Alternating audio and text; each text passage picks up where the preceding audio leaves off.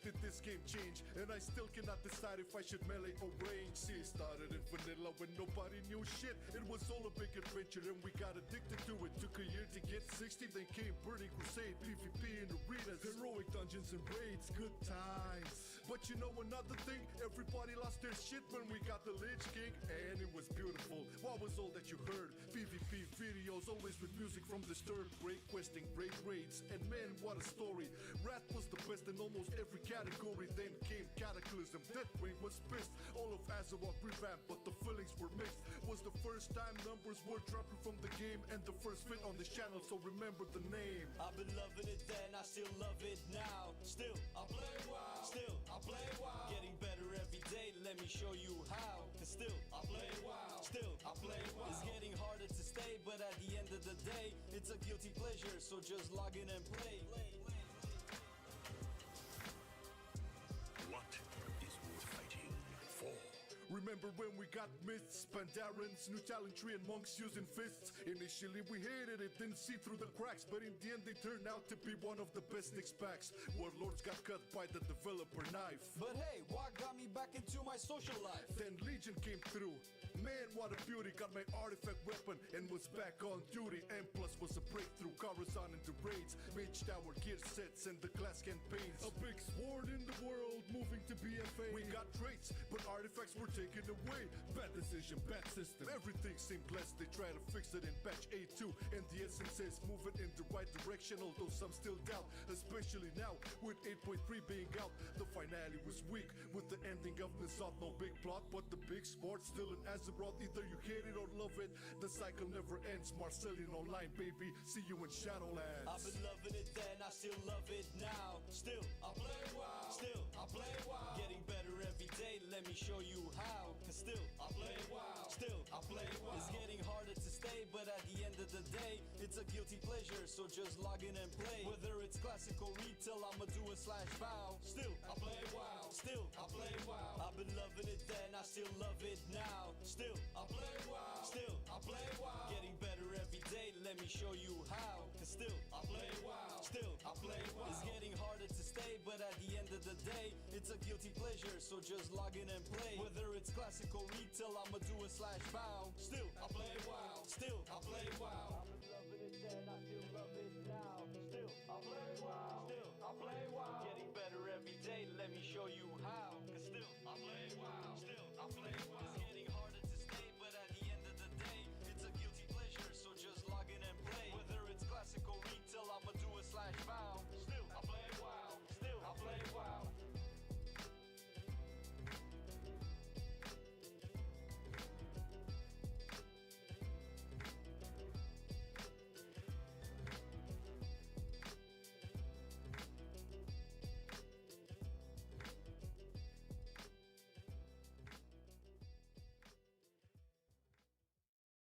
I've been loving it then, I still love it now. Still, I play WoW. Still, I play WoW. Getting better every day, let me show you how. Cause still, I play WoW. Still, I play WoW. It's getting harder to stay, but at the end of the day, it's a guilty pleasure, so just log in and play. Whether it's classic or retail, I'ma do a /vow. Still, I play WoW. Still, I play WoW. It's been a lot of years, shit did this game change, and I still cannot decide if I should melee or range. See, it started in vanilla when nobody knew shit. It was all a big adventure and we got addicted to it. Took a year to get 60, then came Burning Crusade, PvP in arenas, heroic dungeons and raids, good times. But you know another thing? Everybody lost their shit when we got the Lich King, and it was beautiful. What was all that you heard? PvP videos, always with music from Disturbed, great questing, great raids, and man, what a story.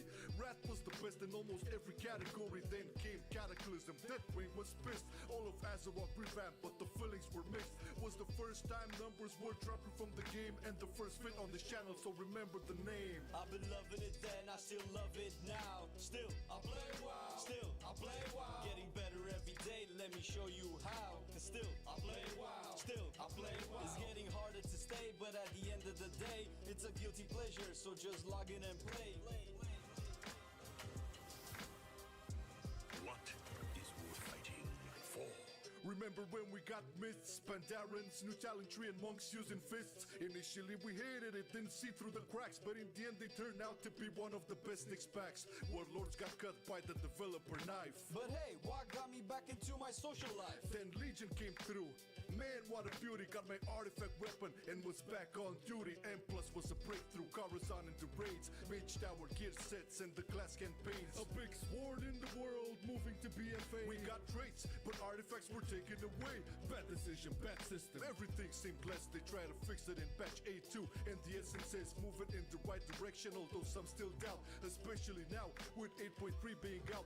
The finale was weak, with the ending of Nissath, no big plot, but the big sport still in Azeroth. Either you hate it or love it, the cycle never ends. Marcelian Online, baby, see you in Shadowlands. I've been loving it then, I still love it now. Still, I play WoW. Still, I play WoW. Getting better every day, let me show you how. Cause still, I play WoW. Still, I play WoW. It's getting harder to stay, but at the end of the day, it's a guilty pleasure, so just log in and play. Whether it's classic or retail, I'ma do a /bow. Still, I play WoW. Still, I play WoW. I've been loving it then, I still love it now. Still, I play WoW. Still, I play WoW. Getting better every day, let me show you how. Cause still, I play WoW. Still, I play WoW. It's getting harder to stay, but at the end of the day, it's a guilty pleasure, so just log in and play. Whether it's classic or retail, I'ma do a /bow. Still, I play WoW. Still, I play WoW. I've been loving it then, I still love it now. Still, I play WoW. Still, I play WoW. Getting better every day, let me show you how. Cause still, I play WoW. Still, I play WoW. It's getting harder to stay, but at the end of the day, it's a guilty pleasure, so just log in and play. Whether it's classic or retail, I'ma do a /bow. Still, I play WoW. Still, I play WoW.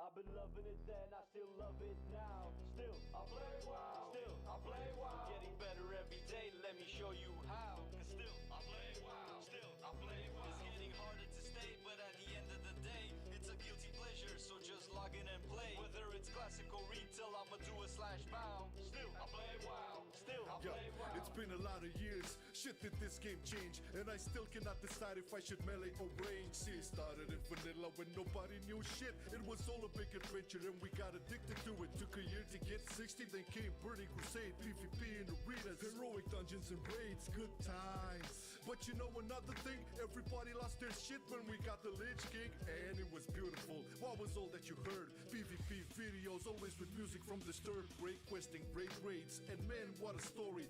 Wrath was the best in almost every category. Then came Cataclysm, Deathwing was pissed. All of Azeroth revamped, but the feelings were mixed. Was the first time numbers were dropping from the game, and the first fit on this channel, so remember the name. I've been loving it then, I still love it now. Still, I play WoW. Still, I play WoW. Getting better every day, let me show you how. Cause still, I play WoW. Still, I play WoW. It's getting harder to stay, but at the end of the day, it's a guilty pleasure, so just log in and play. What is worth fighting for? Remember when we got myths, Pandarans, new talent tree and monks using fists? Initially we hated it, didn't see through the cracks, but in the end they turned out to be one of the best Nyx packs. Warlords got cut by the developer knife. But hey, what got me back into my social life? Then Legion came through. Man, what a beauty, got my artifact weapon and was back on duty. M plus was a breakthrough, Coruscant into raids, Mage Tower gear sets and the glass campaigns. A big sword in the world, moving to BFA. We got traits, but artifacts were taken away. Bad decision, bad system, everything seemed blessed. They try to fix it in patch A2, and the essence says move it in the right direction, although some still doubt, especially now with 8.3 being out. The finale was weak, with the ending of Nissath, no big plot, but the big sport still in Azeroth. Either you hate it or love it, the cycle never ends. Marcelian Online, baby, see you in Shadowlands. I've been loving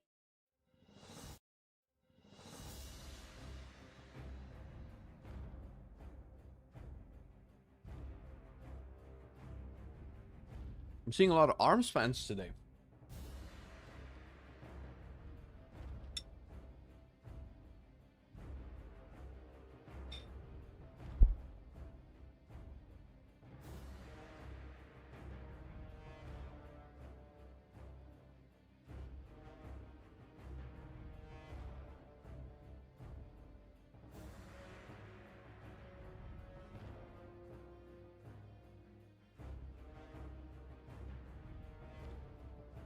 Hello, hello.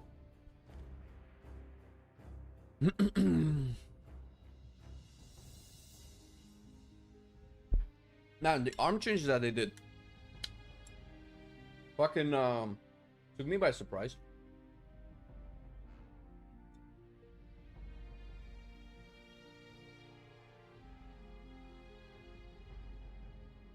Hello everybody, I'm doing just fine. Thank you for asking. Hope you're having a wonderful middle of the week.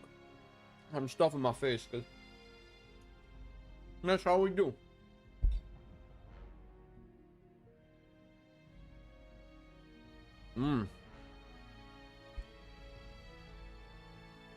Somebody asked about the arm smasher, but I don't think so.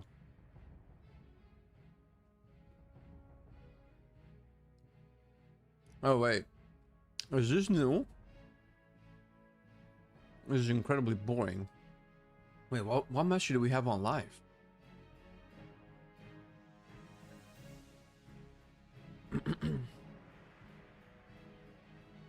Yeah, this protein is fiber as well. It's yogurt and cereal. I need to get protein though.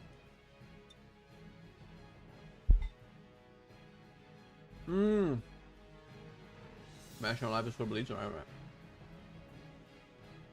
Merci, buddy. I'm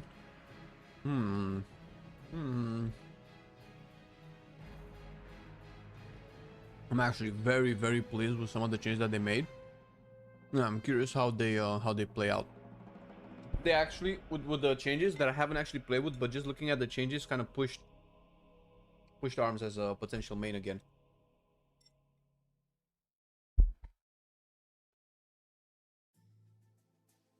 And they brought back Avatar, man.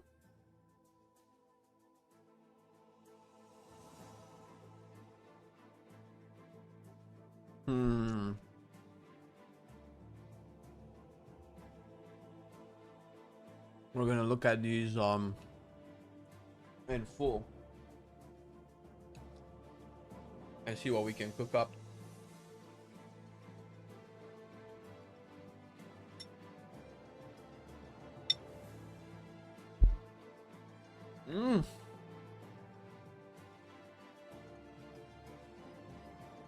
Arms looking better each week. Yeah, I like the direction that they were going in, and it's coming along. Now we can have Die by the Sword and Ignore Pain. It was a little bit weird that there were choice notes. And Ignore Pain no longer costs Rage. It just has a big ass cooldown. I'm curious how much self-sustain this translates in. But I can see Fueled by Violence being pretty big too.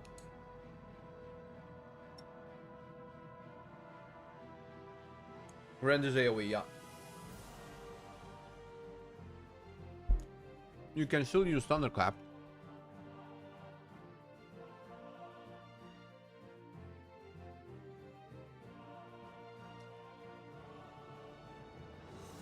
But it only applies it to 5 targets.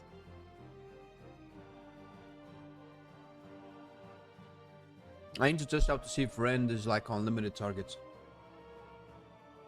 Well, it doesn't say that Rend has an AoE cap. So it could be the, you know, the larger pull count.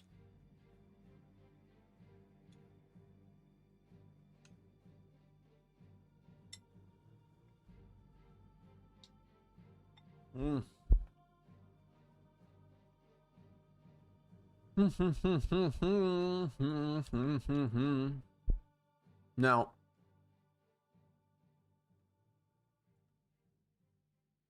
they didn't change how sweeping strikes works, right?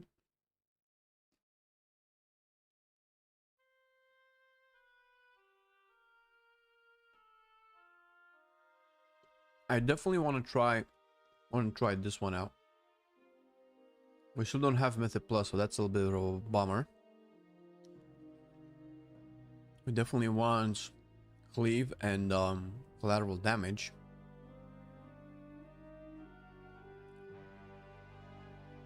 And this is interesting. More execute damage. I think we already have. What's the cooldown on sweeping strikes? 30 seconds. Plus we get additional sweeping strikes from Colossus Smash. So using improved sweeping strikes might be less valuable now. Does damage meter work now? I don't think so. Morning, everybody.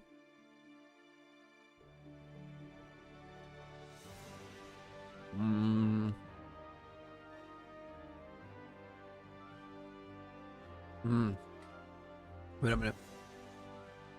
So, if you want to play a bleed build,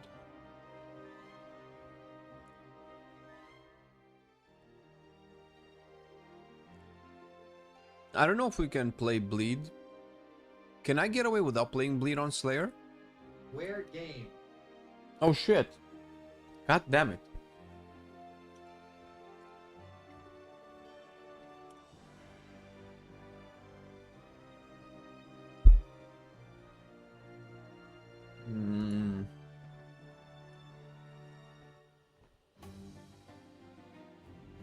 I'm a pro streamer, okay? Listen. No, so far, yay, but I need to play with them, but it sounds like they're pretty good.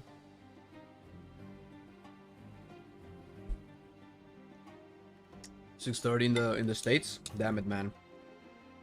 Well, we're gonna be here a while.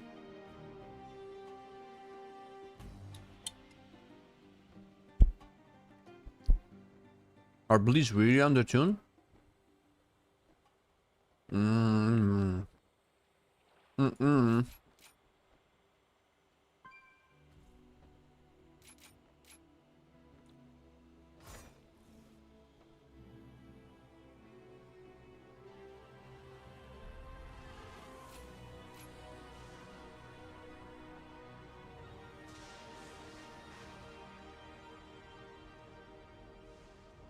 The Bleed sounds just like so much.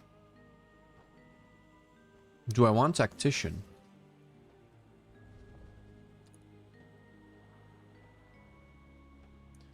So once again, Heroic Strike deals 11,000 damage. It should still scale with slam damage, right? I don't know if I want any of that. Martial Prowess is back. So we could either take Overpowering Finish. And Dreadnought is pretty big now.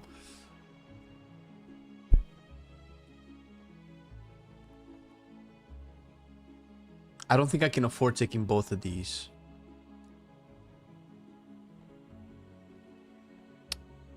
Slam's rage cost is being reduced.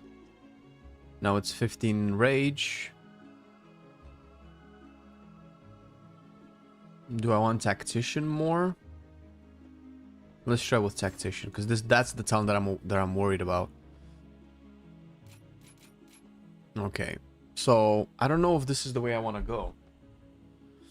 It's regard to get into keys, especially as a kitty, that I'll have to do most insane decision ever. I'll turn into a girl and go heal for midnight. Whatever works, man, I guess.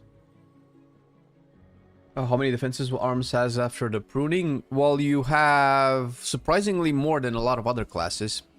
You have Die by the Sword and Ignore Pain. I guess you can call Fuel the Violence by as a defensive as well, because you're choosing not to take an active defensive and get Fueled by Violence in turn, assuming that this fulfills the same goal that Ignore Pain would.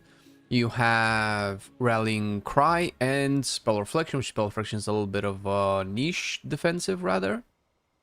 You also have an interestingly high amount of self-heal talents. With Field Dressing.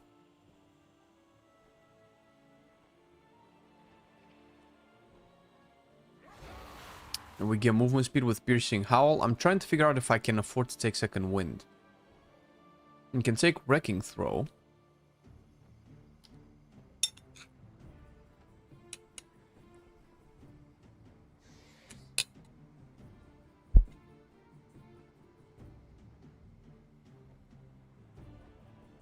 Oh shit, they made these one-pointers. Oh my god!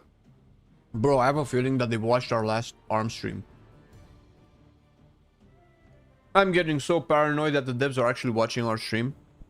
Surely I wasn't the only arms players that pointed out some of the issues, especially with overpower and slam.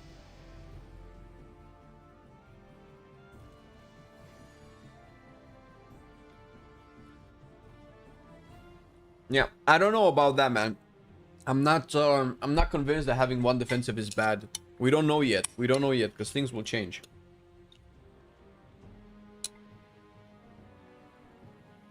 Yeah, arms has been the squishiest out of the warrior specs for a long time.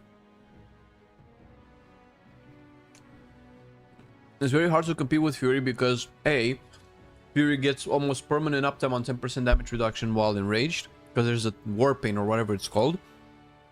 And then Fury constantly heals with Bloodthirst, which isn't a lot, but it's definitely, you know, every Bloodthirst is 1% of your HP, right? You do 20 to 30 to 40 Bloodthirsts in one combat, that's basically like another die by the sword, more or less. There's like a last stand, let's say.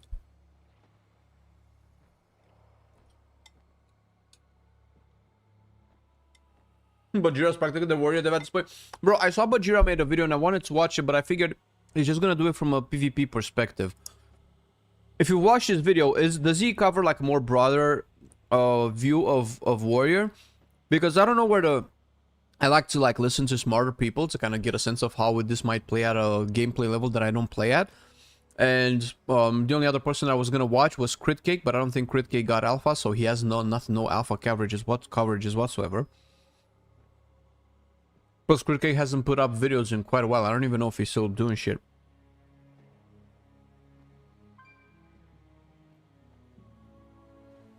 Was the simplest with least buttons.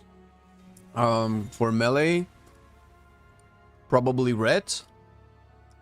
For range, probably Fire Mage or BM Hunter. They're both competing aggressively for the most... I was gonna be very, very mean. For the simplest specs. Let's call it simplest specs. No, if you're still feeling on live is impending victory and lead you never touch. Yeah, but that's because of the tier set and the build. It's not because of the problem with the spec. It's not because you don't want to. That's because all the tuning around Bloodthirst has made it very unappealing to press. But that's only been like this year, maybe last year. The first season Bloodthirst was a big part of your kit. So it comes and goes with whatever the playstyle of the Fury is, because it's so polarizing. Let's see if we can figure this out. Let's take a raid boss in season 1. I don't even need to go go to season 1. We can go to any expansion where Bloodthirst was a... The problem is that Bloodthirst and Raging Blow kind of compete for, okay, which button do I want to press this season, right? They're never both equally good. It seems like they're just playing ping pong with whichever ability you want to press more. So this is, I don't know, let's look at a tough boss. What was a tough boss? I think Sikrin was a single target tough boss that did a lot of damage. We'll look at Crit Cake, speaking of the devil. Bloodthirst and Bloodbath, right? So Crit Cake pressed 92 casts of Bloodbath, which I believe still 3% of your health. Holy shit. And if you go to healing, it's 24,000 HPS. I don't know what 24,000 HPS is, but let's take another look. 24,000 HPS. That's what it did, right? Wait, we can look at the healers. What's 24,000 HPS? 24,000 HPS is almost... Wait, this is not good. This is just damage. This is whole... Wait, is this Holy Priest? It's Holy Priest. I need something with actual heal buttons. 24,000 HPS is more than Holy Prism, is more than Holy Shock, but I guess he would have used Holy Shock offensively. Wait, I'm looking at damage. I'm a moron. What the fuck is wrong with me? Okay, 24,000 HPS is... Fuck, I cannot tell. Yeah, it's not that much, actually. But this is a lot. See, this is... The fuck? I need an actual healer spell to compare it with, not procs from trinkets and damage converted into heal. I need a healer spell, bro. Give me a healer spell. Okay, 24,000 HPS is basically what? Is this the mastery of Holy Priest? This is as much as the mastery for Holy Priest did. How much healing Holy Nova did. It's not a lot, but... No, it's not a lot at all, actually. Yeah, 24,000 HPS is not a lot. But he did press it like 100 times. He had 100 hits, or 90-something hits of Bloodbath, 92. If you time 3% of his HP times 92, that's almost 3 times his HP bar. Right? Because you have the Bloodthirst. Where's the Bloodthirst? Bloodthirst 1%? No, Bloodthirst is 11 as well. It's 100. Let's say it's 100 casts. 100 casts of a 3% heal. That's 300% of his HP bar. He healed his full HP bar 3 times unless, you know, it was over heal, I guess. But I mean, you cannot really... Yeah, 55% of the time was over heal. But that's probably because he played well. But that means that he just didn't need the healing. But the healing could have been efficient healing, right? So it's not nothing.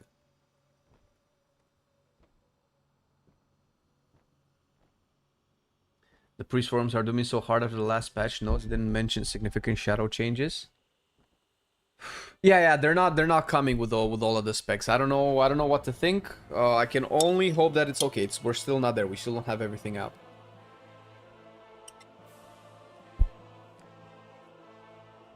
Dodge those 2 classes. Listen, man. Here's the thing, Professor. Right now, there's a very big discussion that the community is having, and that's very polarizing to people.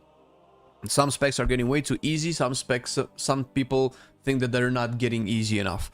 I'm on the side that I want things to be easier, but I believe that a lot of the changes make them too easy. It's way too much.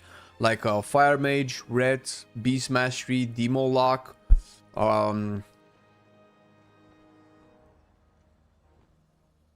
main ones that stand Outlaw Rogue, Subtlety Rogue, that's 6. At least these are off the top of my head. They went way too hard on simplifying these specs. They shaved off so much out of it. So much so that I just cannot play these specs anymore. And some of these have been classes that I've mained, and I was looking to main again. And as long as this mentality goes on for those specs, I will never be able to play them ever. They're just not fun for me. I don't view this as a video game anymore. I view this as how can I make this as seamless and as simplest as possible to not have any type of effort being put into any type of gameplay that requires some level of competence. So I'm on that side. So asking me what you should play, as long as you understand that, I can tell you what you should play, or what my opinion is. But I want you to understand that I don't necessarily think that I'm wrong, but I know that my opinion is not popular. So, and I can only speak for my opinion, right? I cannot, guess what you would like. But I think Shaman is a really good class. It's been simplified a lot. If anything, I think Shaman is probably the best example of how to properly simplify it. Maybe the more I play Enhancement, the more I feel like maybe it's a little bit too much. It's a little bit too much to the point because I'm starting to have downtime. There's no buttons to press anymore. I have to wait.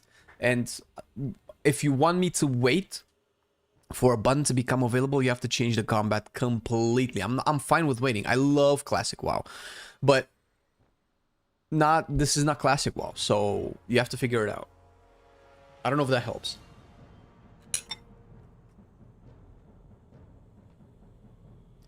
Or some months later spending time, possibly, but it's very inconsistent because the more drastic changes happen very early. So if Shadow Priests need drastic changes, that the likelihood of them happening later on are getting slimmer. We're up, Soap. I'm stopping my face, trying not to talk with my mouth full.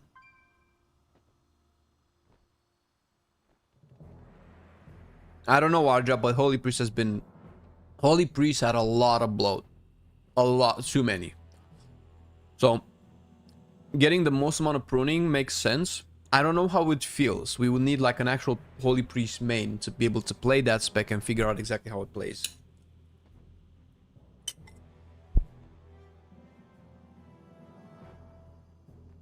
You didn't miss anything, man. We just started the Rui.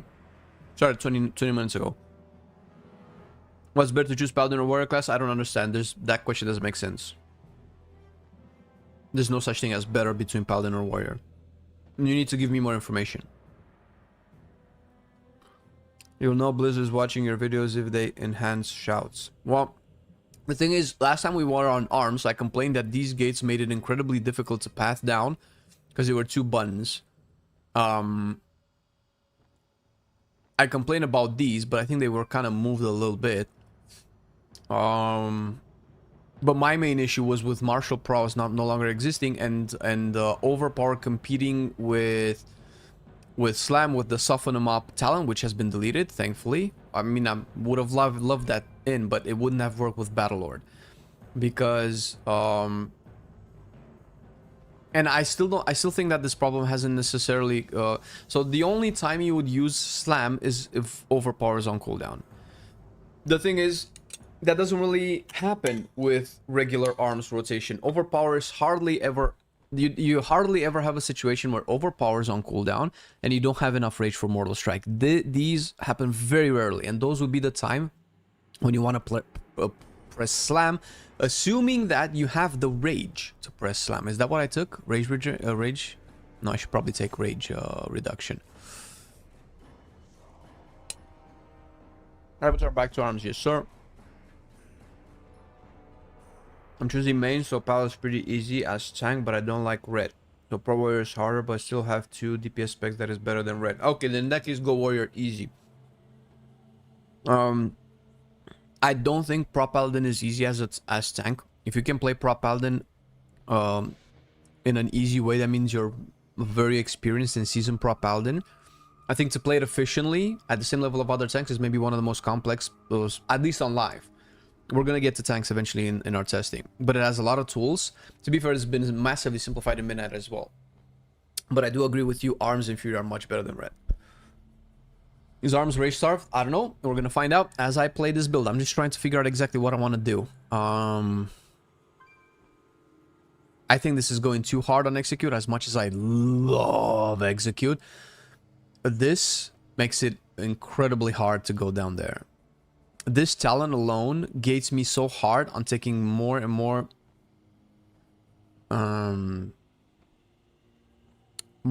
execute talents.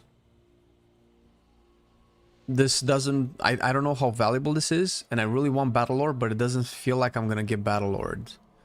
Battlelord is way too heavy. For Battlelord...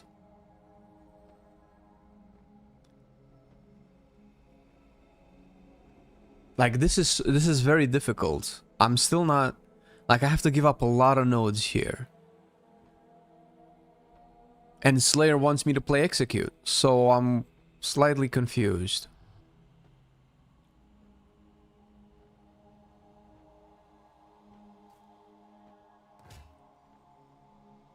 Because...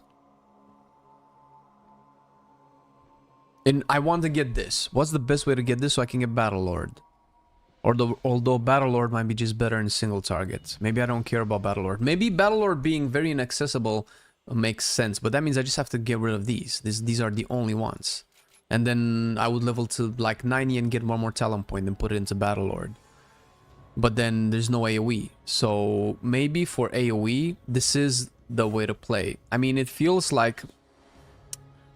maybe I don't want Massacre, actually. And if I don't take Massacre, I can put a point there. And if I put a point there...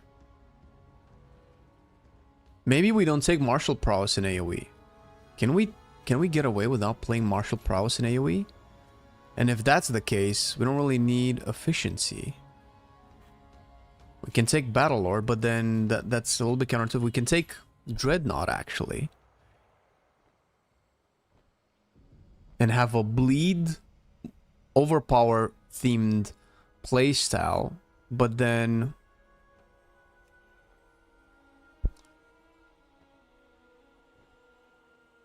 there's no more slam outside of this. If you play Apex Silence, you definitely want Strength of Arms. Does the Ravager work with your talents? Probably not. Nope.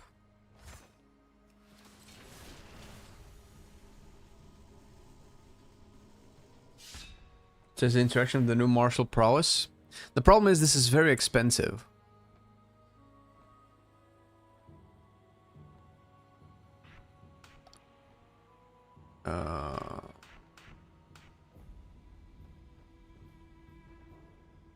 So if I take martial prowess, that means I'm looking to do more mortal strikes, which makes sense because I'm playing sweeping strikes.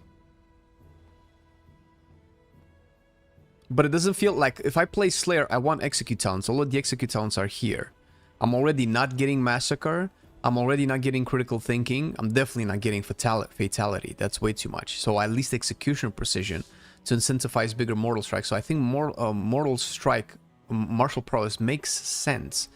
To get that, we either go here for overpower execute damage or for better slams.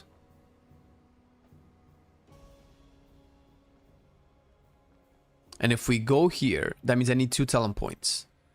Where am I getting those 2 talent points from? Bloodborne would be like this.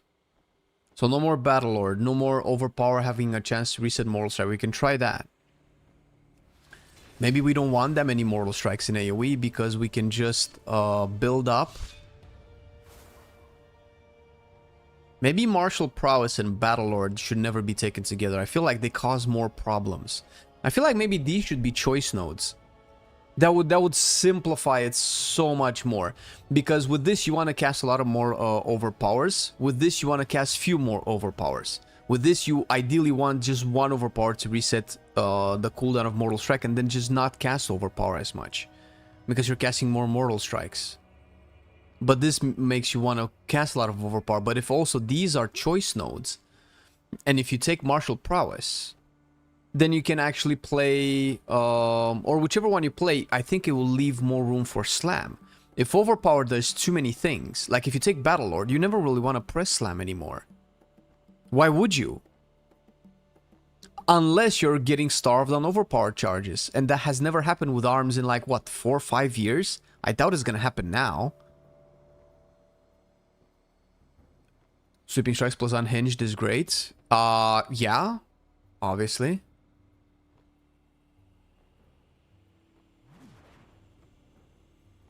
And I kind of really want to see how good the new Dreadnought is. But I can't without goddamn fucking the DPS meters, man.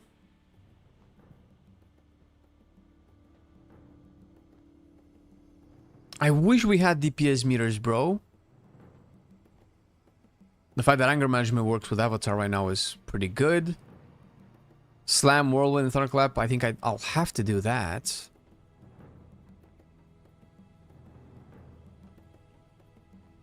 Do I get this? For Heroic Strike, but then I don't get Shockwave. I can get rid of one of these. I think I can only get rid of this.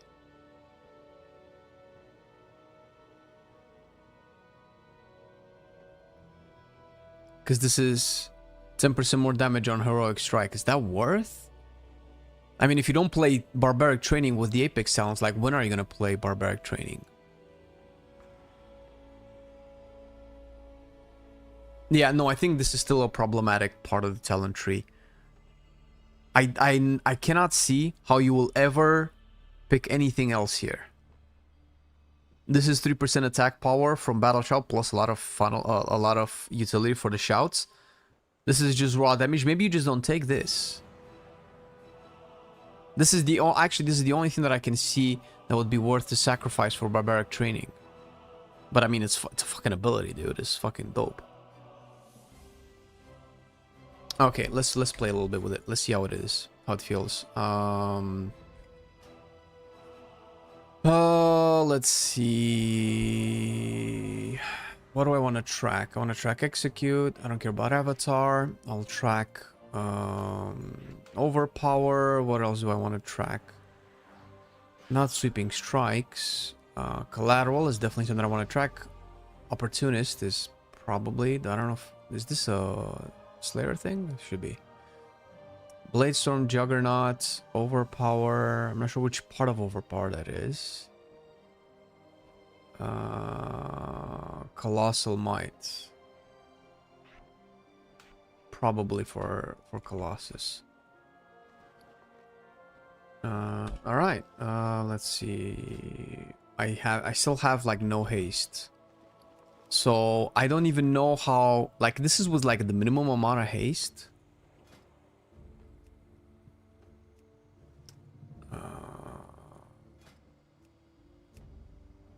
What do? We try Magister's Terrace.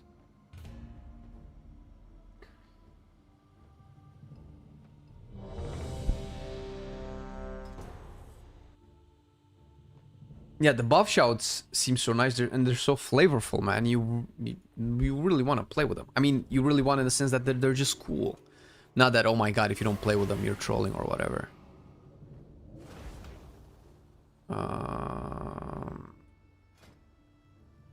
I see what it is.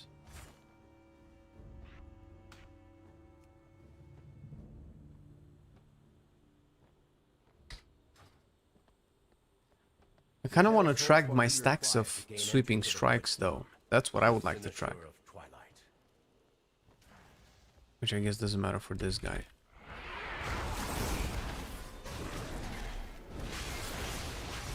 Starting with a big blade storm.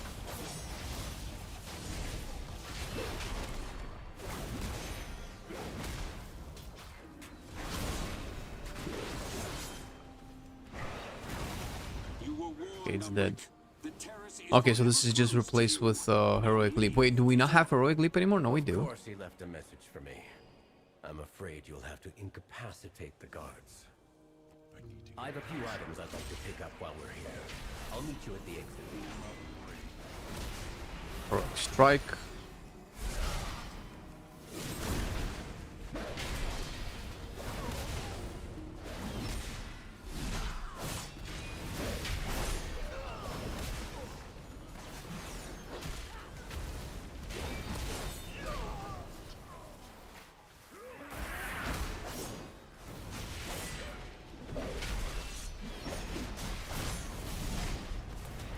Okay.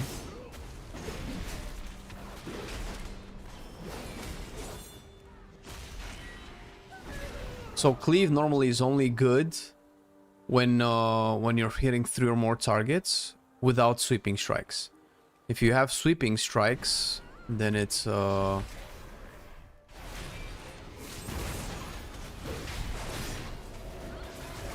it's so many more targets.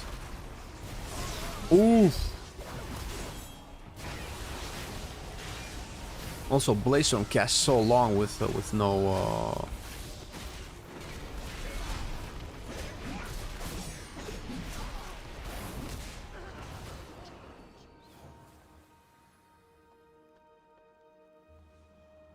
It's I cannot tell. I cannot tell anything until they goddamn.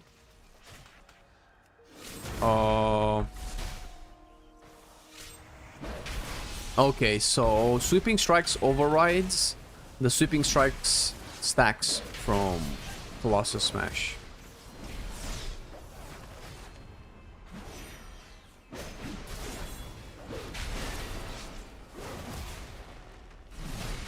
God damn it.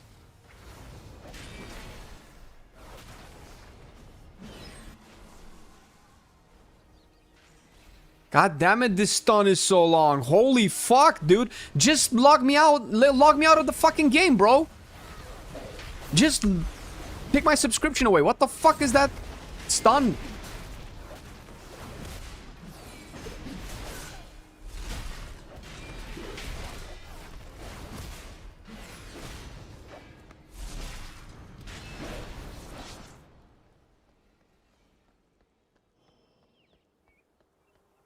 Get these.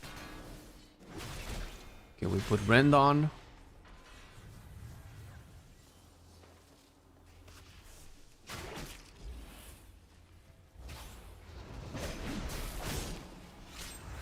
No, I want more. I want more. Okay, Rend on 4 targets, but we don't have any more.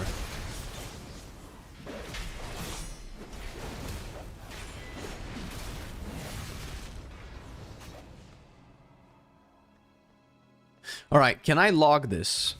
Combat log. Alright. Curse Forge. I need to kind of figure out exactly how much damage stuff is. I will never be able to tell if this spec does anything good. Take the point out of bounding and put it into barbaric training. Barbaric increase the damage of heroic strike. Wait a minute. Can I do that? No, I can't.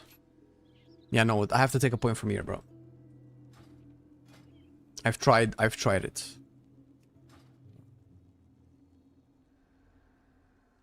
Hence my Warcraft companion app. No, not Dawn of War. No, that's not what I want to open.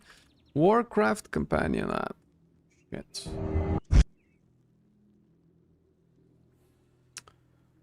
You can color the nameplates now. I have no idea.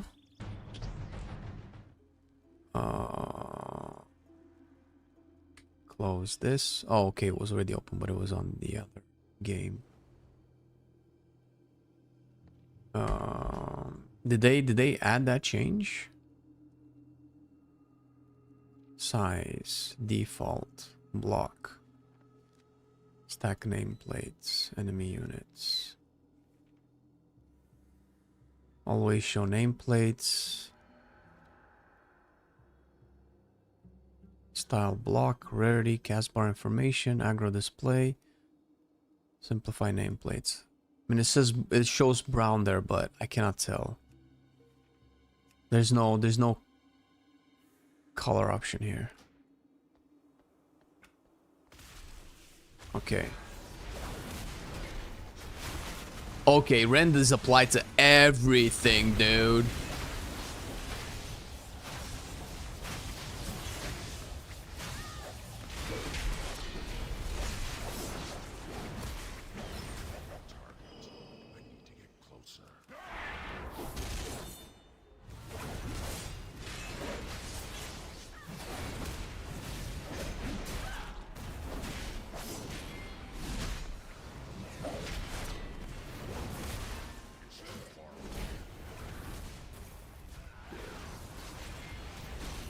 Oh my god, I have so much rage.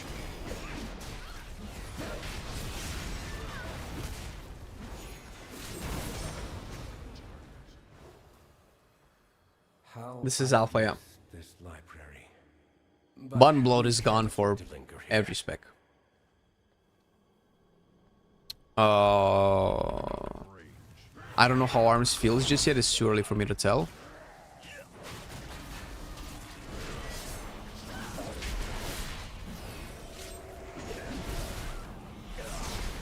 Okay, I need more. Big rend? That's rend on everybody, bro. Oh, come on, dude.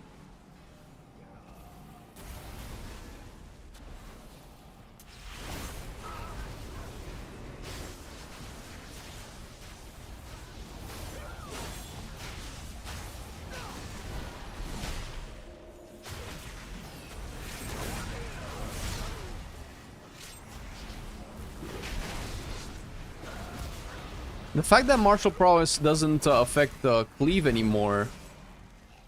Okay, I definitely don't need this.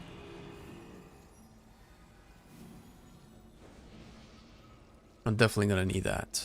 I have way too much rage.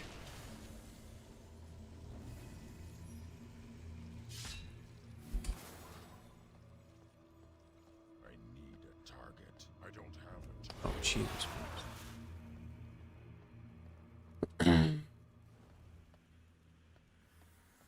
There's way more rage than it can spend. Yeah, it's... Wait a minute. I don't want to see that. Options, nameplates.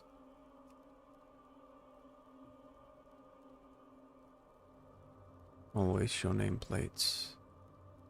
Show off screen. This is that thing.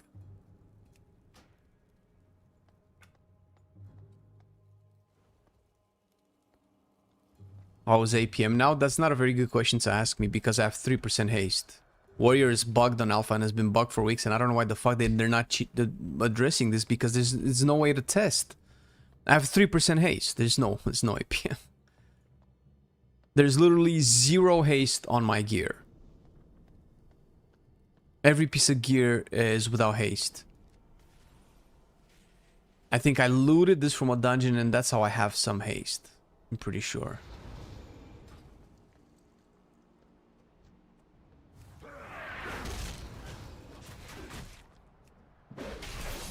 Bro, what the fuck are these guys doing?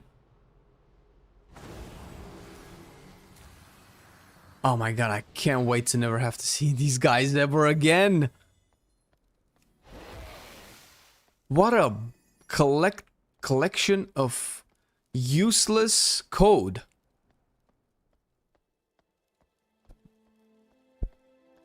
I think I'm gonna go Shaman at midnight, even though LA is losing deeply rooted elements, still looking amazing. I can always play enhancement, man.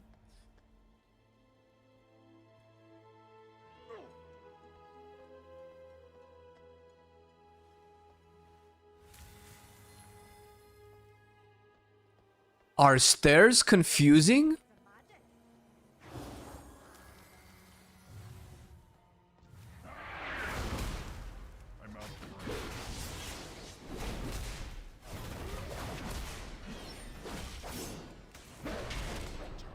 Yeah, so without battle lords, you have time to press slam. I think if you take battle lord, you might not be able to press slam anymore. A very good chance. Okay, let's try this again.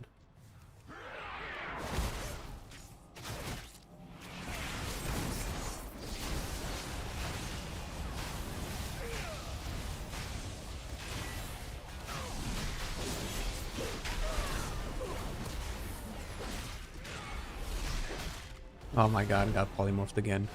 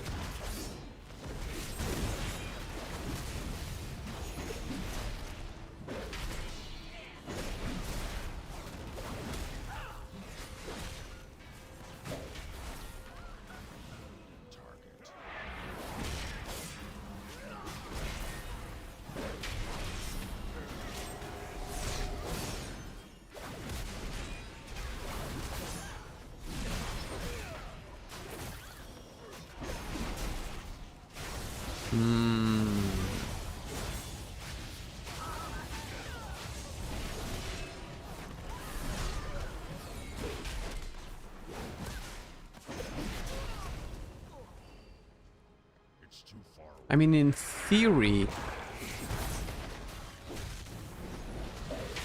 it sounds great.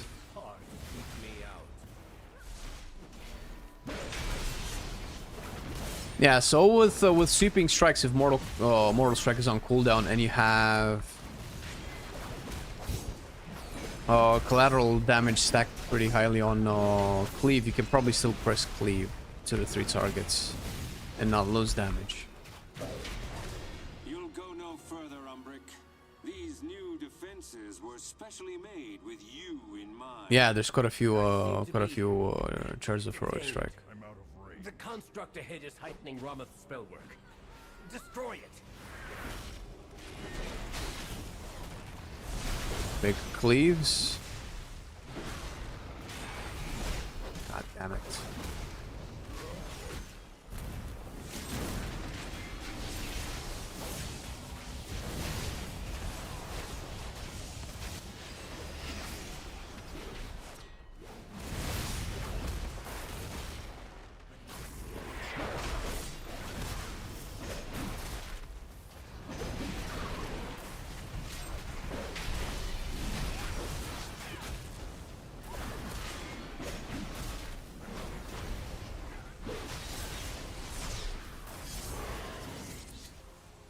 Bro, I walked into these.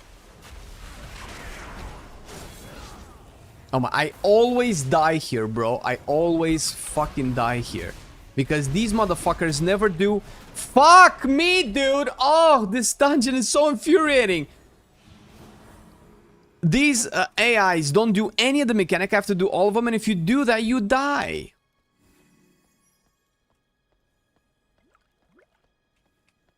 And if you don't, you die.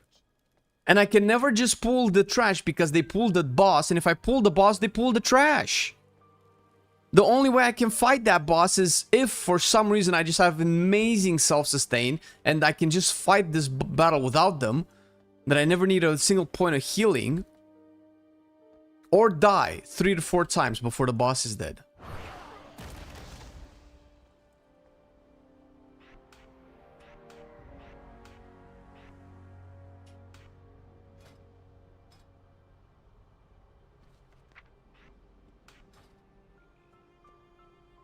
Will this new Magister series give a new mount also? I don't know.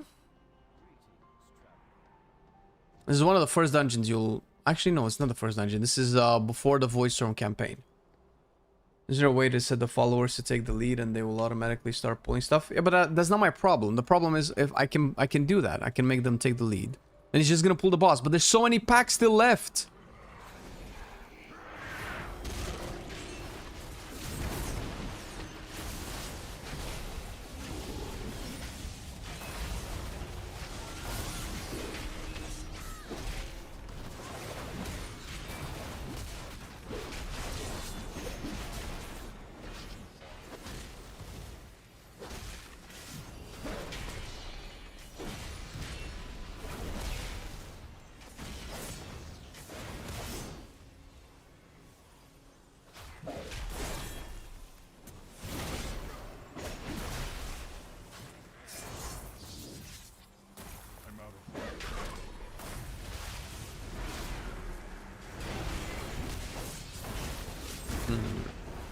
Yeah. Guess who's not hitting the fucking boss? God, I fucking hate these guys.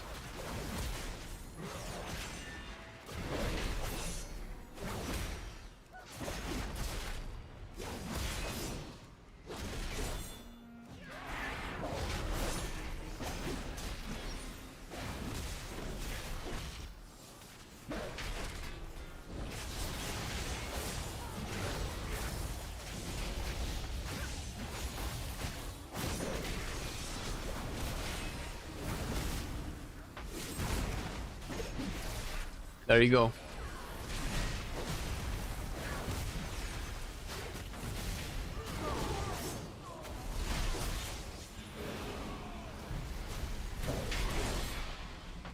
And he's always doing this shit in the fucking mechanic, bro.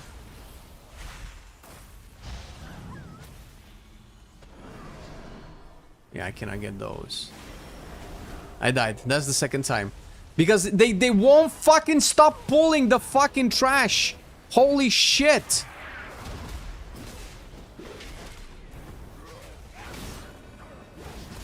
And now the boss, the tank is dead.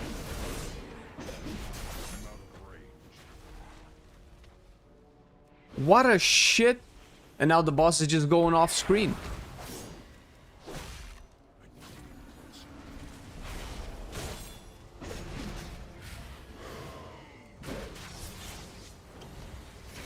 Can I kill the boss?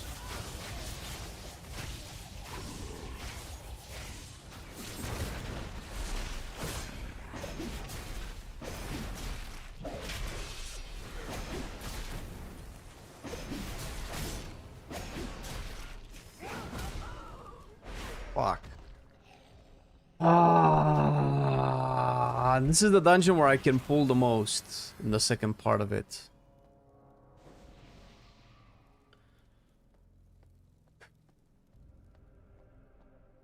Meant to stimulate real pug experience. That is true. It's very true. They're so frustrating to play with. And the thing is, this is the only way we can test this. Because there are no players to testing with. And we have to test this because there's no QA team to test these for Blizzard. We shouldn't have to do this. That is to say that it's wild that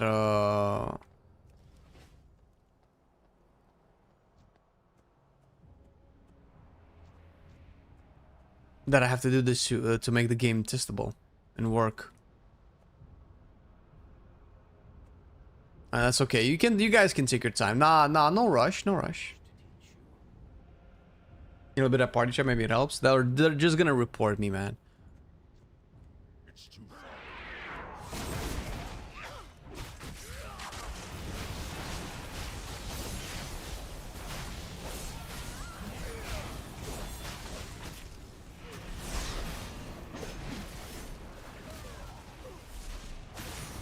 Why are we so spread? I cannot believe.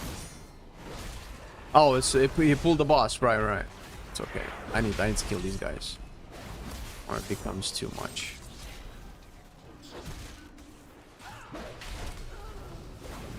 It's okay. The boss is outside of the boss room. that limits the amount of damage that the boss will do. Ah, you guys got this. You guys got it. I'll just be here behind line of sight. No, no, no. No, that's...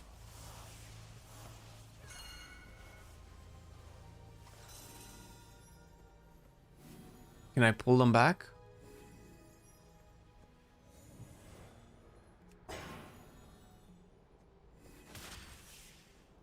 Testing? What even is testing?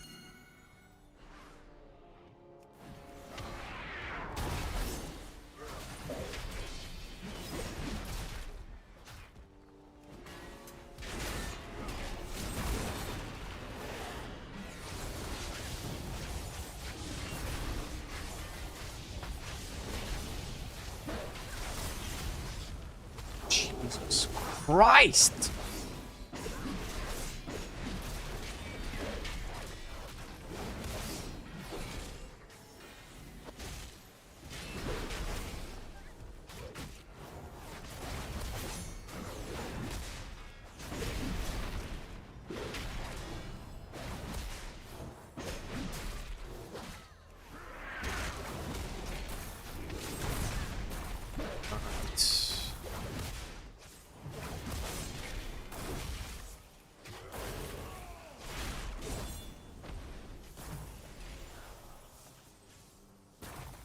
Two.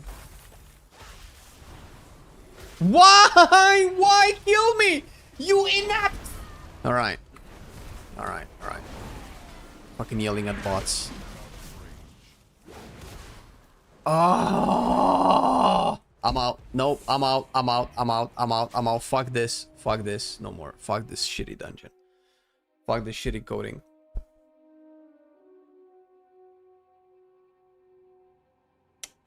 It probably is. I should probably take Fueled by Violence. I wanted to see how Ignore Pain felt, and it feels terrible.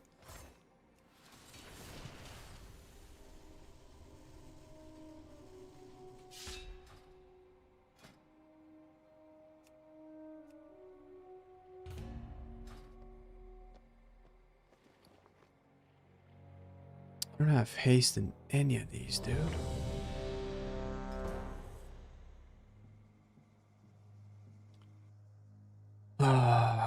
Okay, if I look at my stuff, I have 2% haste. We're getting it from somewhere.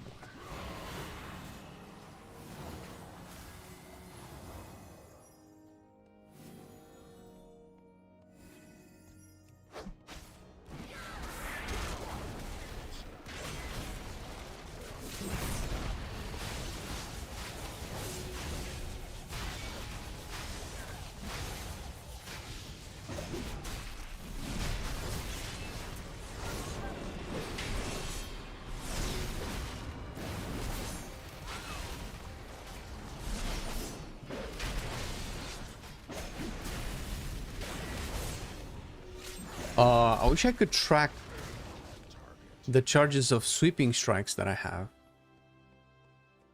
It's too far away. I'm out of range.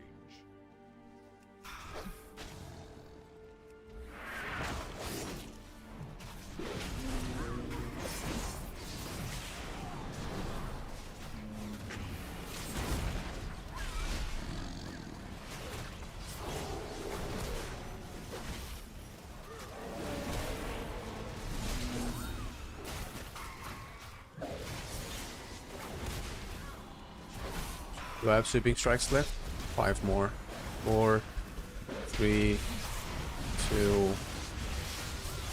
And sweeping strikes actually doesn't trigger on unhinged. I don't know if it's bugged or not, but it makes no difference.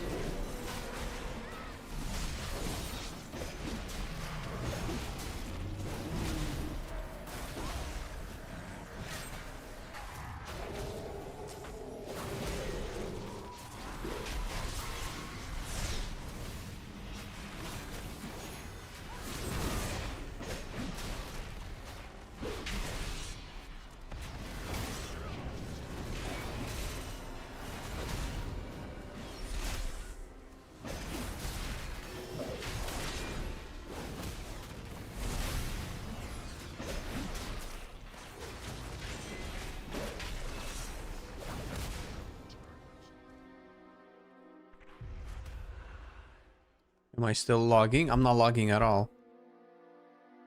Combat. Onion. Choose. This should be... Was it beta X? Properties. No, just regular beta. Beta. Logs. Select folder.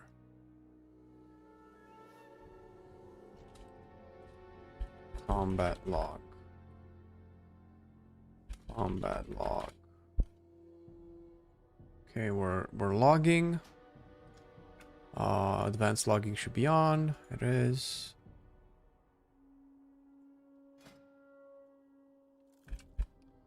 I don't know how good this will be overall, but we can at least track our boss damage.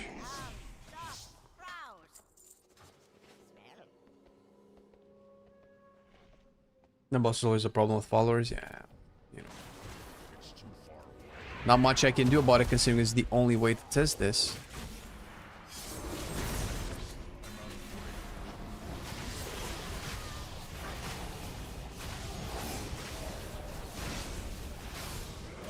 It's only warrior today. It's testing, mostly testing, but probably not all warrior.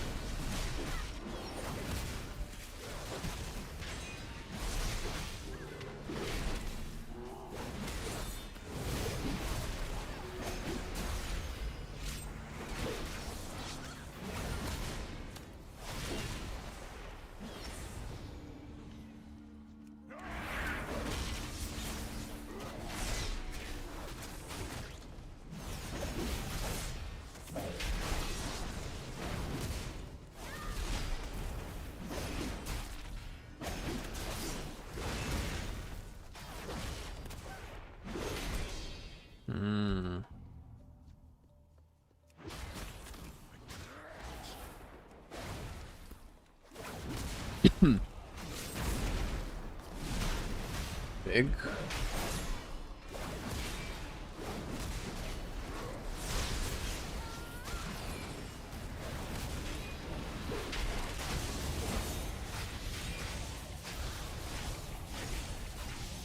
I don't know what to think. Like, I like the direction and what they're trying to do, but I'm not sure if it's doing anything for me. I don't know if what I'm doing makes sense. I don't know if it deals damage. I don't know if these are dying just because it's a follower dungeon or because... Alright, I forgot. The healer is also stupid. Oh, that's every damn time it does the exact same. It just goes up the stairs and pulls more. Why? Why? Why? Why?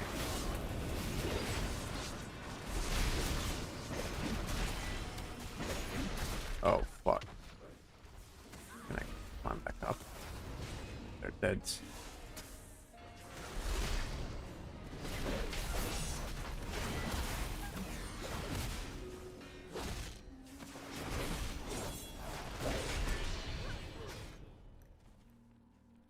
Yeah, our slam baseline does less damage than overpower.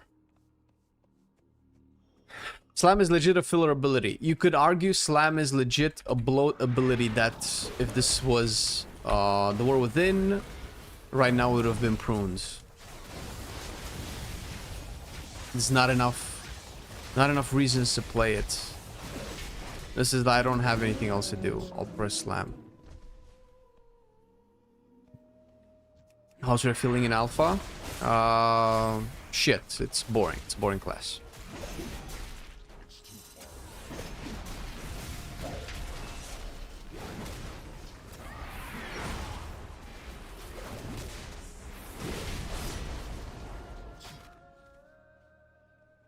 Uh, 5 out of 8.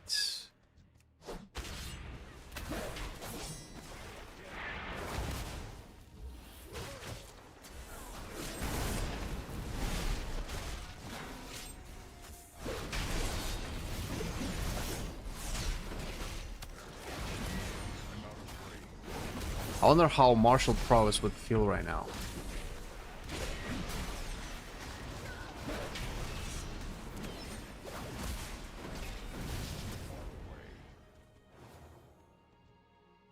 Sorry, buddy. I think red is boring. It's boring on live. It's boring on here. It's way too simple. Nothing's really ever going on.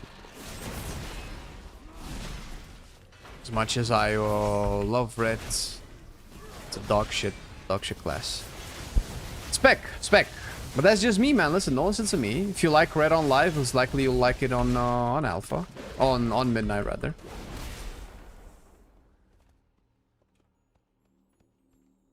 The survival of my life, it's getting better, actually, after the changes.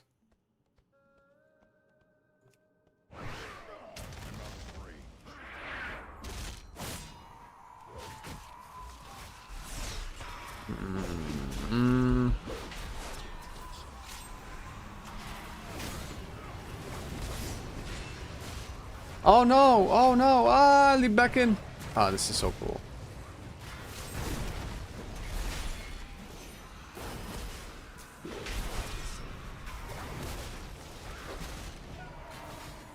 Feel good to red. What does that mean, man? Has nothing to do with the spec being boring.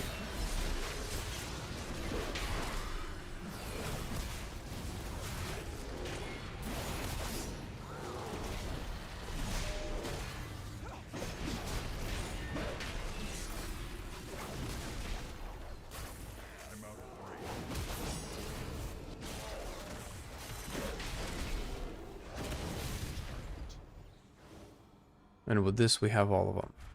All right. What's it like playing without add-ons? Very good. I've been waiting for this for quite a while, actually.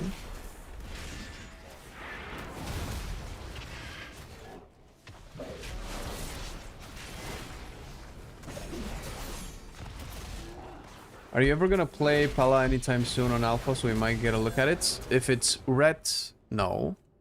If this is red, it's I don't know. Like, I will probably end up playing all of the specs eventually, and I've already played red. I have no interest in playing red. There's nothing new with red. There's nothing interesting with red. It's arguably worse version than on live. If you like red on live, you're probably gonna like it in midnight. That's all I can say. If we're talking about Holy and Prot, then yes. Prot Paladin is actually next on my list, and Holy Paladin has been looking very interesting with how they're doing the healing changes, so I'm excited to see how it actually ends up playing.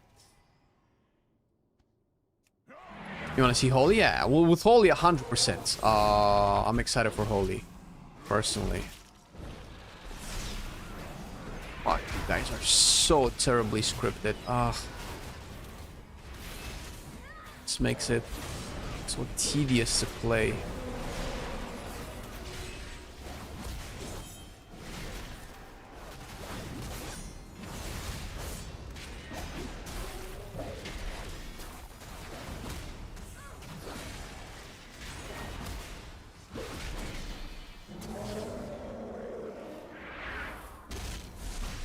I know these guys are gonna get pulled eventually.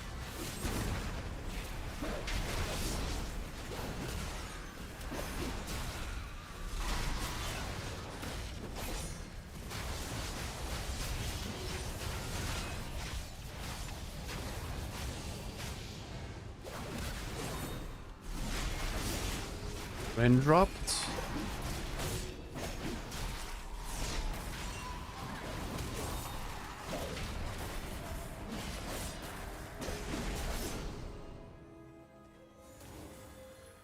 How's arm so far? Interesting. I have no idea of what I'm doing is right, though. I have a faint idea, but...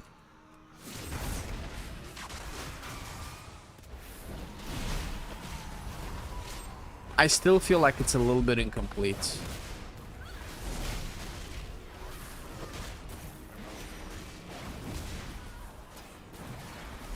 And to be fair, these followers make it incredibly unfun to play.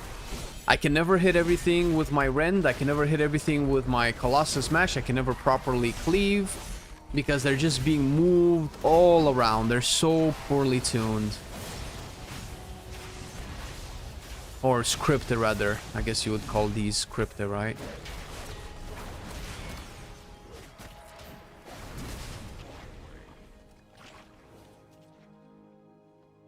I love what they did with the new nameplates.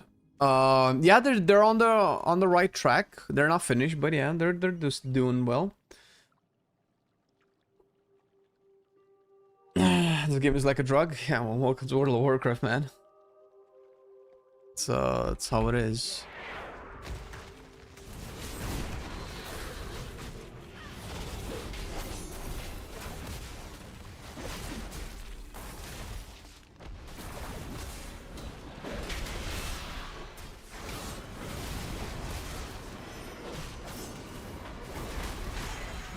Oh my god. Oh my god, this is what haste feels like. It's like I'm playing a totally different spec, dude.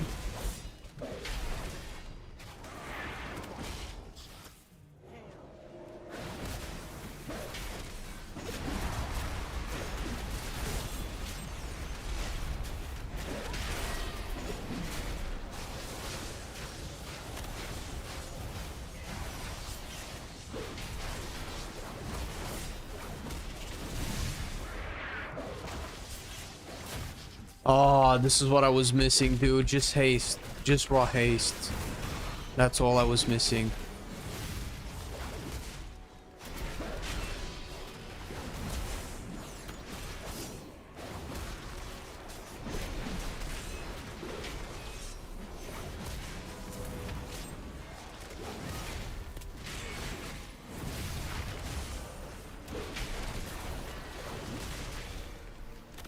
Oh shit, I slipped into a trap.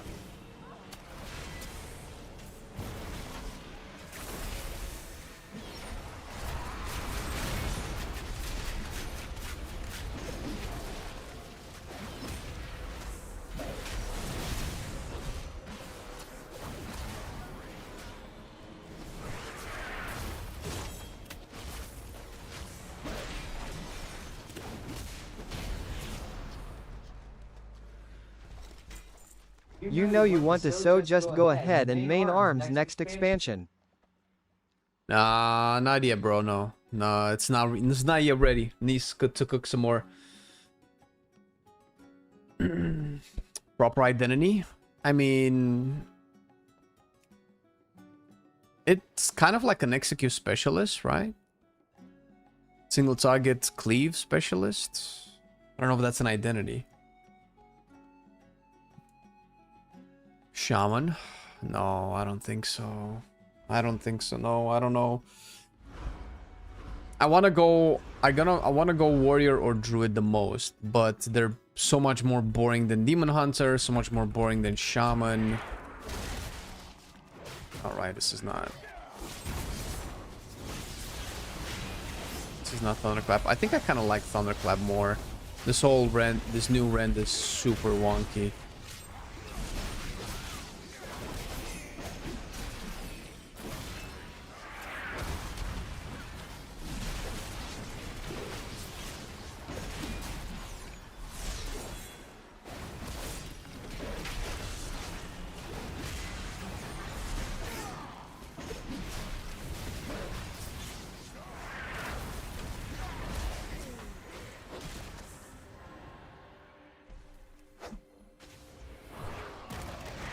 Hit this guy.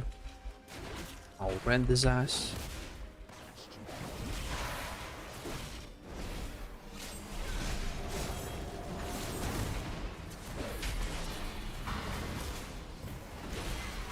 It's a big heroic strike.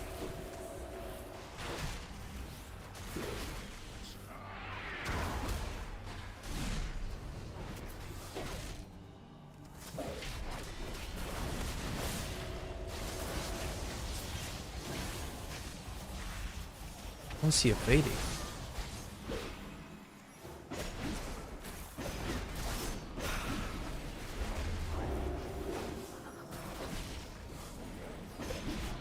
What is he evading exactly?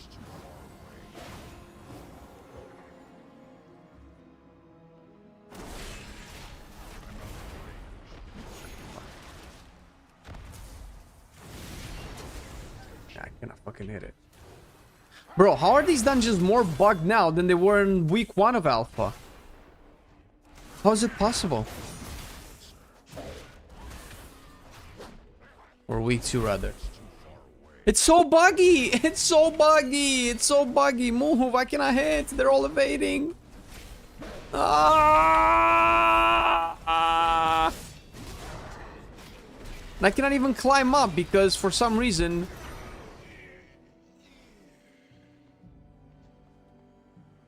I'm out of range.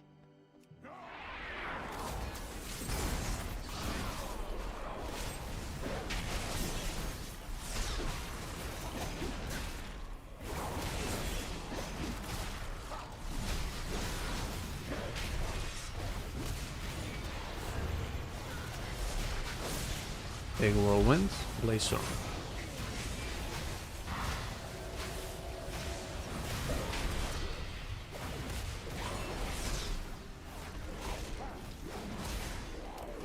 More sweeping strikes.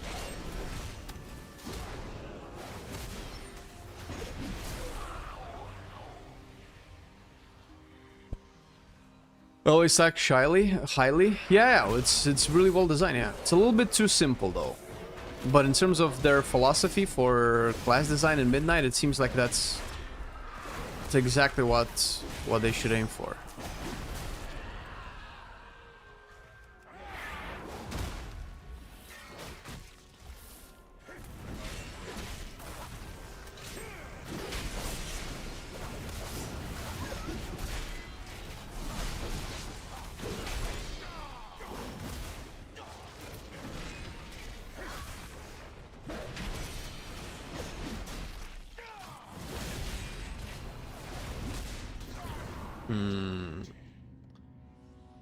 Morning, Shane.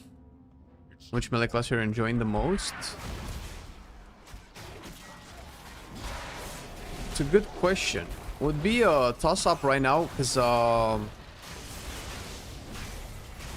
every week they're adding kind of like a new cool toy for some of them. I've been enjoying survival more than I thought I would.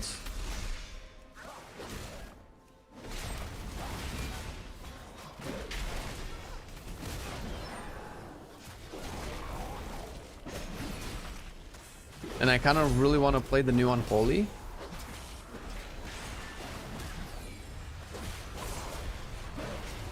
Big Mortal Strike.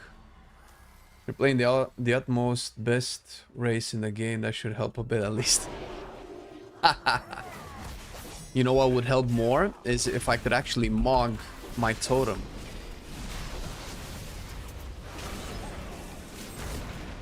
Oh wait, I can do... Wrecking Throw, dude.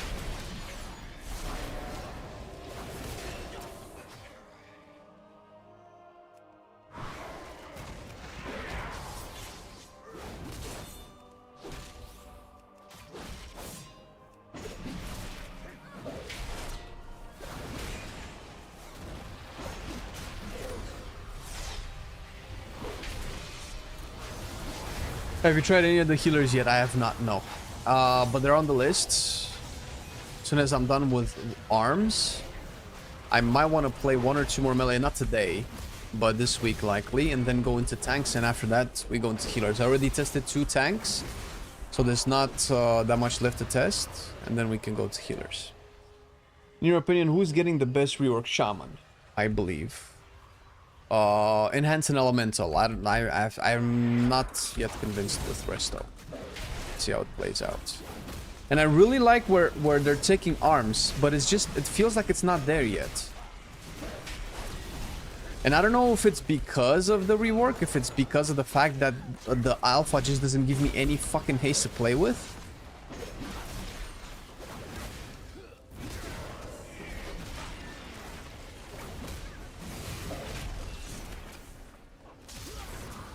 If I equip these, I will lower my overall damage, but I will have a little bit more haste. I have 3% haste still. It's atrocious.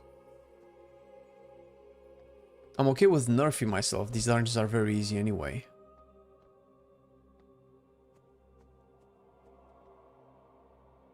But this is a very unrealistic character template to play with. Nobody's gonna play with this.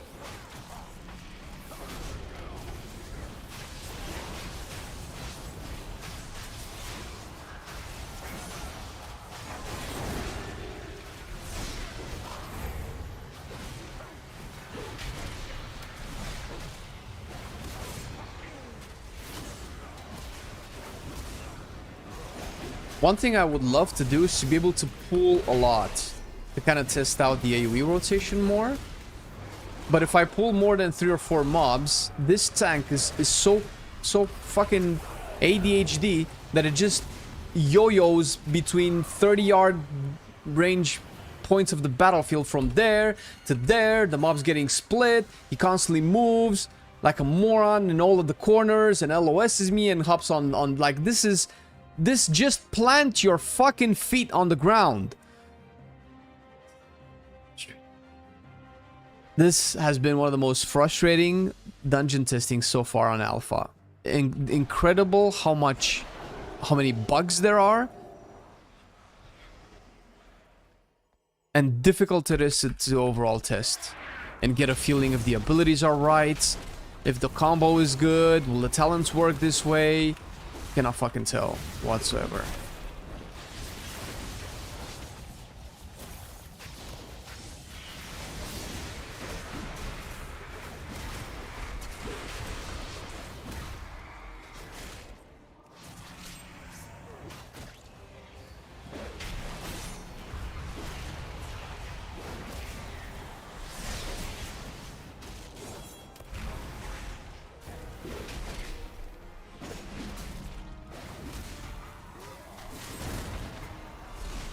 Oh, that didn't reach. Oh. Oh, the tank is out of the... Bro, the tank rage quit. The tank is no longer in the party. I trashed the tank. I made the follower rage quit, dude. I've made the follower rage quit. I cannot believe it. It's like it heard me.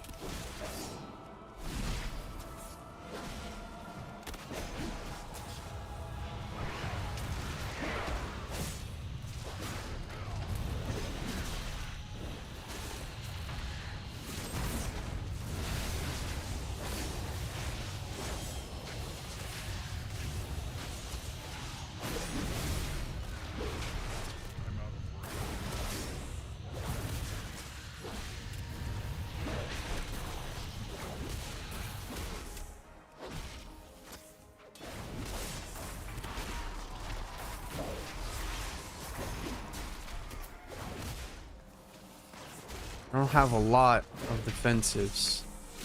I don't want to pop defensive stance because I want to kind of get a sense of the damage.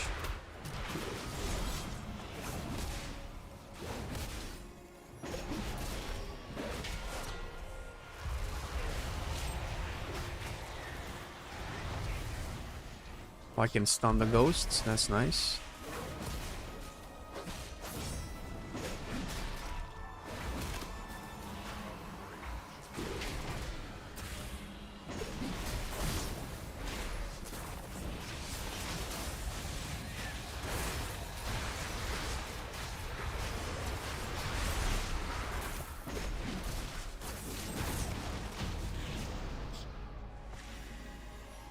So what now? We have no tank.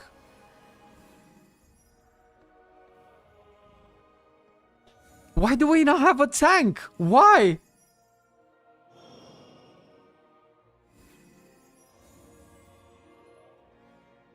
Do I just leave?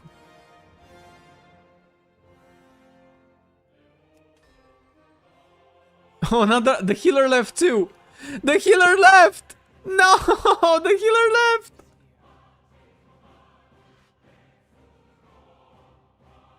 This is so stupid, bro. Oh man! Oh! All right. Are we testing training dummies? Is that what we're doing? Is arm sex again? It's starting to look a little bit like it. The followers are just leaving my group, man. Bro, I feel so singled out. I feel so attacked. It feels like this is happening intentionally. As soon as I hardcore trashed the followers, they kept leaving my group. Somebody's definitely butthurt.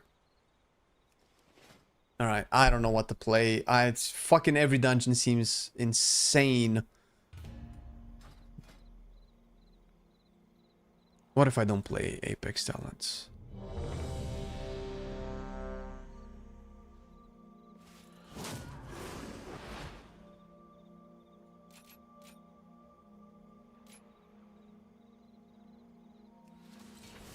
This is the most problematic version of this build that I foresee. Actually, more problematic would be if I take mass execution to force me into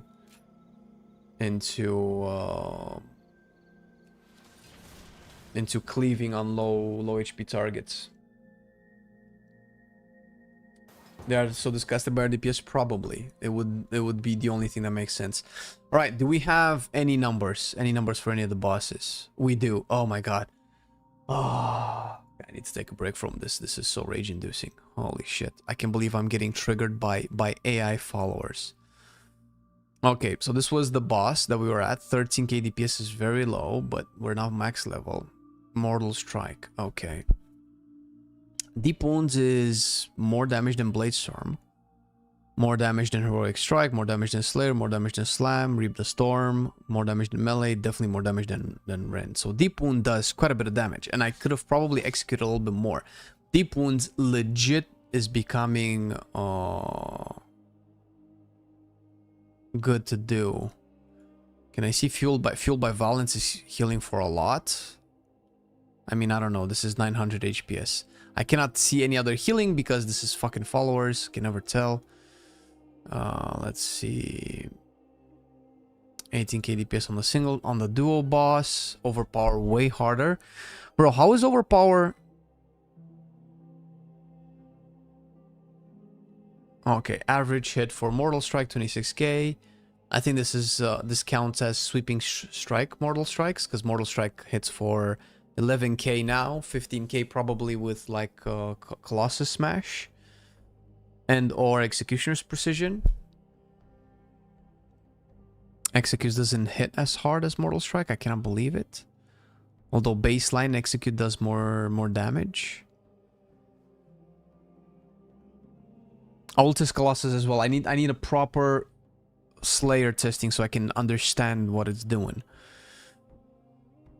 Average cleave hit, so I would need to hit 4. If I have sweeping strikes, I can prioritize cleave over Mortal Strike at 4 or more targets. Okay. I'm trying to figure out exactly what the best way to play in the rotation is. Can I test out Overpower? Martial Prowess is what I want to test out, but I don't think they have it here.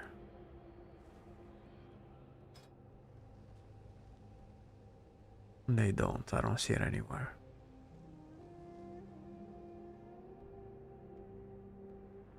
Next, you could be disconnected from the server because they reported you. Fucking hell. Okay, let's see. I need the nameplates with the text a little bit bigger. Block size. Make them a little bit bigger. Okay, seems a little bit better. Which side do we want to go? I think this side is better. For testing.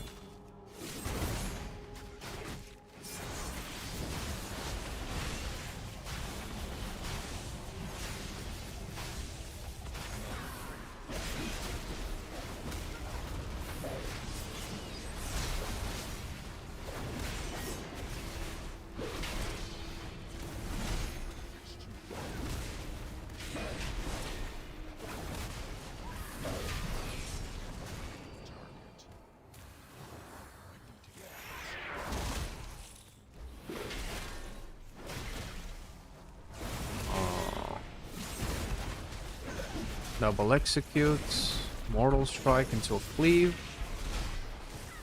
Now Overpower. Yeah, Battlelord just feels so much better to play. I don't know if I'm ever gonna be pressing Slam.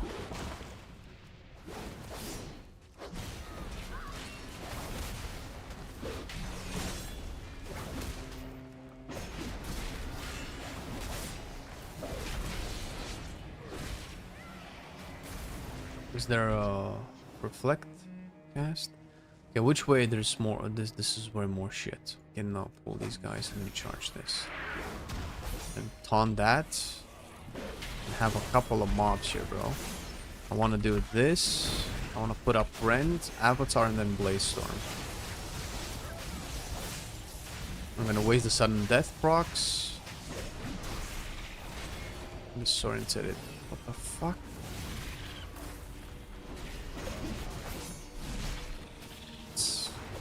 They're all dead now.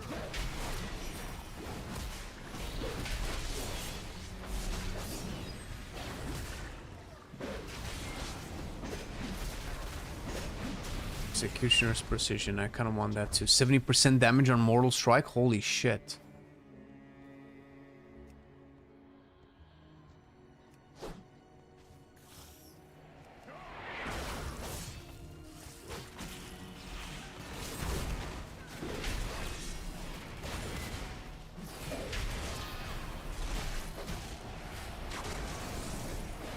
I guess I can reflect 1 tick of damage here.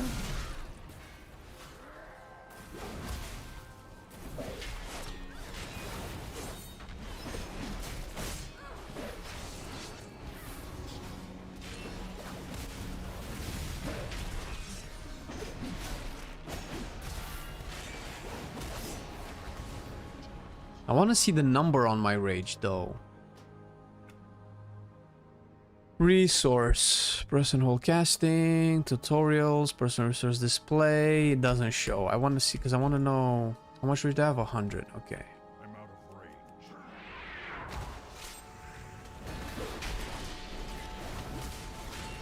I want to press Blaze for this.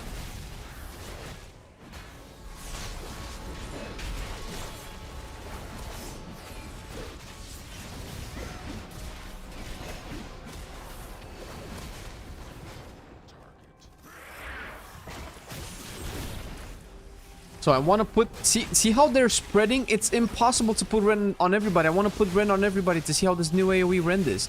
It's impossible how they get pulled into 7 fucking directions. Hilariously how this is so like live gameplay. Okay, I need to figure out exactly how to dodge this Saurian because this is crazy right now.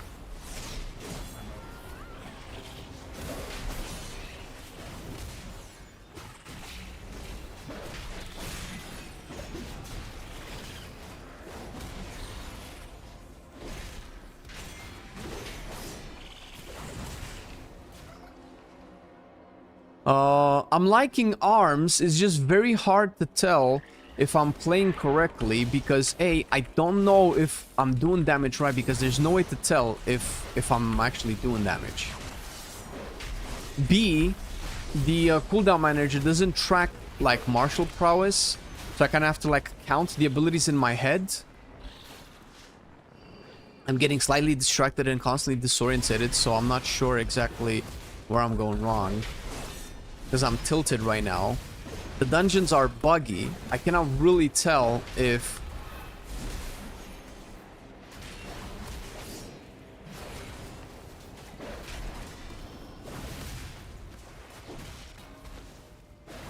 I cannot really tell if, let's say, it's better to play Rend versus Thunderclap. It doesn't feel like I need Rend for Thunderclap, but Thunderclap seems like it's applying AoE bleeds way better. But I need to play Rend to do this.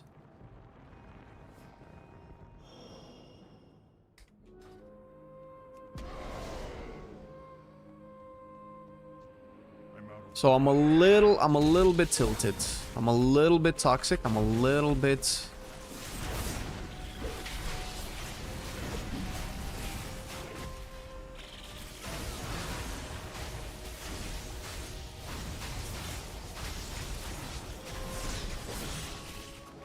Okay, I don't understand what's the Sorrentity Screech.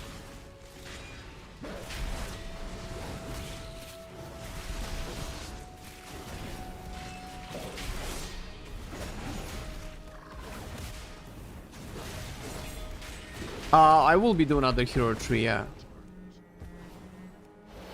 But I never was able to properly test Slayer correctly. Because it feels like Slayer once bleeds because you execute more, but then Colossus actually buffs bleeds, so you want to do that. But then I don't have enough talents to put into Apex Sounds because no matter how I look at it, stuff like Battlelord is way better than any of this shit.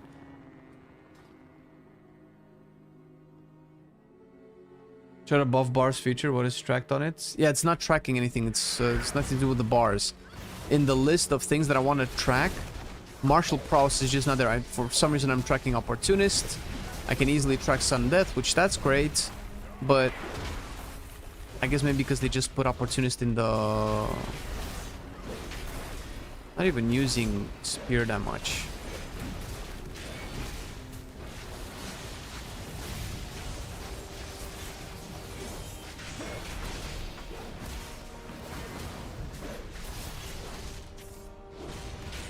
Yeah, I think haste is the problem. With more haste, you'll definitely be casting Slam more.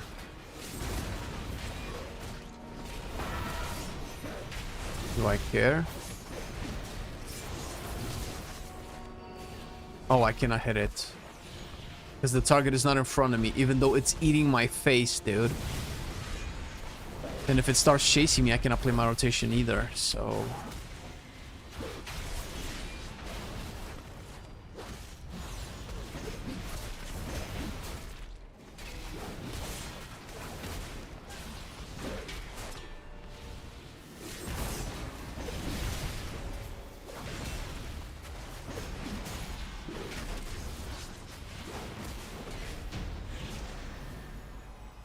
Okay, the next boss should be my thing. Next boss should be an arms fight.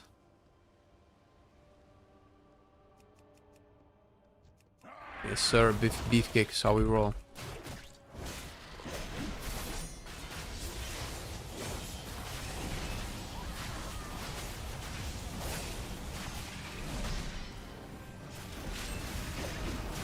What up, Jelky?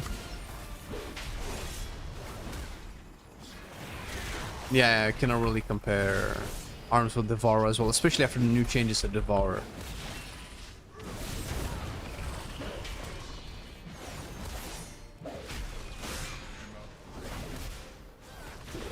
Would be nice to move the thing, though.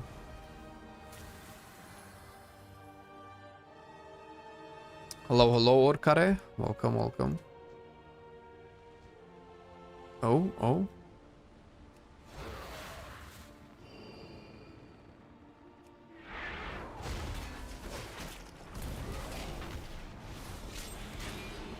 Yo, I'm fucking...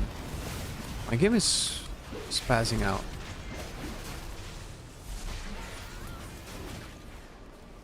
How did Red not apply to that guy? That guy was literally in front of me. See, like, shit like this. Do you guys see the freezes? For the game, look at this. Look, what the fuck?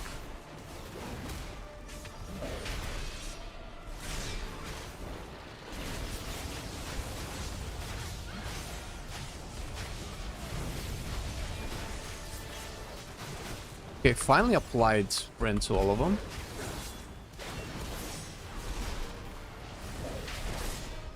But I'm getting these freezes, bro. These micro freezes.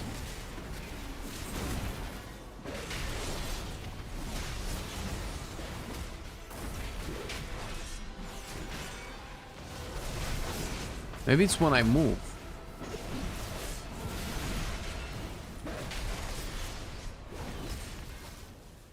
It's definitely when I move. What if I don't move at all? I'm just sitting still. Yeah, it's when I move my camera.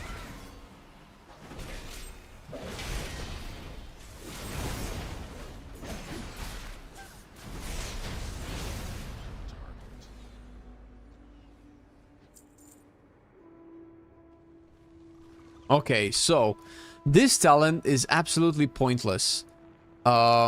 Especially with Slayer. So I think I need to do this. I don't use that many sweeping strikes. They don't extend each other and it feels like I'm just wasting them. Maybe it's better for Colossus. Since a lot of the time I'm spending Bladestorming, so I'm not using the sweeping strikes.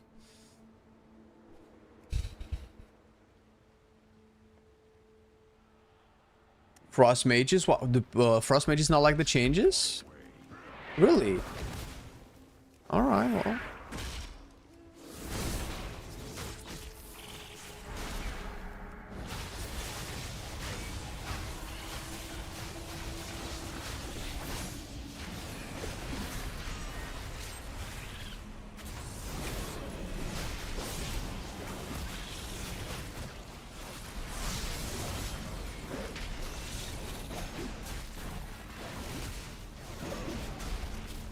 Wait, where did all my sweeping strikes charges go? Wait, what? Why don't I have sweeping strikes up anymore? Did I spend 12 charges so quick?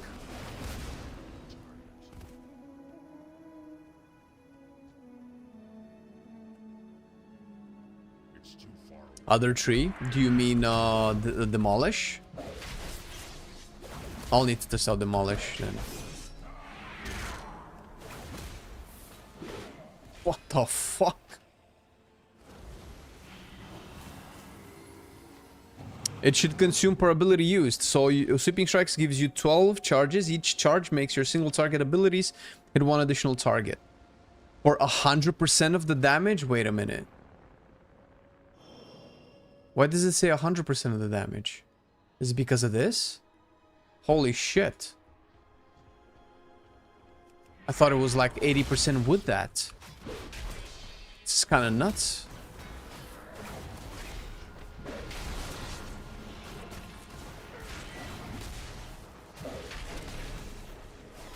Yeah, downtime.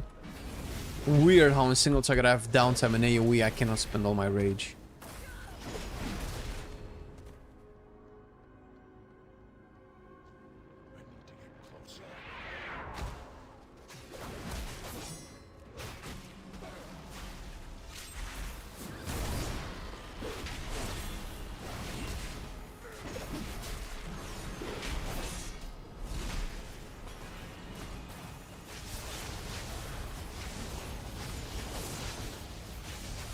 Yeah, still Unhinged doesn't consume...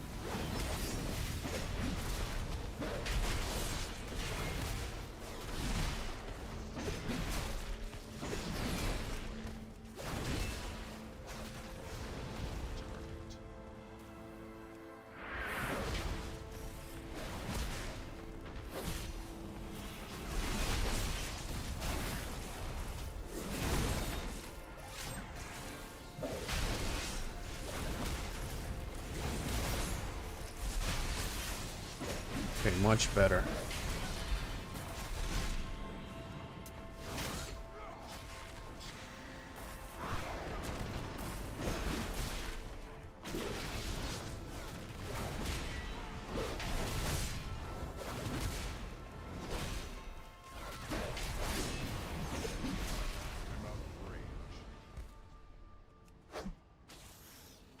Let's see.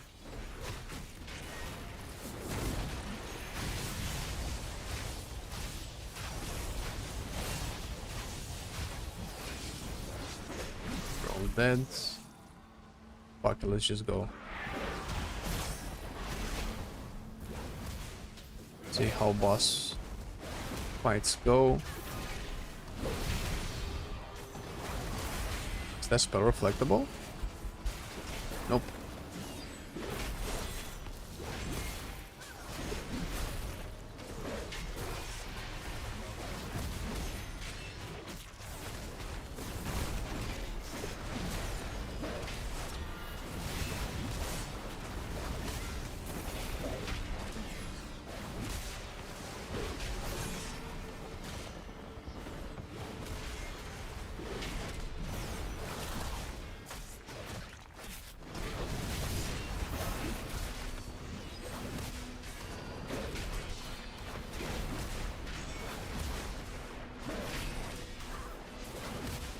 Okay. One last Blade Storm.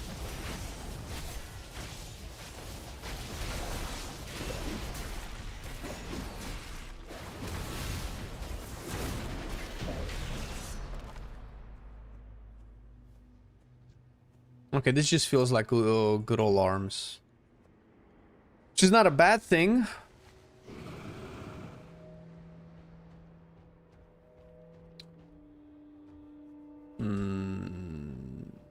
Am I slow? I'm still getting some micro freezes.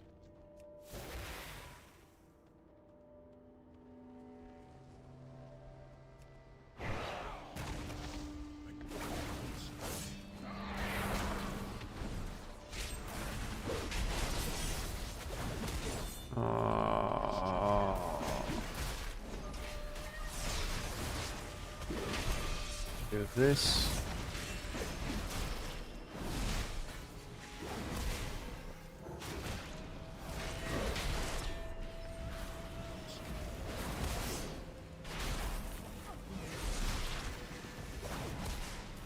It's so funny how this guy has more HP as an unelite than the actual elites.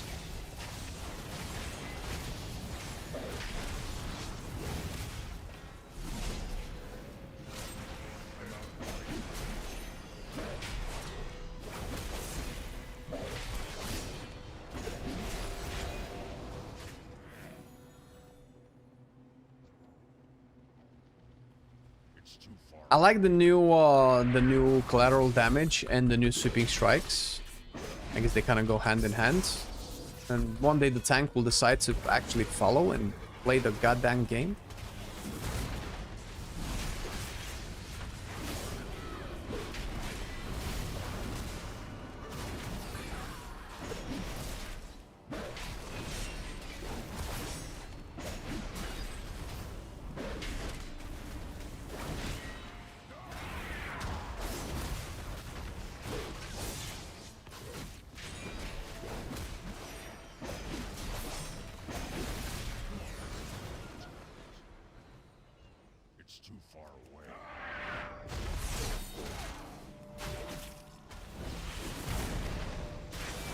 Oh.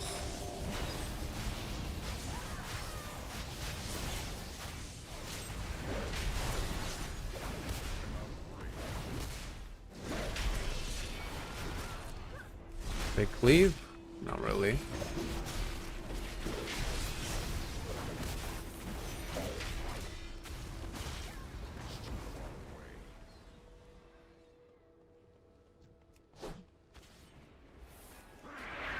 Oh, micro freeze. I'm sorry, game. I try to play. Don't be upset at me. Oh, sweeping strikes.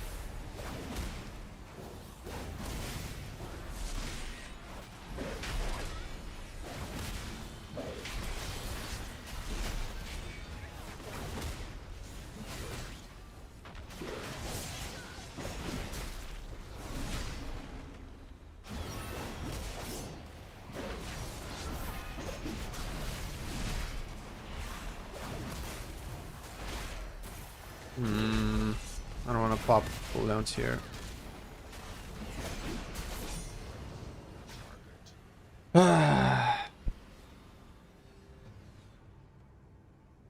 How's the new champion spear doing? It's about as cool as you think it might be. It's fine. It's a champion spear. It's a big spear. And you can leap to it. I don't know how many situations will turn into you wanting to leap to it. I don't imagine it would be that many. So why put it down, right? I definitely don't need to leap. Oh, maybe I leap now. Ooh.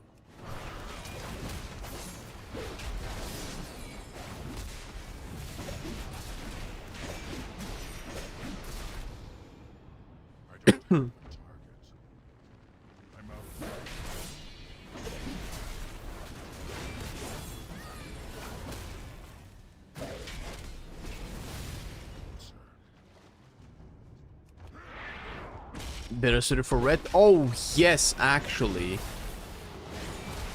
Thematically, I mean, it doesn't not make sense for arms. But red would have the exact same issue. If anything, red would need it less than arms because you have so many ranged abilities. If the leap in would do damage or apply deep wounds or I don't know, something outside of just position. I mean, I get position, but the thing with champion spear, the whole point of it is that you put it down and drags mobs back in to control where they go. You're already controlling where they go. Why would you need an extra layer of control to where you go? Like, how many situations will turn into, like, you leap your targets, you root your targets or chain down or whatever the mechanic is called, but then you have to move out, so you use it to get back in. Outside of just having charge, which is better, because charge gives you rage also. So the functionality just seems weird. Like, when would I use the leap part? I mean, it does damage, I guess. It does non-negative damage.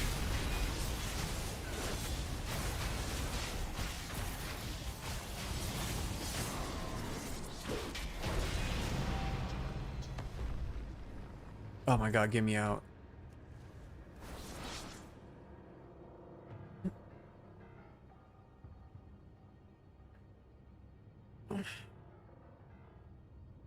Do the cooldown of arms line up? Not really. I'm not sure that's necessarily a problem. Blade Storm and Avatar are 1.5 minutes. Colossus Smash is 45 seconds. Colossus and Avatar will probably align because every 20 rage. Colossus and Avatar get reduced by the same amount. So eventually they will line back up. But they won't with Blade Storm sometimes. So it depends how much cooldown reduction and anger management ends up being. If it turns Avatar into a 45-second cooldown, which I doubt, then it can line up with every Blade Storm, but more than likely will turn it into a 1-minute cooldown, 1 minute and 10 seconds maybe, and that will not make it align with Blade Storm. But then Blade Storm gets cooldown reduction from this layer too, so there's too many layers of cooldown reduction to know exactly. Like, I'm sure somebody can do the math and might figure it out, but... Alright. Delete. Playing without hero talents just feels so much better. I feel like heroic strike just doesn't make sense, doesn't fit. AoE Slayer. Let's get a Demolisher or Colossus rather. AoE Colossus. Playstyle going. Temporary Rallying Cry. I mean, there's plenty of things that it can do. But if you don't put more damage into it, you might not take the capstone. I'm pretty sure that over the course of a 5-minute boss fight, this will end up doing more damage. Slam dealing 10% more damage, especially if you play the Apex talents. That might translate into way more damage. Like, you'll cast this 3 times. I mean, I don't even know. I don't even know. In AoE, definitely it's better because it affects cleave, I think.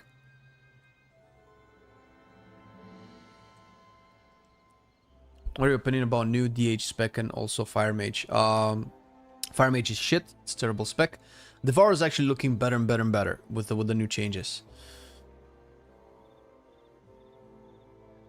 Oh, Legion Shadow Priest? No.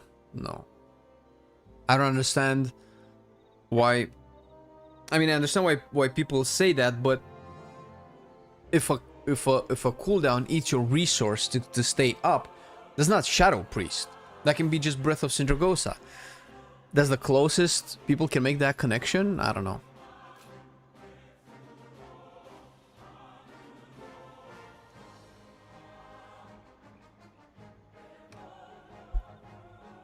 Turning player here. Didn't play since mid Dragonflight. Not sure what to play for next expansion. What would you recommend? Shaman. Play Shaman. Shockwave, Cleave, and Whirlwind deal more damage. Colossal Might increases damage of your rend. Deep Wounds. 5% per stack. Maybe that's what you're taking.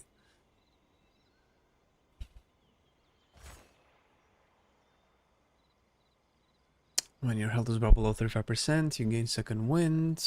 Maybe that might be better. Size increased. Ooh. Oh my god, this gives me haste. Mountain of Muscle and Scars. Slam increased by 20%, so maybe now we take these. Maybe I don't want to take bleeds, actually. What happens if I don't take bleeds? I still need to take this to get to Blood Battle Lord. So I can never not take bleeds. They're locking me in. Like, what's the point in spending 2 talent points and 10% more bleed damage if I don't just get bleeds? I think this is a terrible talent, actually. I think the fact that the likely strongest bleed is... let's see...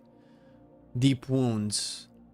That's triggered by execute, which is on the other side of the talent tree, but the bleed buffs are on the other side of the talent tree. Is just way too weird. Light Hunter. This is the first boss.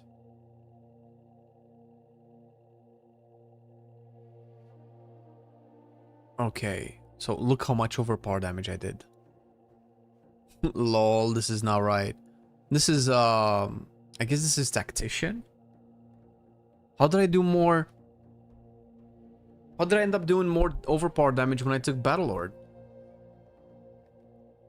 Battlelord doesn't increase the damage of overpower, does it? No. Wait, on this boss though. What about the trio boss? Still more overpower damage. Some cleave. Deep wounds is just very strong.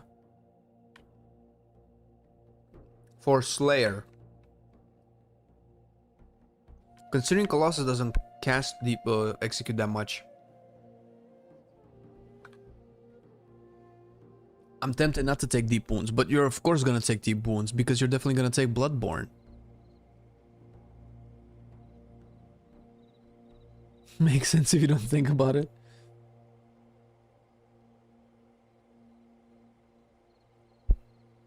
I'll show you instances of the damage adding up to overpower. Oh, it's probably Dreadnought. That's true.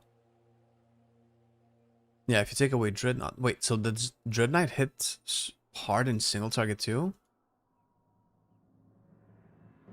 Yeah, if you take away Dreadnought, Mortal Strike does more damage. I think they maybe buffed the Dreadnought a little bit too much. But still, average overpower hit 12k. Average execute K 17k. I think overpower just baseline hits too hard. I think Dreadnought is fine.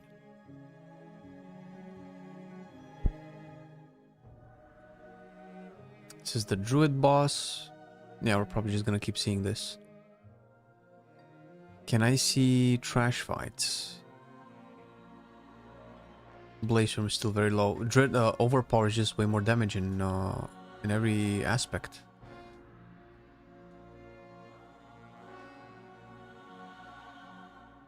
Heroic Strike. Okay. So there's no way... so if I have to play Bloodborne... What if I just don't play bleeds at all? What happens then? Okay. So we don't play bleeds at all. This is so empty. What an empty talent tree.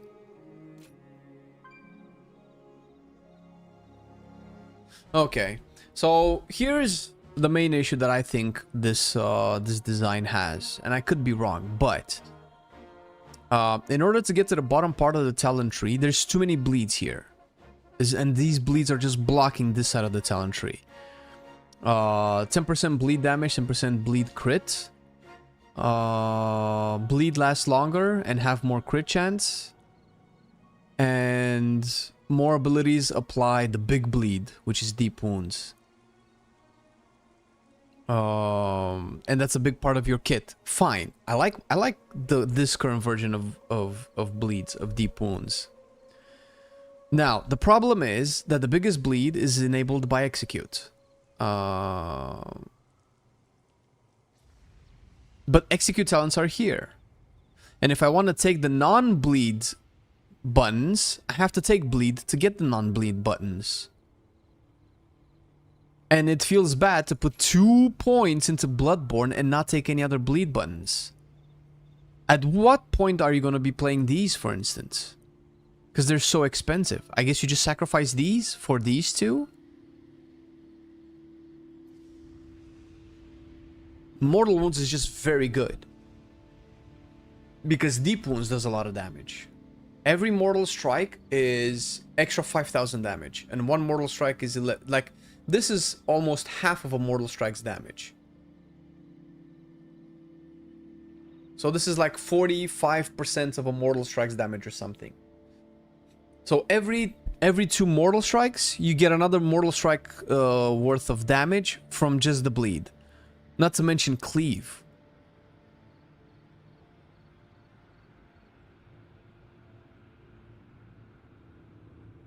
But to get execute, I also have to always put this, which also gives cleave and execute and mortal strike. Like this is just 10% damage and crit damage across the board.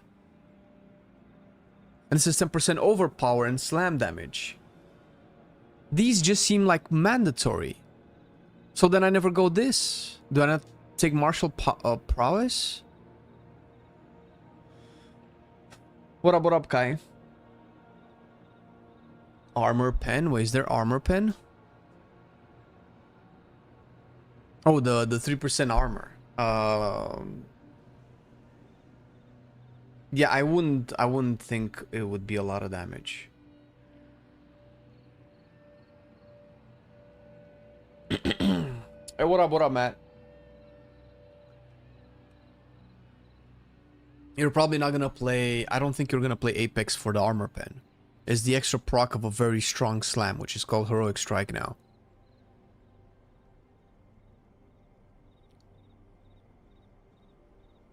Stack of Master of Warfare. Oh, wait a minute. No, this stacks. So Master of Warfare stacks 3% armor pen.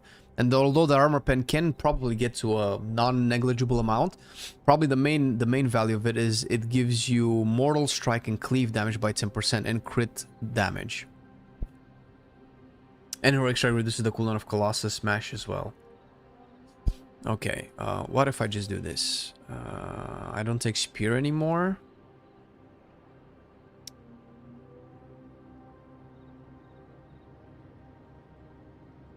I don't take Blade Storm. But if I don't take Blade Storm... Oh, fuck, this is so terrible.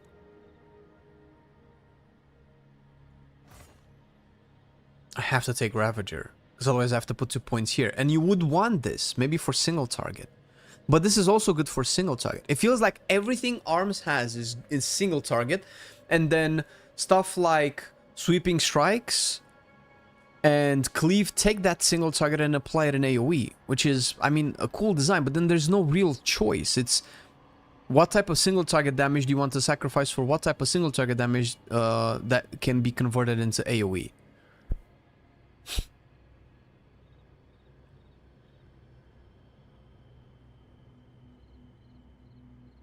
Can I afford to not take martial prowess if I don't take these two?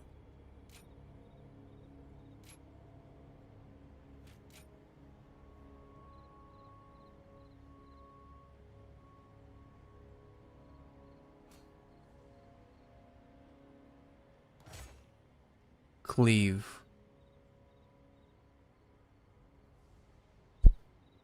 What if I play Storm of Swords, Crushing Combo, and really just not care about Moral Strike and AoE at all, as much as I avoid it as much as possible?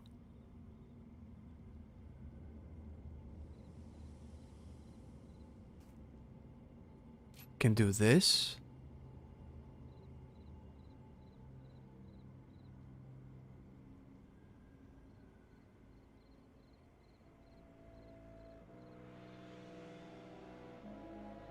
And I would get one more talent while leveling up. That talent can either go into Battle Lord, although probably not. It cannot go into Martial Prowess. And if Overpower is tuned this high, I definitely want Overpowering Reach, Finish. But with Ravager increasing Cleave damage by 50% and timing it with Colossus Smash for another 33%, and then getting some free cleaves on top of it all, but then maybe I don't take collateral damage anymore.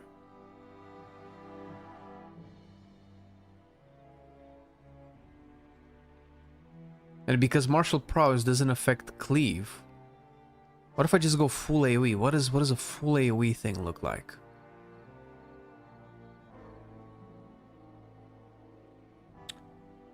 Yeah, no, the hand is better. I kind of forced it a little bit too much the other day, so I'm kind of trying to keep it as still as possible.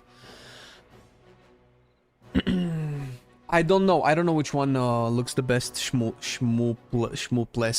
I need an actual good big brain arms warrior to look at this and tell me this is fine, because this doesn't feel fine at all.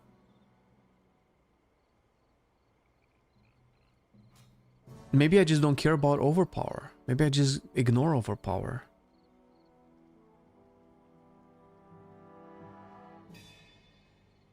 But there's way too much. There's way too much overpower and way too much execute stuff.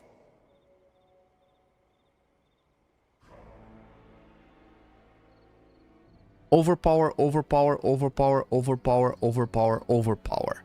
And to get to the max overpower talents, I need to take bleed talents, which are essentially execute talents. Execute, execute, execute, execute, execute, execute, execute, execute, execute. Although that's great, it just makes getting a build ready so confusing. The only real way to make a build work is just to math it out. It's just to sim. And that's such a boring, just boring. It's boring as fuck. How do you know which talents to go? Because they're not intuitive. This is damage, this is damage, this is damage, this is damage. Everything is damage, so you never know what to pick. I think martial prowess needs to affect cleave. Otherwise, a lot of it doesn't make sense. Because if martial prowess can affect cleave, I can feel more confident taking some overpower for cleave. But then I don't know. Everything seems to work with everything. The problem is, all of the talents are good talents. So when all talents are good talents, what talents do you pick? Honestly, it just feels like a waste to go into Apex. How can I ensure that I cast as many... Like, the only real benefit of Apex is to, like, mash goddamn Heroic Strike as much as possible. But then you have too many buttons. I need to try this at a training dummy. Otherwise, I will never be able to figure it out.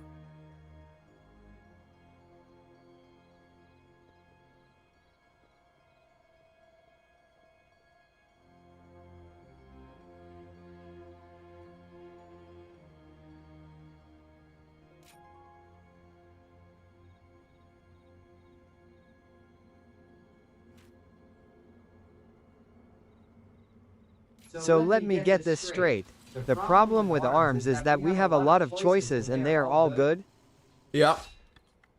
Exactly.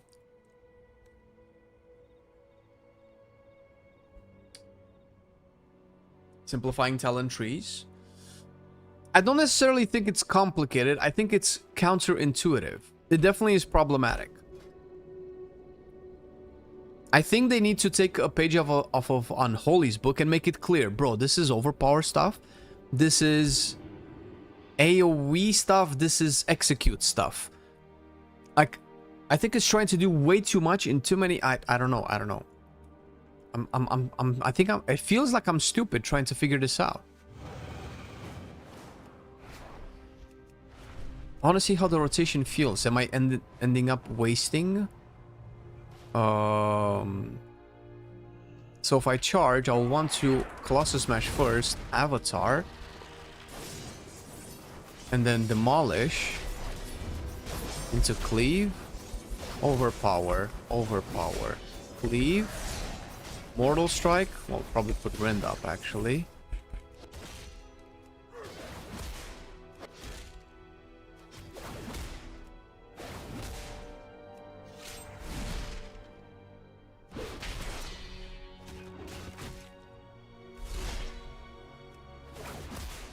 No idea how to play the rotation.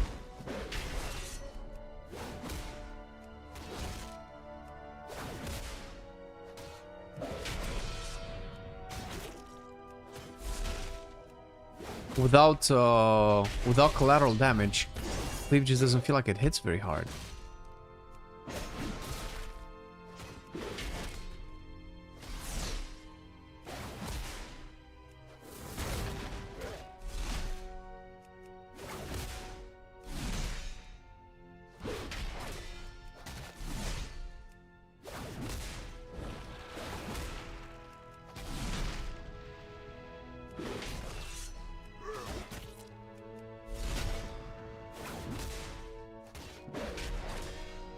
Oof, this feels terrible.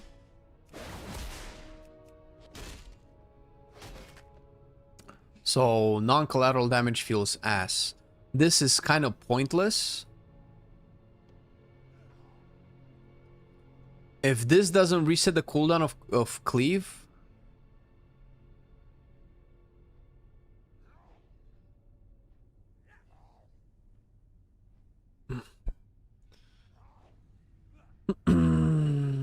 Normally arms you have to lean heavily into one specific move or damage profile, so if you're getting access to everything, it probably is a balance issue on their part. This is definitely some kind of issue for sure. I've already tried Devour DHES. How is arms so far? Arms is... It has good tools, but it has too many tools. What they need to do, in my opinion, is to condense some of these effects. And don't gate certain playstyles behind other playstyles.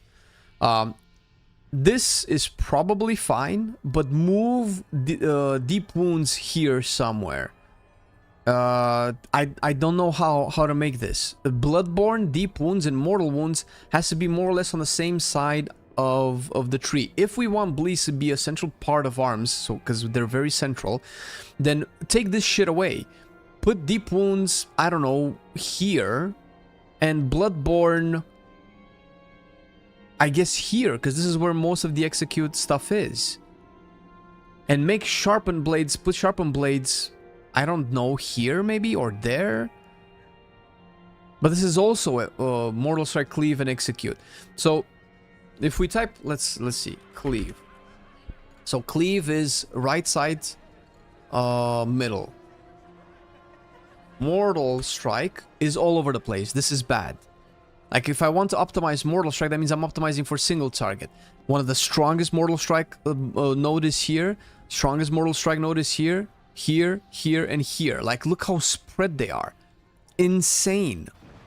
And then Execute. Like, they're all here, but I have to go to the left side. And this inevitably buffs Execute as well. And this buffs Execute as well. Because if I type... If you remember, like, these highlights, and I type deep wounds...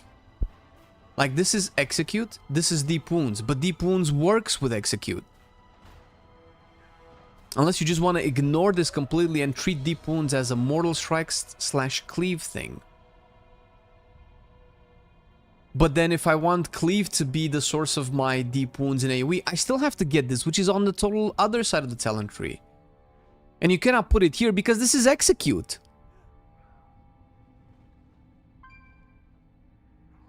I don't know. How to farm Valor Stones fast? Do the Radiant Echo events. You can take off the point below, die by the sword. No, you can't. Why? So, you want Execute to have a cooldown? I mean, that sounds so anti-warrior.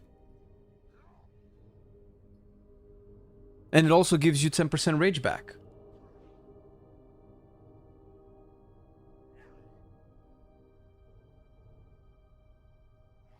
Why take this away? I love Execute though. Heavy Execute builds are some of my most favorite arms builds. It's such an iconic thing to do. You have to decide how deep the wound of Execute goes. Kinda, I guess.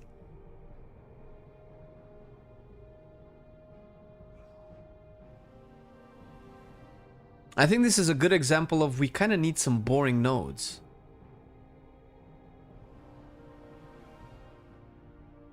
And not to mention overpower. It's not clear which is the way to go, because you cannot ignore everything. You can take this away, but you have to move it there though. So this doesn't really do anything. If I take this away, I have to put it there. I don't need Rage in AoE. This is kind of whatever talent. This is clearly... This this is probably the most valuable talent here, I would guess.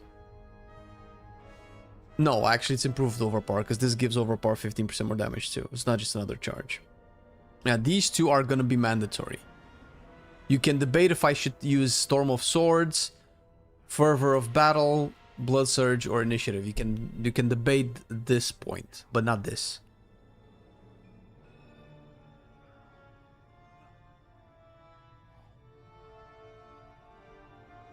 I honestly don't know. No build feels good to make.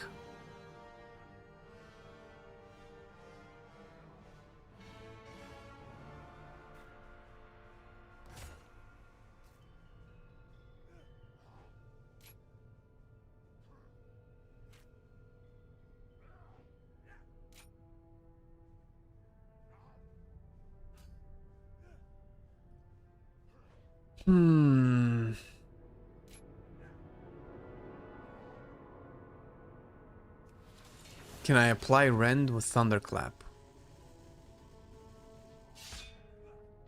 No, I need Rend.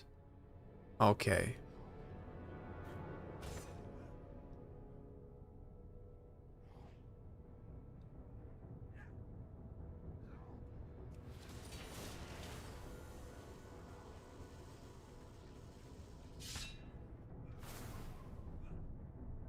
"20 seconds.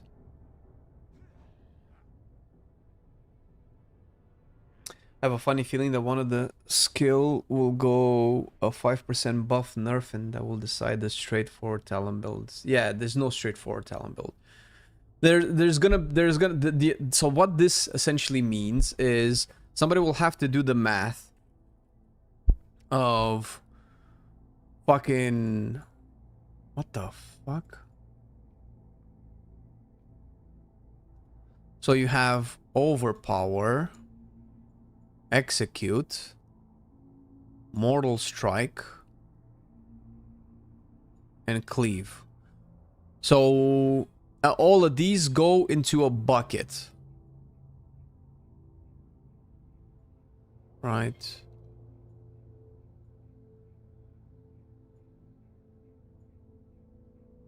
This is the bucket.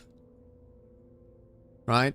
So all of this damage contributes to the bucket. So you just want to fill this bucket with as much damage as possible. It doesn't matter what each of this does. This could be like a 15% overall increase. This could be like a 12.5% overall increase. This could be like a 17% total increase. This could be like a 5% overall increase, or maybe it's like a 15%. I don't know. This is 15% too. So this requires, I don't know, 7 talent points. This requires 6 talent points. This requires 8 talent points. This requires 3 talent points. So how valuable is each point? How much damage does each point contribute? And all of this is summed up into this bucket of damage. That's it. This is a boring, mathy, super nerdy, and annoying way to figure out exactly what is good. It should be intuitive. It should be clear. Bro, this is where I go if I want more single target. This is where I go if I want more AoE. Because Mortal Strike is a good AoE ability. Because Sweeping Strikes is so strong.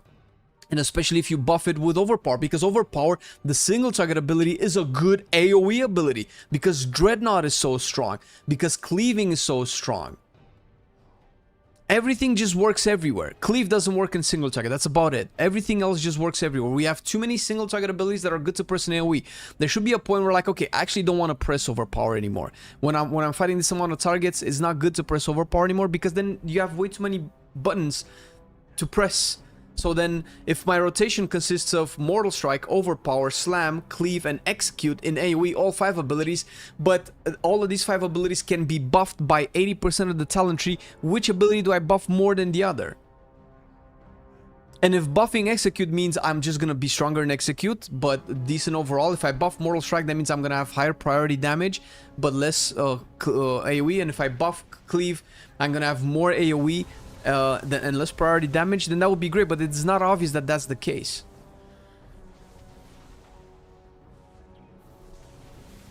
Where are these numbers come from? Those are just whatever numbers. That's just an example. These are likely not the numbers, but it doesn't matter because these are not the numbers either, because nobody knows. The only way to figure it out is to do a lot of simming. But I thought we were moving away from that world. I thought we were moving into a world where like, okay, I kind of figure out exactly what talents I need. Because if I need a sim, a third-party calculator, or some, I don't know, spreadsheets, or fucking an app to parse all of these numbers, then how the fuck is a regular person going to be able to play this? Do we need guides again? Do we need somebody to run a lot of math to be able to figure out exactly which is the best one? That's boring.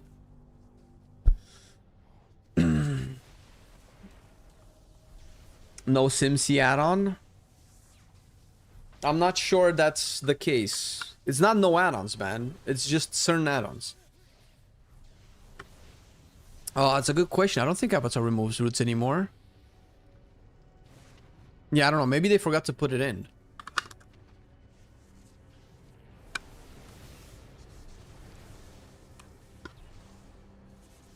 It destroys the point of having choice because you'll always use something that performs better with occasional swaps into specific encounters, dungeon utility. So it's good to have options, but it's not the options are not very clear and they're way too intertwined. In order to fully benefit from overpower, you need bleed. In order to make the bleed worth it, you need execute. In order to get that execute, you need mortal strike. In order to get mortal strike, you need... I guess you don't need overpower for mortal strike, but you kind of need overpower for mortal strike. You need martial pro, so we go back to overpower, so it never stops. There's no like, okay, this is what you do, this is how far you go, this is what you get. But it's all loopy. Everything is synergy. There's way too much synergy. ARMS has way too much synergy to the point where it's not clear what you want because everything is tied to everything. Some stuff has to be able to replace other stuff. Cleave should replace Mortal Strike and AoE.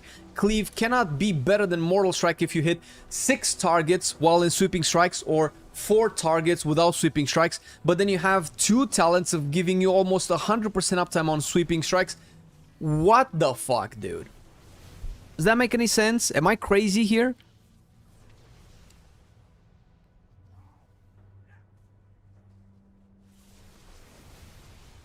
Having trees exist over the row column talents makes intuitive build making almost impossible. I strongly disagree, bro.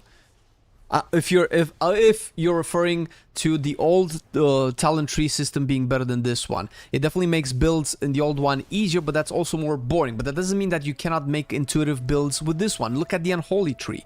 So easy.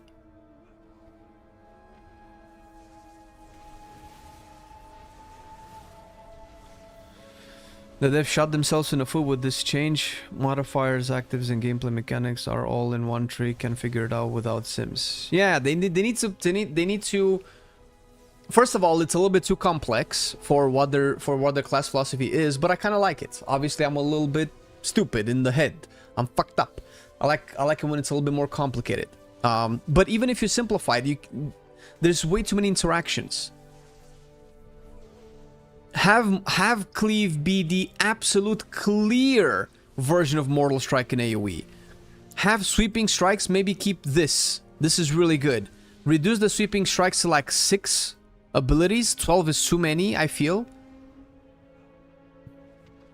And then you can add more stacks of sweeping strikes, but make it cleave to a 3rd target. So then I don't have to like wonder, oh, is Mortal Strike, should I use Mortal Strike or Cleave? Oh, clearly Mortal Strike, because I'm hitting even more targets. So I'm already out DPSing Cleave. And have those be choice nodes. There cannot be 3 rules based on 3 different target counts to incentivize pressing one or the other ability. Is way too much, I feel. Windwalker Monk has the amount of entangling, has that amount of entangling in the world within. The payoff is unclear. Windwalker's talents are not intuitive either, but the rotation is. The rotation makes sense for Windwalker at the very least. For ARMS is not clear. And you have to have somebody smarter than you tell you, okay, you want to press Mortal Strike in these 3 situations, you want to press Overpower in these other 2 situations, and you want to fit in and execute in between these fucking situations, then that's the fucking shit.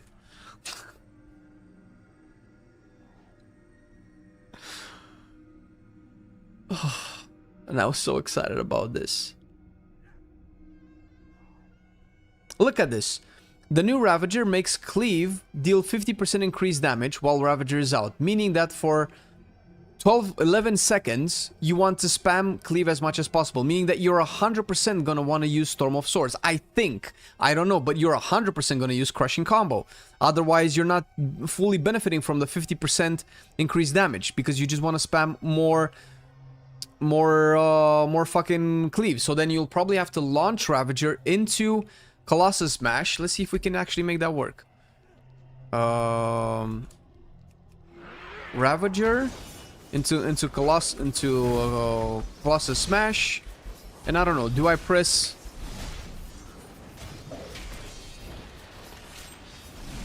Sweeping Strikes? Not really, but I'm funneling in single target abilities in between these cleaves.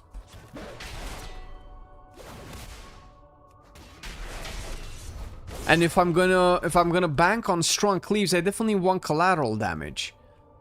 So then I will definitely want to funnel in probably filler single target abilities so that I can buff cleave with powerful with collateral damage.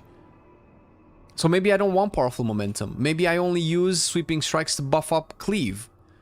But powerful momentum is so strong.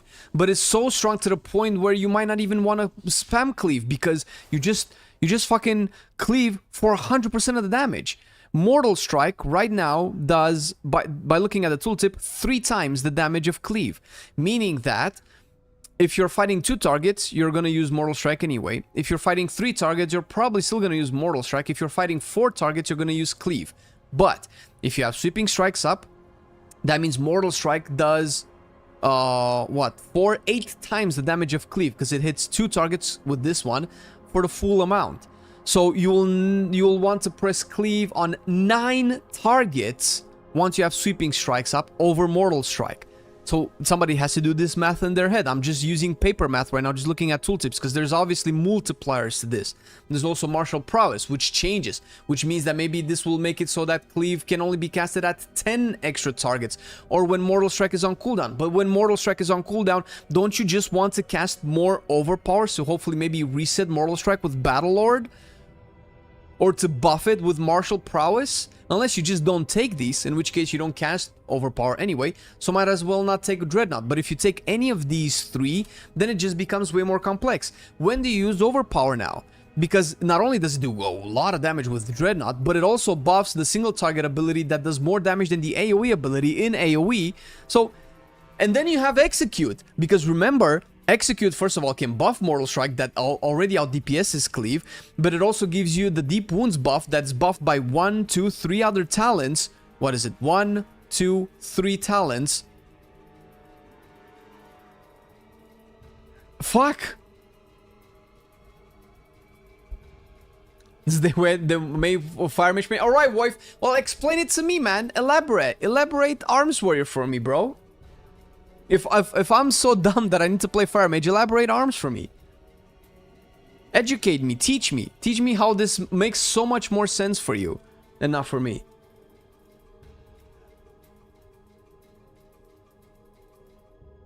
I think Sweeping Strikes and maybe Cleave should be choice nodes. That would simplify it. So you can choose between 2 different playstyles. I like Sweeping Strikes, I also like Cleave, but they don't seem to work really well together. But then collateral damage becomes kind of like a dead talent, because you cannot have collateral damage anymore.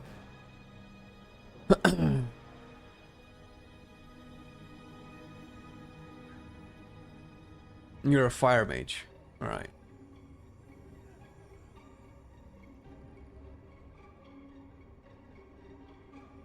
I'm so happy that Blizz can remove this amount of conditions on whether Cleave versus Sweeping Strikes. Why? Why is it that? Why does that make you happy?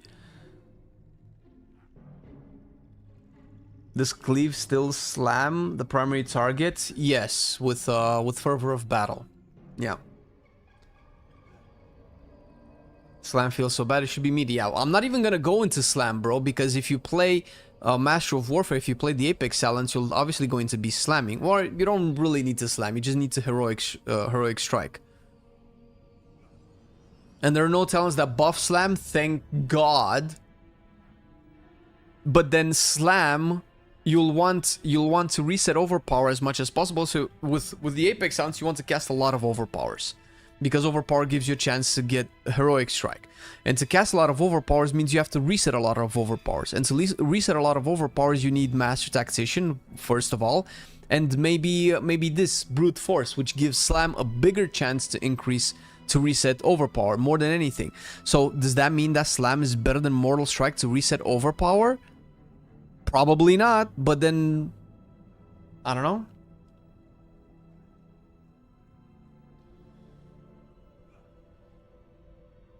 Because this has been plaguing arms for a while. Well, but isn't that counterintuitive what you're saying, man? Shouldn't this shit go away if it's plaguing arms so much?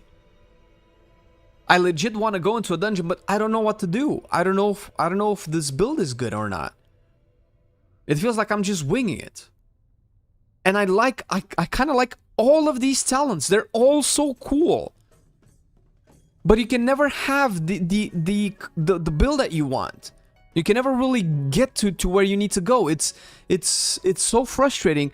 It feels like you're fucking hungry as all hell, and then there's this glorious cake in front of you. You haven't eaten all day. There's this glorious cake, and you're so hungry, and all you can do is take little licks of the frosting. You'll never reach the cake. You'll never have the satisfying moment of finally getting at least a slice of cake. You're not getting it. You're just licking the frosting, but it has chocolate. It has vanilla. Maybe a little bit of cinnamon. Maybe some strawberries. But you only get to the fucking frosting, dude. Try overpower build first.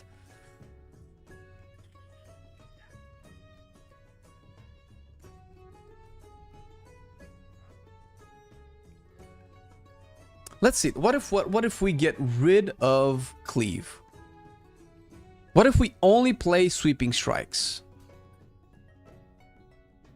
And we all no, you'll have to use cleave, but we'll only use cleave with collateral damage. We can take improved sweeping strikes. We can take tactical edge. We'll not take Colossus Smash gives you sweeping strikes, because with the extra 6 additional single target abilities, we'll never use it. We will never need this anymore. We will want as many. I think I have to get rid of Avatar, bro.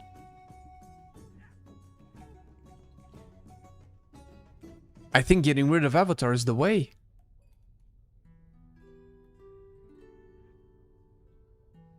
Or maybe get rid of Sharpened Blades, get Battle Lord. Or no, we're definitely getting Dreadnought if we're going for overpower damage. We're not pressing that much execute, so fuck deep wounds. We can go to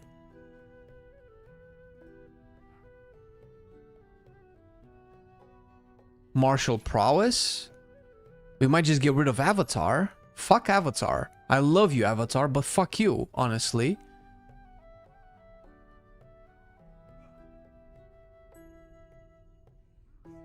This is probably just good in raids or super long tyrannical fights.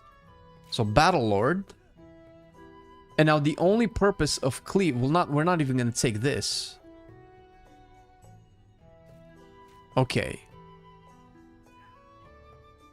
Do we want Ravager? I guess for 1 point. We're probably better off doing this.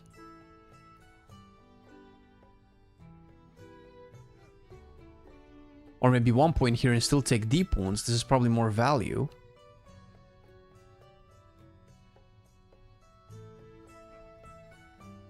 Or fuck it, maybe we take cleave execute damage.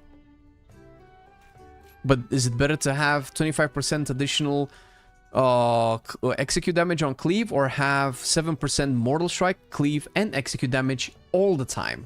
This is probably better. More tactician resets. If we have too many tactician resets, we can trade this off for overpowering finish.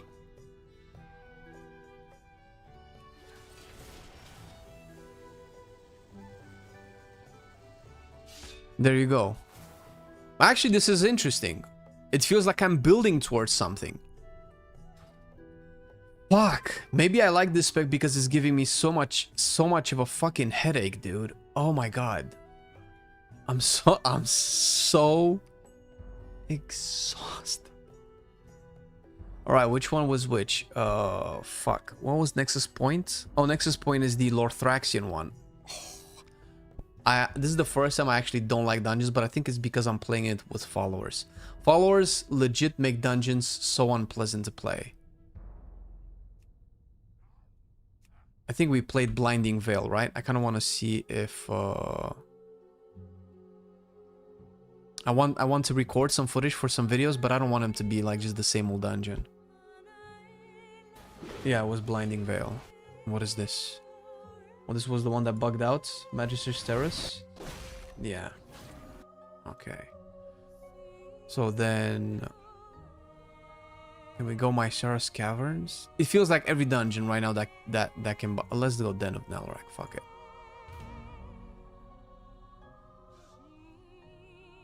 Don't use sweeping. Why? Why not use sweeping? Since no cleave means single target. What are you doing? How are you playing a dungeon with no sweeping? Are you just hitting one target the entire time? That sounds terrible. And you cannot not go sweeping. You have sweeping baseline. You can choose not to buff sweeping, but that's just pointless. I think this is probably better with collateral damage. Both these sounds are actually kind of cool. Alright. I think I can only really judge gameplay feel because it's very hard to tell if the towns are good or not.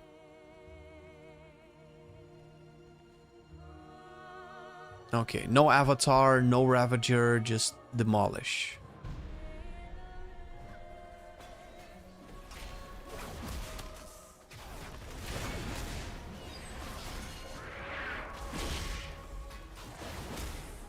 Okay, that I wish I could track that, dude.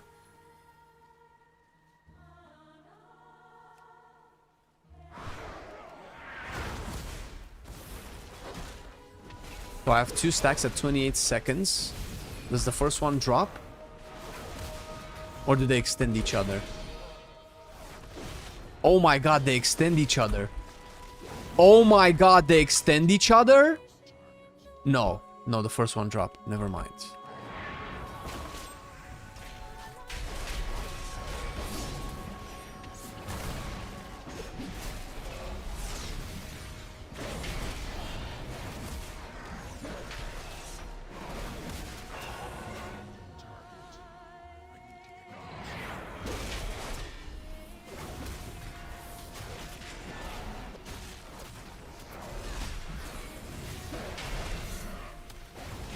Yeah, I'm not even consuming all my sweeping strikes.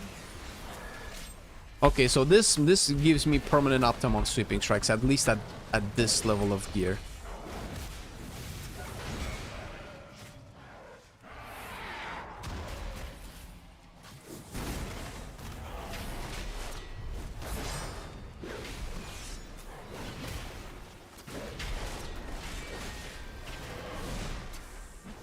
Oh, that was a 12k cleave. That was not bad. Well, there was just collateral damage there.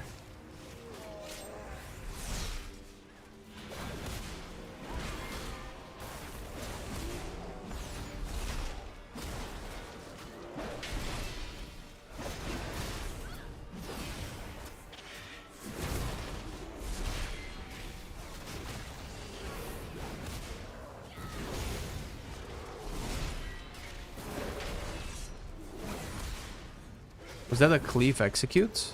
No, I don't have it talented.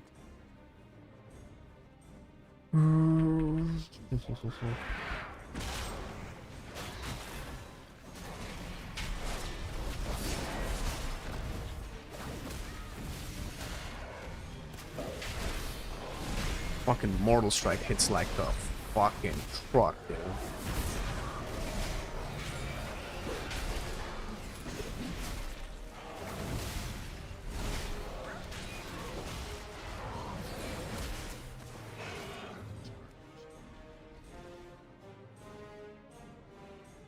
Oh, I'm plus on the same day as better. I hope so. I'm tired of this, honestly.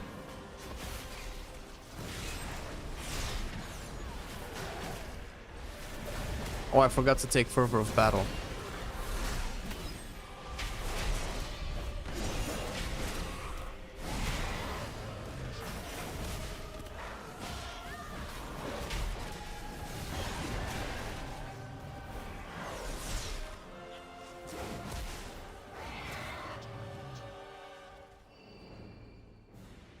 I don't want free cleaves anymore. Give me Fervor of Battle. I wonder if I can consume Heroic Strike with cleave this way. Let's see.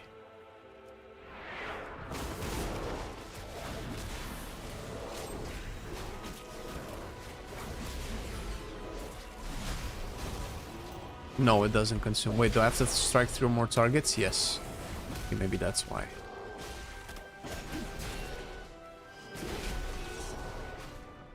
Okay, let's see. I need 3 targets, and I need a... okay. No. Nope, it doesn't cast the Heroic Strike. Oh man, if it can cast the Heroic Strike, that would be so cool.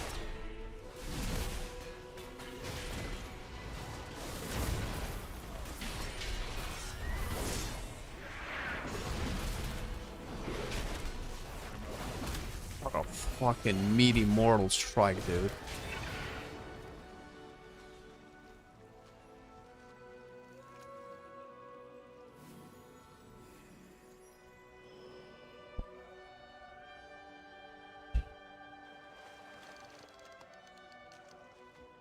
Four out of 6. It's too far away.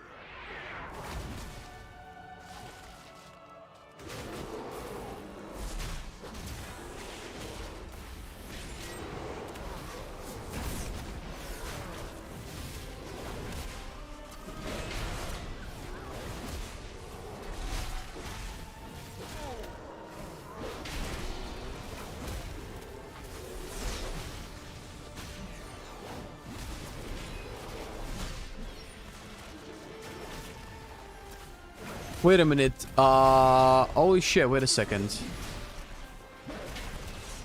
Does the slam from Fervor of Battle trigger collateral damage? I need to test that out. It's too far away. What are we talking about? If you use as Sweeping Strikes always an AoE no matter what, and then use Cleave 3 or 4 targets here, she still overpower Mortal Strike and AoE. Yeah, no, that's not what we're talking about.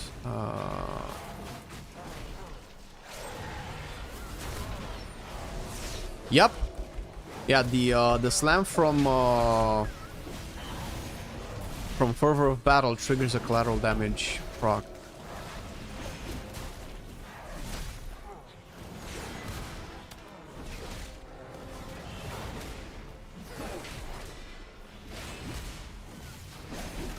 I guess the benefit that Cleave has over Mortal Strike and AoE is that it can apply deep wounds. I think they should tie Deep Excellence to either overpower Mortal Strike instead of Slam. Maybe. Maybe not make it so specific.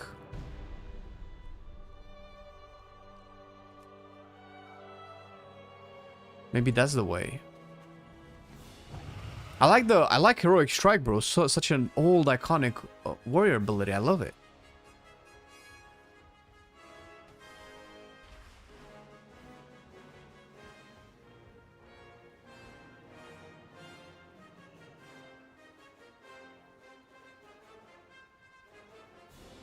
All right.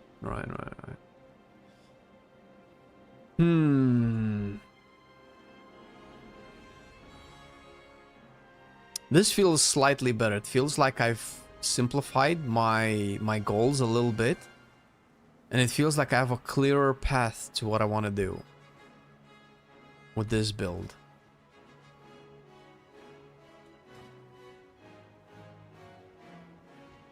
I don't know if you want to give up Avatar though, but Avatar feels so expensive behind so many execute talents. We'll see. ARMS has so much... Bro, if they can air this shit out, ARMS has so much potential, dude.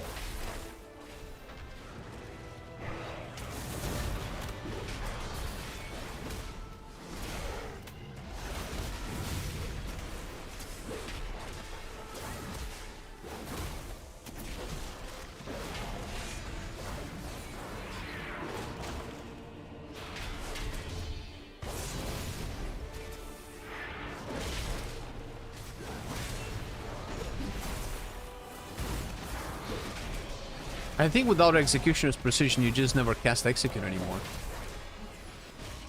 Over Mortal Strike. So without Executioner's Precision, Execute is just not worth casting over Mortal Strike. Period.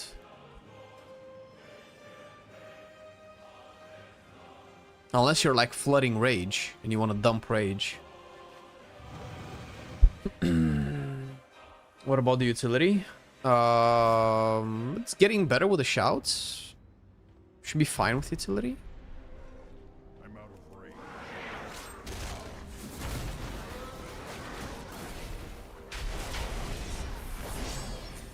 Okay, so somehow the first 2 hits of Demolish trigger collateral damage, but not the rest.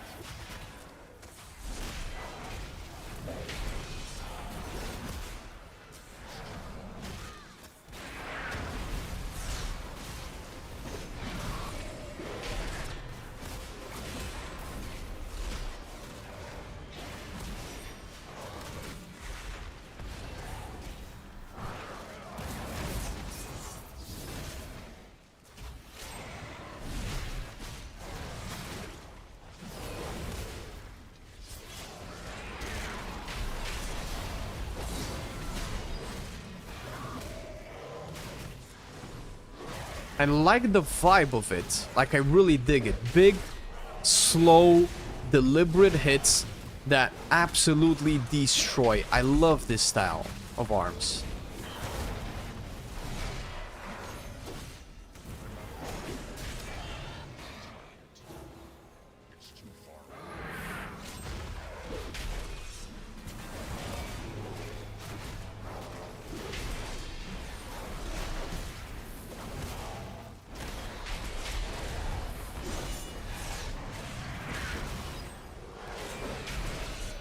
Fucking big Mortal Strike, dude. I think I might have too many Sweeping Strikes. 6. Yeah, I think the extra 6s are actually useless.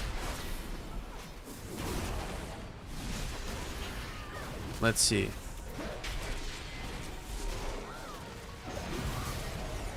At least with this cadence of pulls.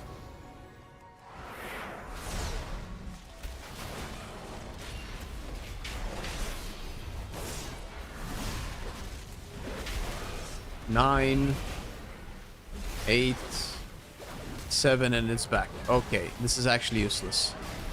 So it doesn't help. I don't need the extra Sweeping Strikes. If you pull more and things last longer, this will definitely be better. But for now, I think this is definitely better. I'm wasting those 6 extra stacks of Sweeping Strikes. I'm whenever I have 6 left, that's when it comes off cooldown. So I don't think that's it's worth.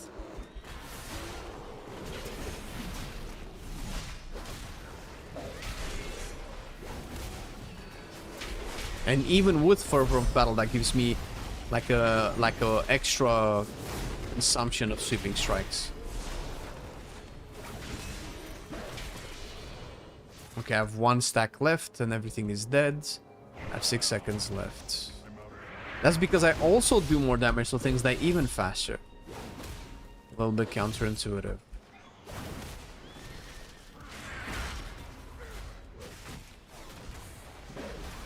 I don't want to fight you, bro.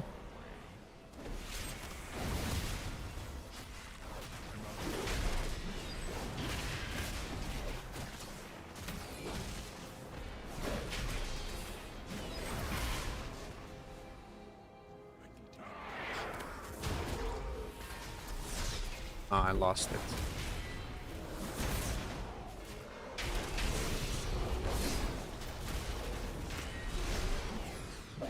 $61K. Oof. Oof.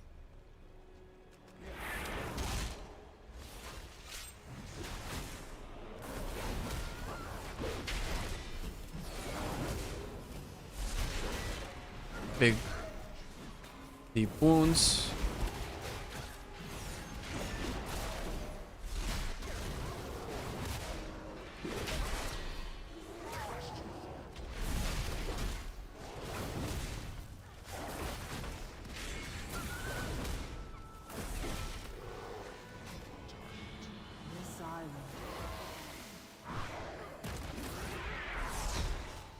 I missed it again.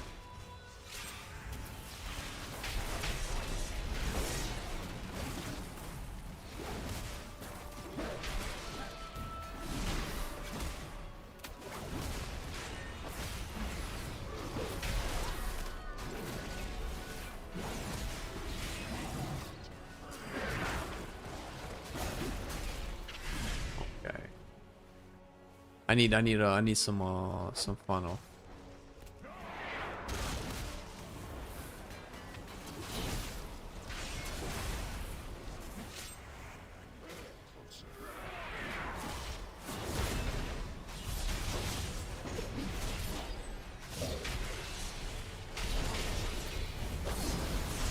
Egg.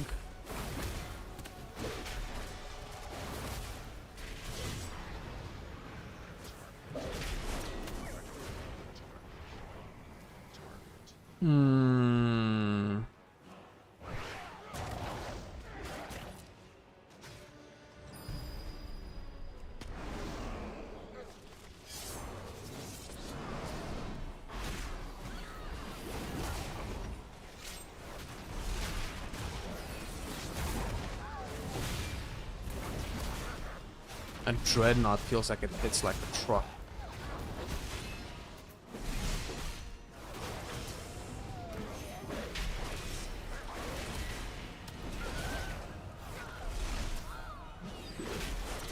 Why am I not applying deep wounds? Oh, crits apply deep wounds. Oh, okay.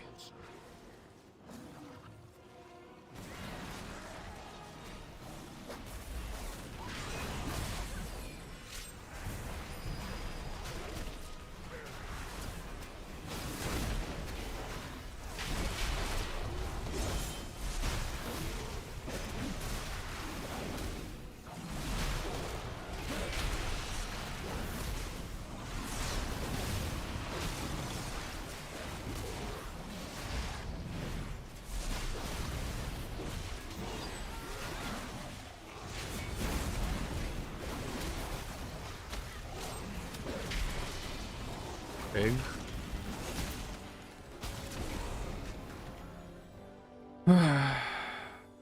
I'm satisfied with the dungeons and their aesthetics. Sadly, I wish we'd get 8 midnight dungeons in some places one, but it is what it is. Yeah. The more I play these, the more I realize, bro, I kind of want all of these in season 1. Why do I have to wait 6 months to play them after they've been released?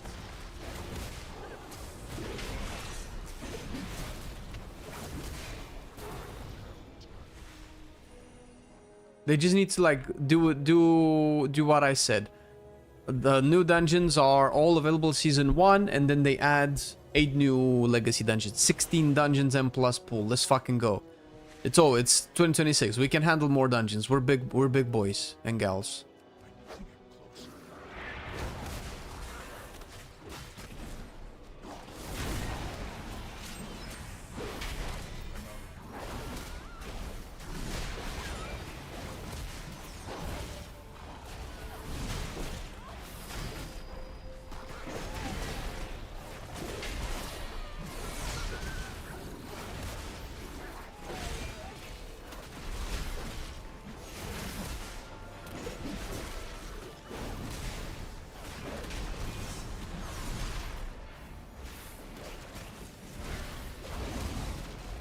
Midnight Dungeons look so beautiful and nice. Complete contrast to Dragonflight and... yeah, I think Dragonflight look pretty nice too. They actually give me Dragonflight vibes of colorful, naturey, outdoorsy. I think they're fine.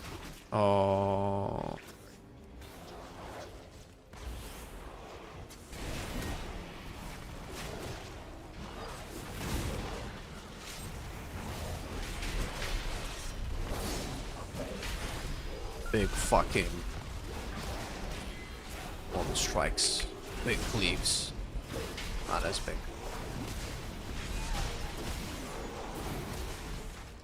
Yeah, I think 100% they should bring back Martial Prowess Works on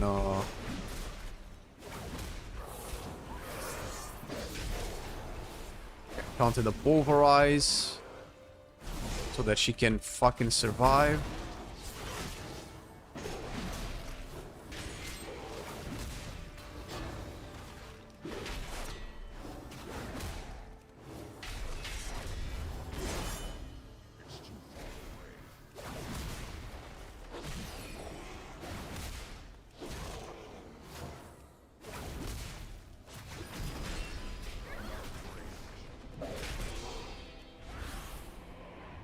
I taunted off her, she taunted back.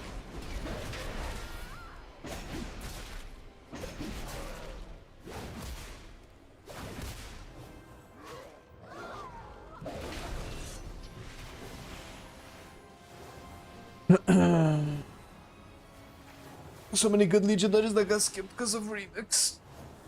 But not just that, just fuck it, it's just put more content. 16 dungeon pools. More or less homogenized items across the board so that there's not a big bottleneck in specific dungeons. Obviously, you'll need to add the NPC be able to give you the key that you want, or at least a little bit more predictably, because there's just way more keys. This is the chance that the key that you want is higher. Or fuck it, just keep it all fucking random.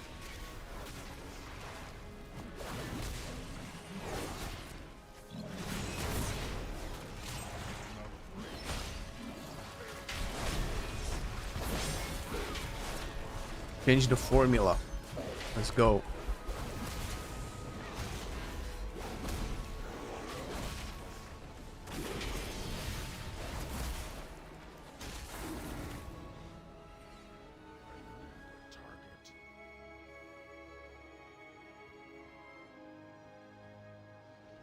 It's like we're playing Retail M+, lol.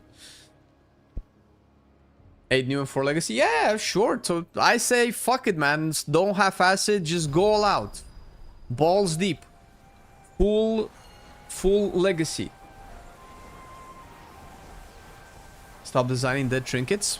Could be also. They could add dinars in dungeons. They could just completely ignore loot pool.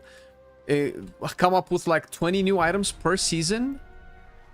And they can drop from any dungeon. And or the dungeons can just drop tokens. And with like enough tokens, you can buy the item that you want from vendors. Who gives a shit?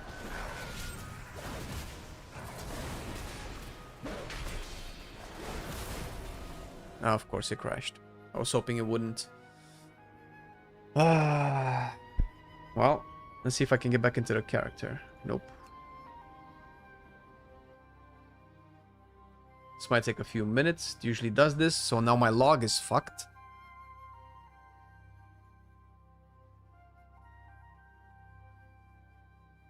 I have the Horde Monger though. Now Mortal Strike out DPS overpower. How about that? By going more overpowered talents. I don't understand. Oh shit, I'm on live servers. What the fuck?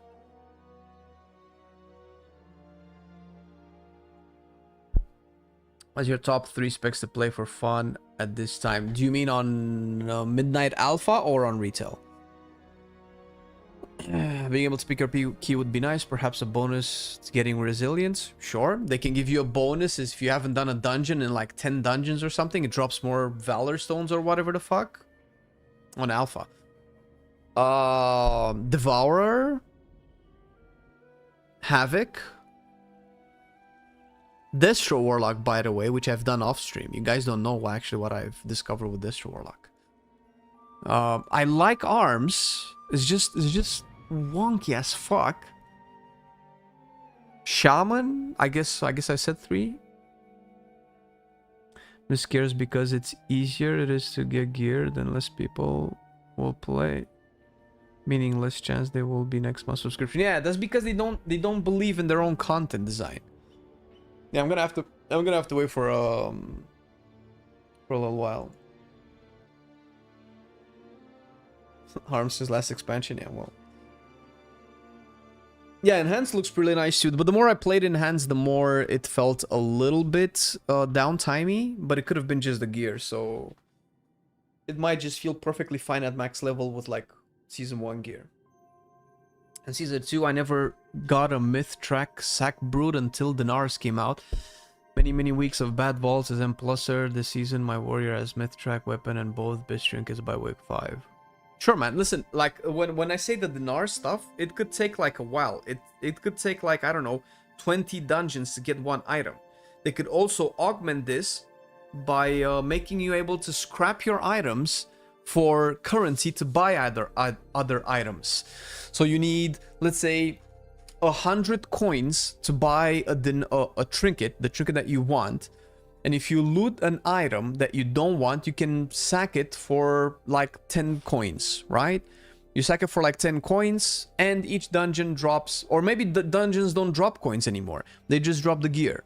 So you can either keep the gear or sack it for coins, and then you can use those coins eventually to get the trinket. And if it takes 100 coins to get a trinket, then one item will be salvaged for, let's say, 7 coins, because Blizzard likes to do these off-putting numbers where they never add up to a round number that you can use.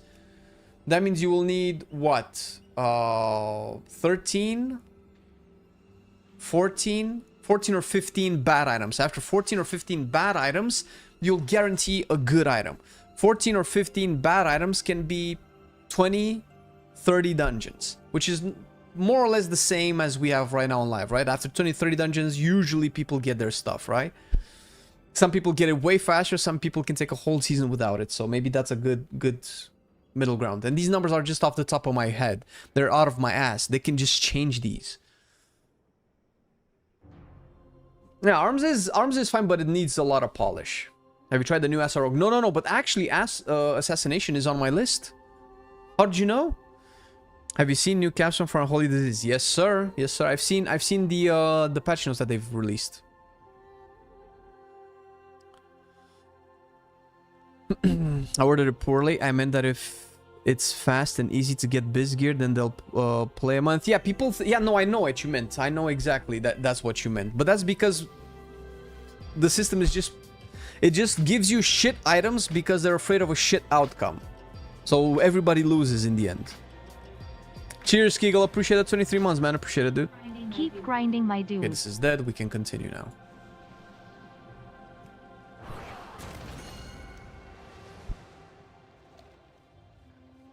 Insane Outlaw. I love the Outlaw changes. Best ever.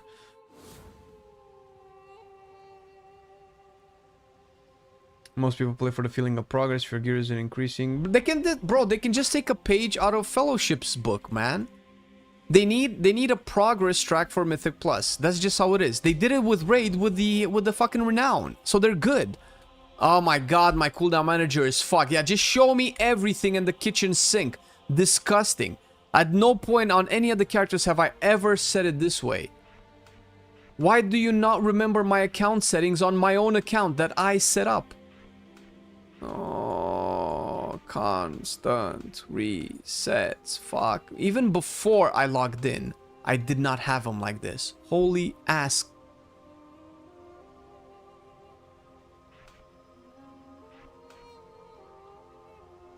Fucking terrible.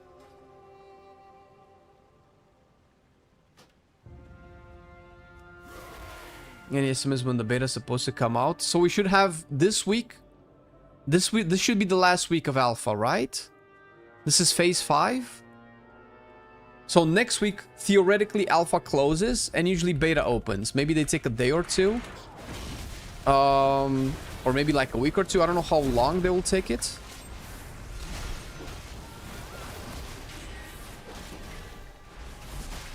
What the fuck? Oh, I dinged.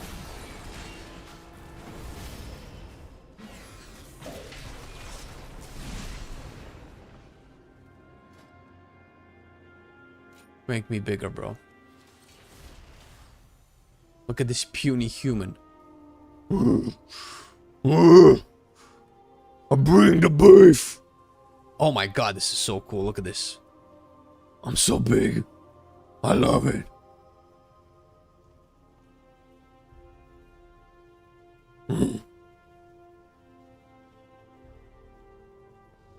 Well, she's decently tall. I'll never feel this way in real life. Do we still have windows of BTA spam? I don't know. I think the person was sarcastic because I didn't see a single outlaw change.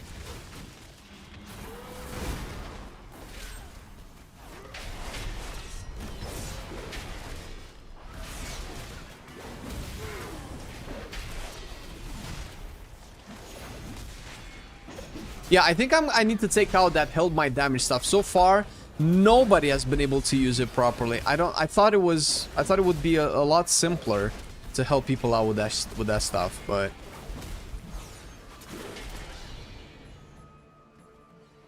No, no, held by damage is me helping you. What am I gonna help you with, man? Arms is looking good. I mean, I don't know how you got to that conclusion, but sure. What about arms tells you it's looking good? I'm curious. I'm curious by looking at me play, what is telling you that this is good? I'm not saying that you're wrong. I'm just curious like how this information gets across.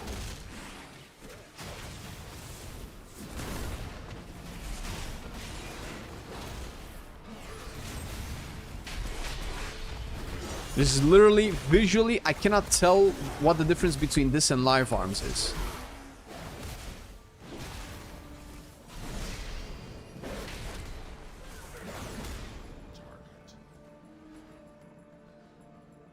Listen, Jelka, I appreciate your interest in roomies, but I'm past that age, bro. No longer roomie material. I need my my space.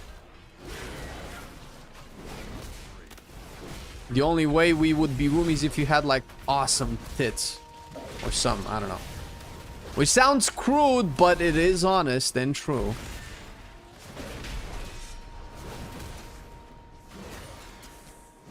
Big slams? Not that big. Oh. Small slams. Modest slams.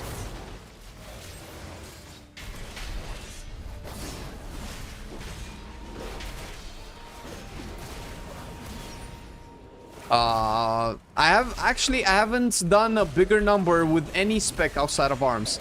My Mortal Strike hit hardest with arms than almost any other spell that I've seen from other specs so far. I think Collapsing Star comes close, and you can spam Mortal Strike, more or less.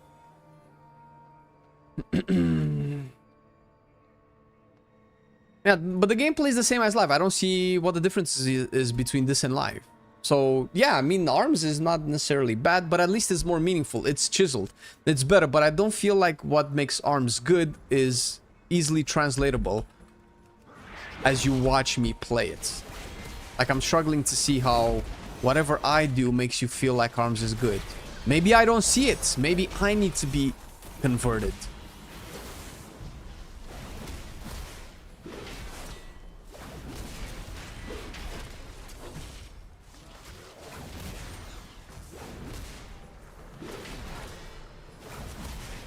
I'm actually struggling for rage with this build in single target.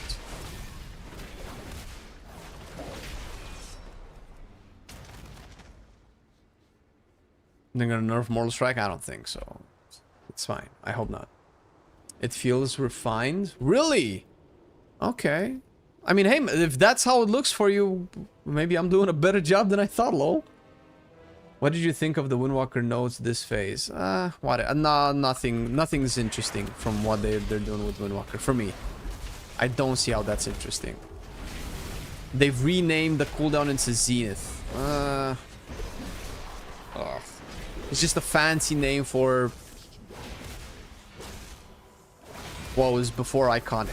It feels just like just another dev that wants, bro, I want to make Windwalker something that's mine. Everybody wants to make the game theirs, and the game is not theirs. The game is ours. And the flavor and fantasy of Windwalker gets changed.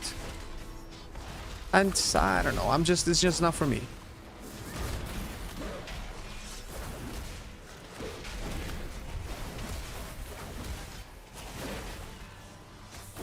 Dude, fucking Mortal Strike crits like a motherfucker.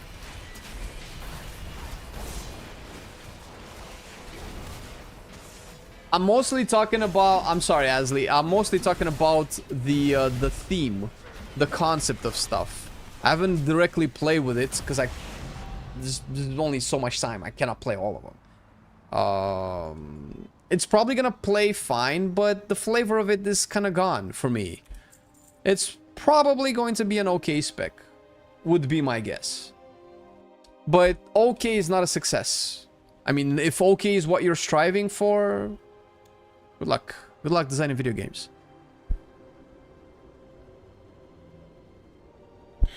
The size and power is exactly the reason their choice of piece is so important and honorable. I think we're talking about something else. How good is Master of Warfare? Is it worth 4 talent points? It's very hard to tell. Because I cannot track it. I cannot translate it into gameplay value. I cannot calculate it because we have no damage meters. And as I'm trying to log, I'm not sure I'm even able to do it. Let me see. Let me see if the log for this dungeon was saved, because my game crashed and it probably didn't log.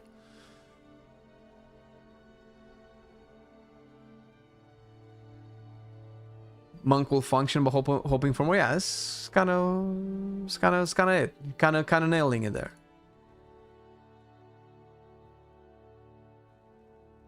Did I hard out of a? I don't know. Come on. Isn't it good that the base Windwalker isn't summoning pets out of the ass as a theme? I'm not necessarily sad about Stormworth and Fire, but that is an icon. Here's the thing, man. I don't give a fuck about pets. I don't know why people are losing their mind about pets. Who cares? First of all, I like pets. In WoW. But I never really saw the Stormworth and Fire as pets. And I've never really, after maining it for like a year and have been playing it for years, there was at no point where I felt, oh my god, why do I have pets? That's just, I feel like that's just people telling themselves something to actively dislike something. It feels like, what's the word? I don't, there is an English expression, but I don't know it.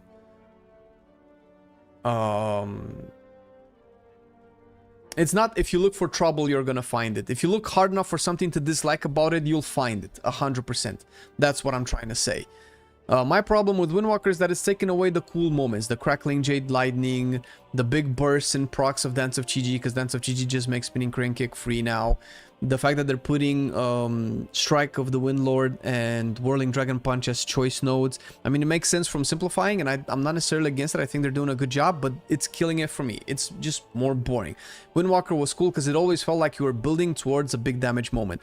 Now, they've taken around half of those away, if not more, just to make it more bland. It is just more bland. I don't care for it. I don't find it interesting. Now, if you like it, that's perfectly fine. I'm not even talking about Stormworth and Fire going away, but that was part of the personality of Windwalker. And for me, personality matters in an RPG. I don't care if that it just plays good. If I just wanted something that just plays good, I would play Fellowship right now. That's it. But I care about the personality. I care about the role-playing aspect of it. If I play a big Tauren warrior, I want to feel big and meaty and mean. Otherwise, fuck, I can play so many other better games that systemly or design-wise they're better than WoW. What WoW excels at is just not you know, perfectly designed specs and perfectly designed combat. Flat damage profile, sure, that's boring for me, that's not interesting. I like, what I liked about Windwalker was just those awesome moments. You were getting, oh shit, I got it. I press Whirling Dragon Punch, I get a free Spinning Crane Kick, and it does a lot of damage. I press my Strike of the Windlord with Conduit of the Celestials, I get this super hasted, speedy Fists of Fury into Slice of Winds, into, oh my god, I have Fists of Fury again because the cooldown reduction is so high. I do a Dragon Punch, I do, oh, I got Fists of Fury again, like that kind of stuff. That's fun for me. And it felt like it was so smooth and it was so fluid with Windwalker. And it doesn't play bad now in Alpha. It plays good, but it's boring. It's just, they polished the edges to be less risky for people to play, but then it lost personality, lost like some moments from it. That's my opinion.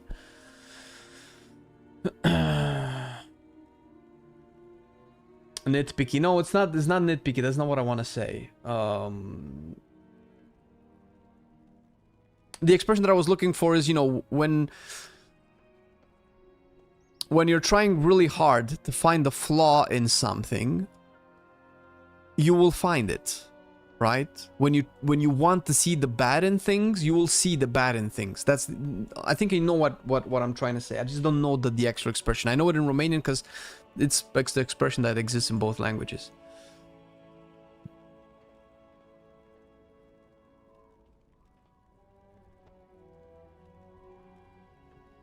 Miss the spin to win. Yeah. Google Translate. Yeah, it's not. No, that's not how it is. All right, guys. I'm looking to try out the new Unholy or the Assassination Rogue. I wanted to try one of these two. Which one? I only have time for one of them, and I'll do the other one tomorrow probably. But which one do you want to see?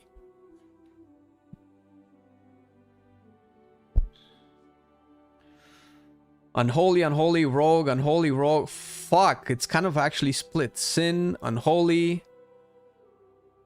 Assassination, Unholy. I cannot tell. Bro, it's so split. All right, let's make a quick poll. It's so split. I cannot tell which one is winning right now. Straw poll. Let's make a quick poll. What's now? Unholy, Assassination. Create poll, share, paste in Twitch, and I'll paste it for YouTube as well. There's nobody's live on Kick.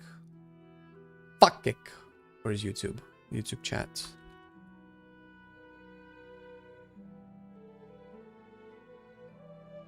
Negative mind, false fonts and everything. I don't know if that's a mind, if that's not the expression, but it is what I was trying to say. But not really. Please, I have to choose one? No, I can just show the results. All right. Can make this big, put it on screen, and I can go to the bathroom real quick. Where my shoes at? Where my shoes at?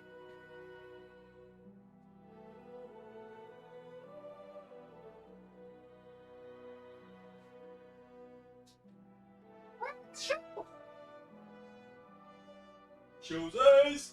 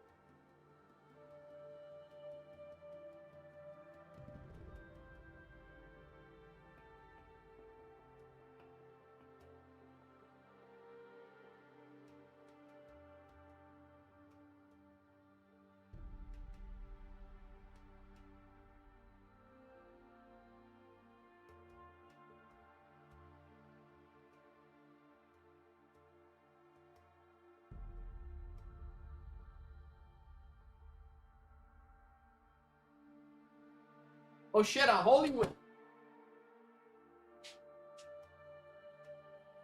that what we want? Unholy?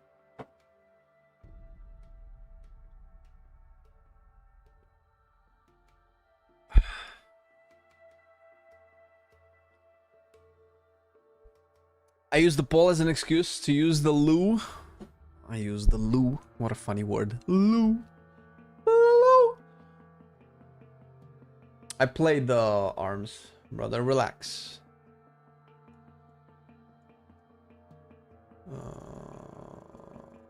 Why does this say Frost Mage? This Warlock.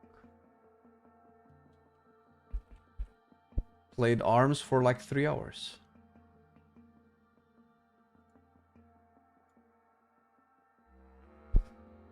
All right, well, the people have voted. Let's check the new Unholy.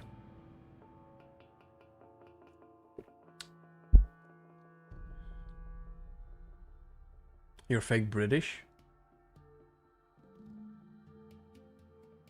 Where are you from? Like what country? I'm from Romania. Can't read emotions? Cannot read emotions either, man. Shit. They put me on some treatment, but it just never works.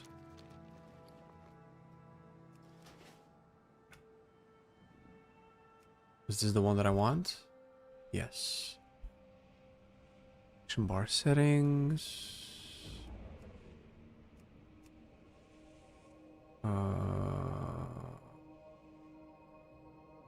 Okay.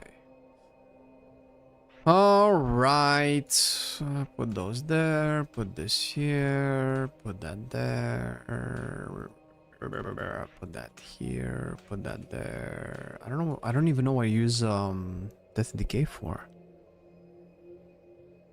They've changed more grains Death and Decay where now now you just hello. Brain slobber.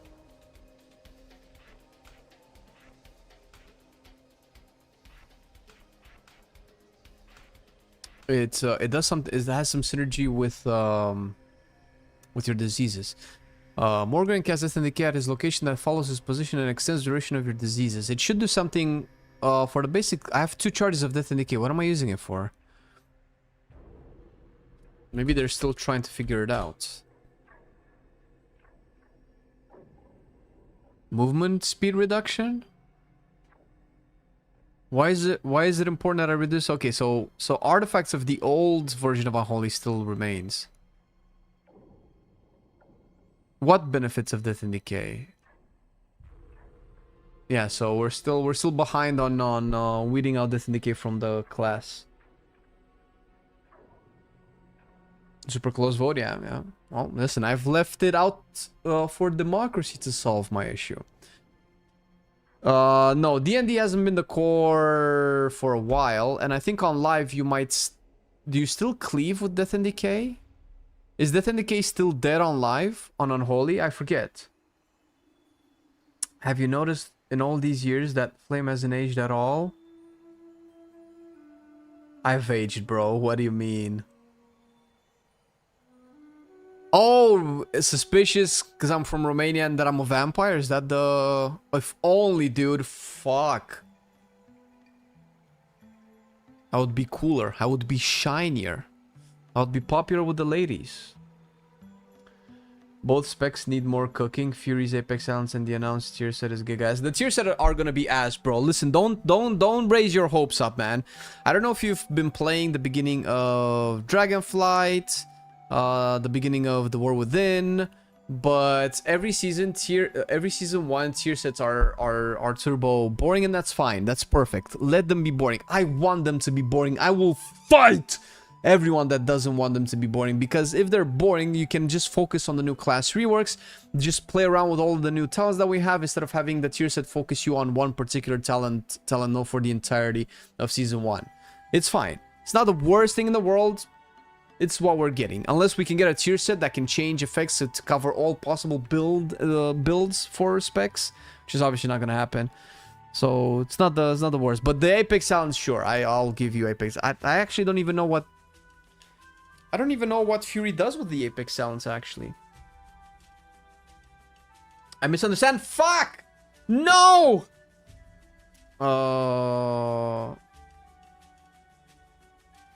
You said Fury's Apex talent in the announced tier set is Giga Ass. The only tier set that has me excited is the Elemental tier set. I mean, sure. Bro, have you guys seen what they're doing with Beast Mastery? Holy shit, I haven't seen more boring buffs and changes in my entire life. I swear to God, I have a feeling that if we look up the tier set for Hunter in vanilla World of Warcraft, it's more interesting than what we have right now. I'm not saying it's turbo boring. You said a Giga Ass, bro.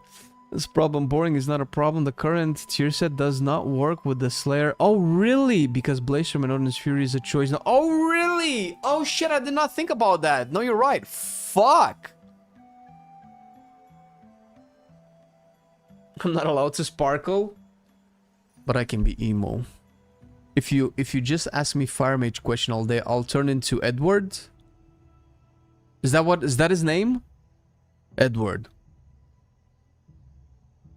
There's no meaning. There is no more main. There's only alts. It sucks. Don't buy Midnight. Play Fellowship. Turn off the stream. No, don't turn off the stream. Holy shit. Drink water. Also drink the water.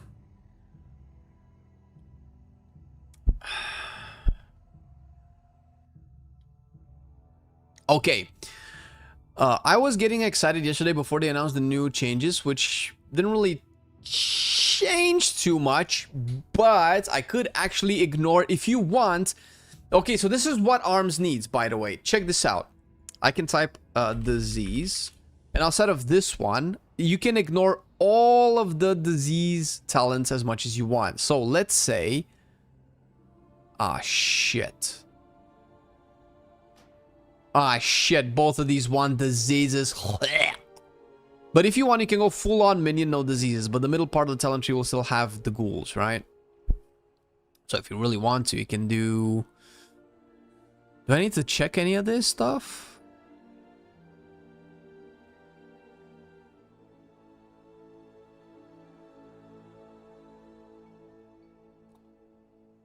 Oh, shit. Oh, this is kind of cool. They made Death Knights tankier.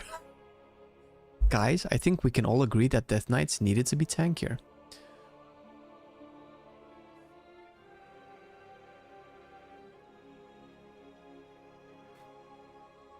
We can get all capstones. Fuck.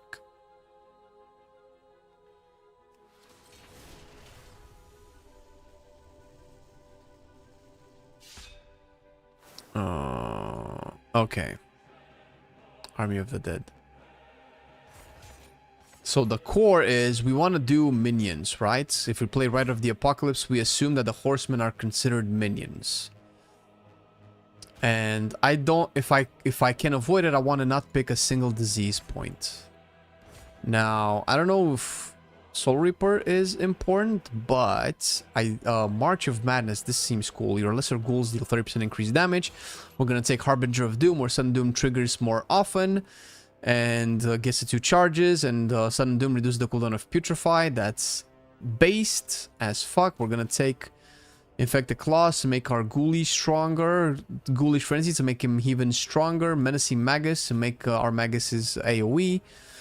We have Unholy Devotion. Putrefy causes up to 2 other lesser ghouls under your command to go on an Unholy Frenzy, increasing their attack speed by 100% for 3 seconds. And extending the duration of the same amount. Couple that with 30% extra damage. That sounds dope. Putrefy deals 20% increased damage. Okay, wait a minute. So command your oldest lesser ghoul to strike the enemy for a lot of shadow damage and have them explode for a lot of shadow damage. Okay. We're probably gonna take all these increased damage, or this is 20% increased disease damage. This is 10% increased damage. This is Dread Plague spreading. I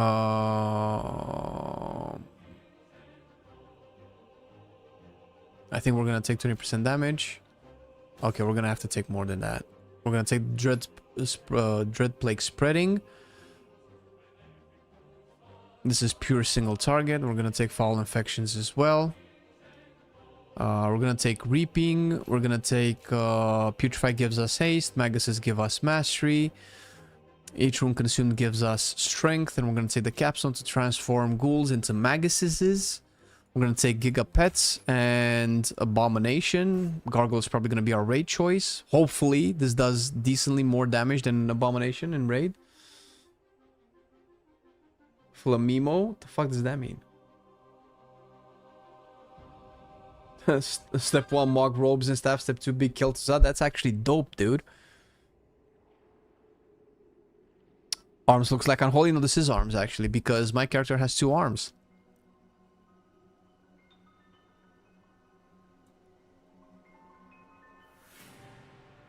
Oh shit, I'm missing a talent point. Ooh, I think I need to level up.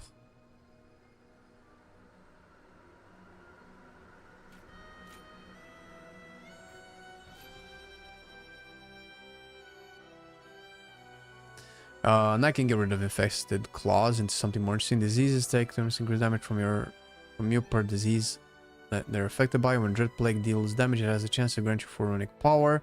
It's actually probably pretty good. Why can I not get the last thing?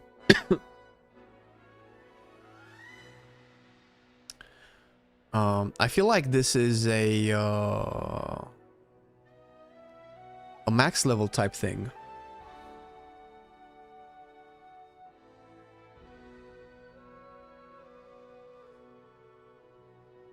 Diseases deal damage over time. There's some more damage over time and 70% of the duration. Okay, so this is new Abon Fever. The explosion effect of Putrefy extends the duration of your plagues by 4 seconds and deals 30% of the... Okay, this sounds so cool though. Scorch right now instead causes your plagues to erupt for the damage they would inflict over 5 seconds at 35% effectiveness.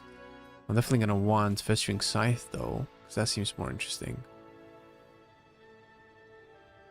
Okay, all will serve as just bladder. Does this say we or single target? When consuming sudden doom, your death coil commands your archer to fire an additional blighted arrow at 80% effectiveness. Epidemic will instead cause blighted arrows to ricochet. Ooh, I want ricochet, ricochet, ricochet.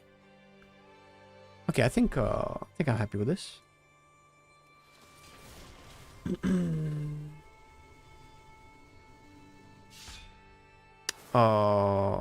Let's look at the spell book. We will need our Death Grip there. Lichborn. Now there's no longer defensive. It just it's kind of a defensive slide. Kind of a little bit. A little bit. A little bit. Putrefy. This is our big thing. This is our big boy. Big boy. Dark transformation. Transformation. Chains of Ice. That's it? Holy shit, these are all our bars?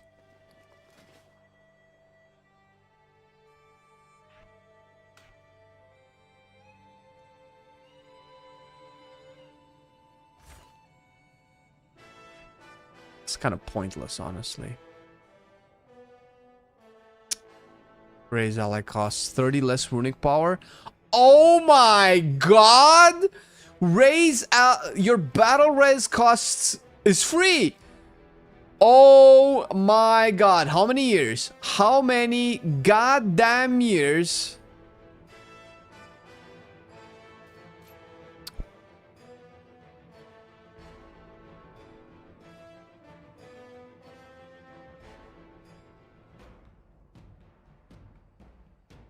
I kind of want to get that though.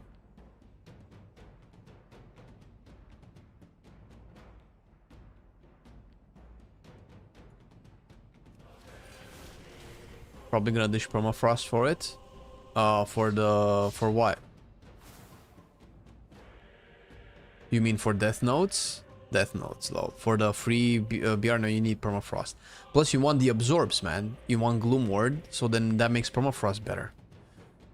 Although obviously permafrost is probably auto attack damage, granting absorb equal to 20% of damage. Alright, never mind. I thought this was like a dual wield type thing. That's advanced grants additional turn and movement speed over the first 3 seconds. Obviously, Wraithwalk is better. Wait, do you use... There's no way you use that over Wraithwalk on live. Wraithwalk breaks roots, bro. What do you mean?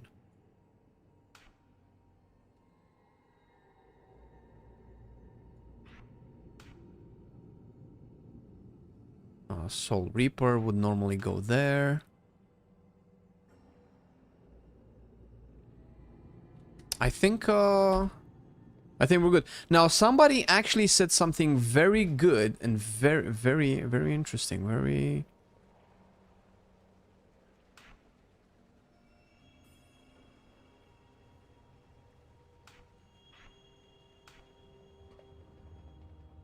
No, I cannot do that, bro. First we need to go to Accurus to rune blade our blade, to blade rune our rune.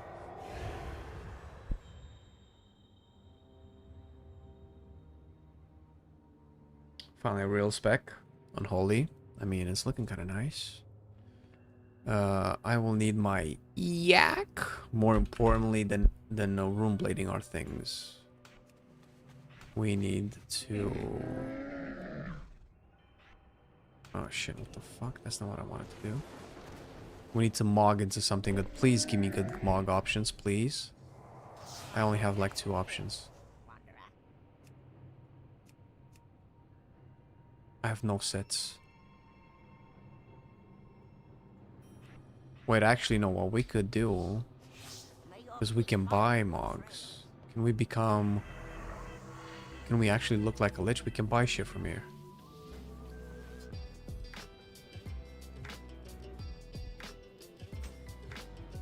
Hey, Cine, thank you for the prime. Appreciate it, dude.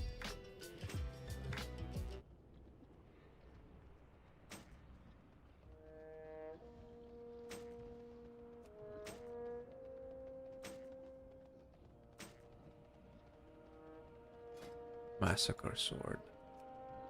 Oh, this is cool. Where do they have these?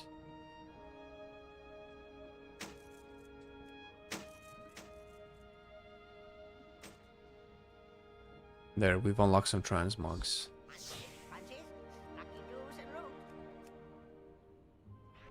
Perfect. Can we fully look like a necromancer?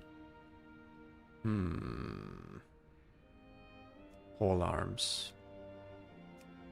This is the most necromancy thing I can do, I think.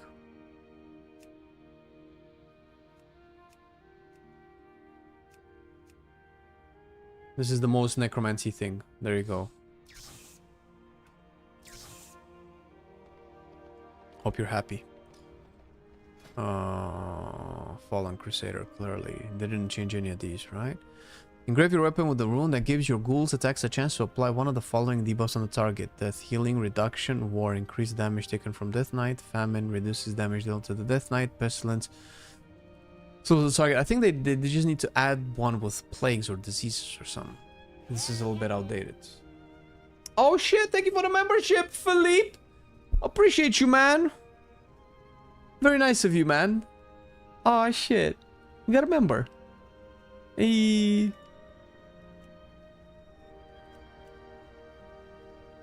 Movement speed.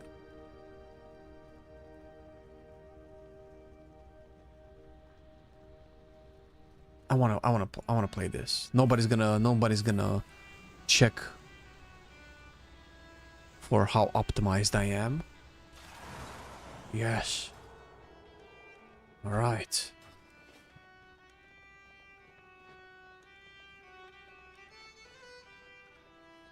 Don't be envious of Fallen Crusader, man. Look, I'm not playing Fallen Crusader at all.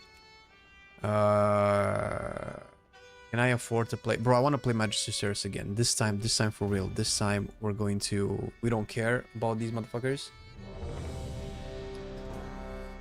I need to set up my cooldown manager though. And I need to save my UI in case I crash. I hope it doesn't reset it. Okay, first of all, personal resource display.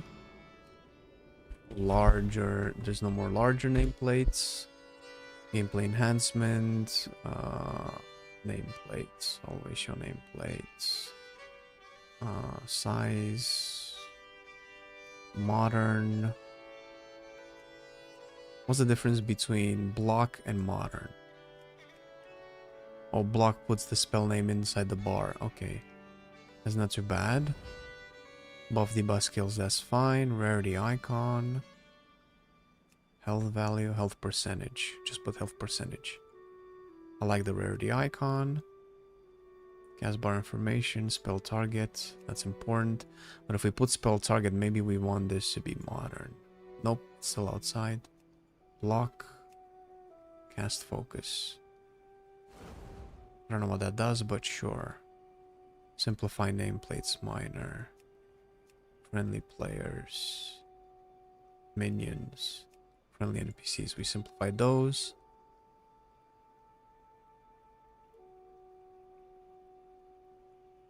Okay, now we go to cooldown manager. We're gonna want to track putrefy. We don't need to track any of these. We don't really need to track putrefy either, but I'm just putting it there because why not? I don't even know if we need to track anything, honestly. Maybe how many ghouls we have out, but I guess that's gonna be done with putrefy. I'll keep the kick there. Let's see. Sudden Doom is good. A Feast of Souls. Oh, if that can show. Commander of the Dead. Empiric Strike. Dark Transformation empowers your gargoyle and abomination lesser ghouls for 30 seconds, increasing their damage. I don't need to track that. Ancient Runes. I definitely want this. I don't know which one of these this is, but Forbidden Knowledge, that's good to know, actually.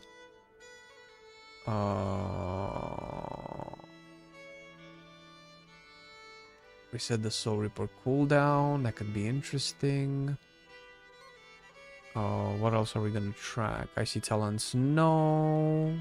It's another Reaping. Runic Corruption. You know what? I always wanted to see this proc. To know when I get Runic Corruption. Save. We're gonna log out. And have these settings saved. Meanwhile, can I finish my groceries? Let's see.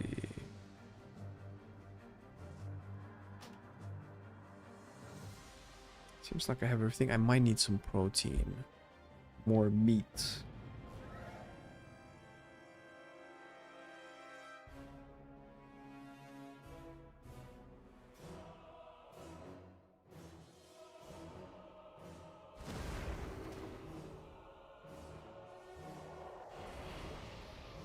I need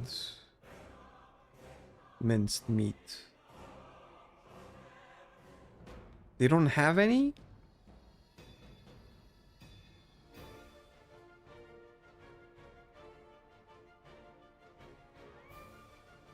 God damn it. I'll figure it out later. Okay. Let's see what we can do. The terrace holds what we require to gain entry to the Void Storm. The Cynosure of Twilight. Wait, why does it track Lichborn?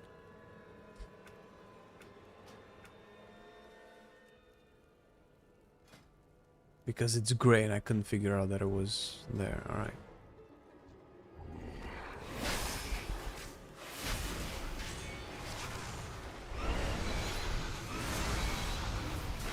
Oh, are those the ghouls?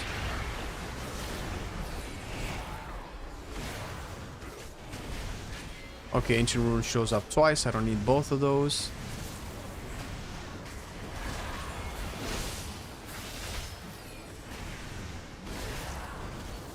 You were warned, Umbric. The terrace is forever closed to you. Now leave before... Of course he left a message for me. I'm afraid you'll have to incapacitate the guards. Okay, take a I lot have of a these few away. items I'd like to pick up while we're here. I'll meet you at the exit. So why would I ever...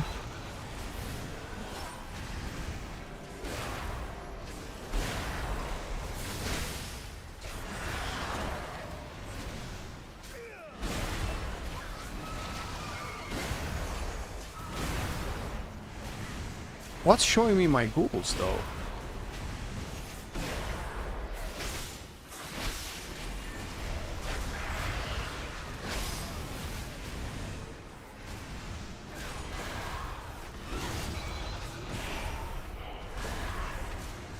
I can see the diseases. What is this? Dread plague. Oh, they changed the icon. Alright, what is that? What's my ghoul? What does that show there? Is that what that is? Yeah, this has to be what that is. They just didn't put a name on it yet. So if I kill the target with a dread plate, it should spread, right? Yep, it spreads to this guy.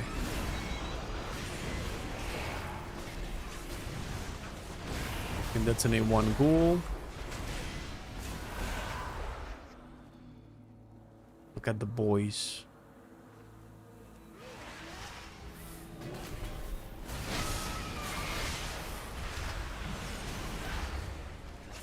Can pop the army. Spawn ghouls. Make them blast. Actually. Can... Oh, no. Polymorph.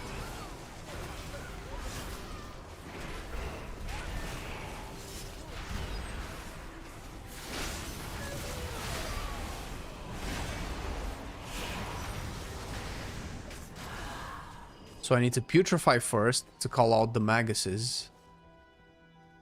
And then spend the runic power.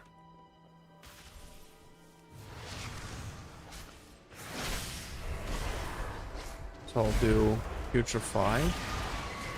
Putrefy again. Putrefy again.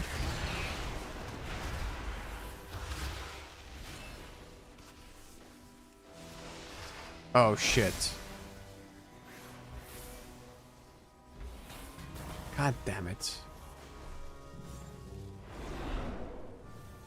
Alright.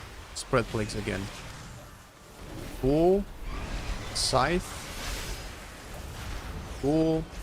Cool. Cool. And then putrefy.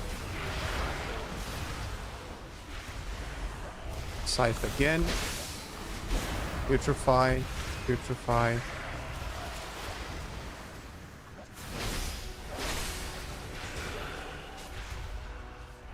Okay, this is more interactive than I thought it would be.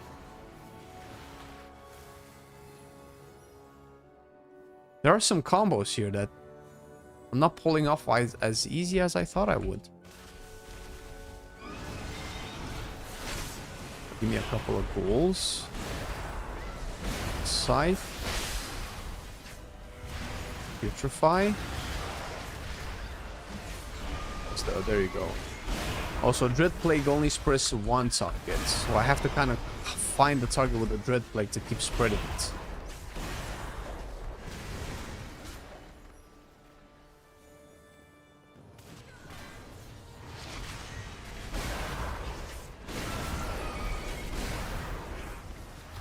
Let's get this guy.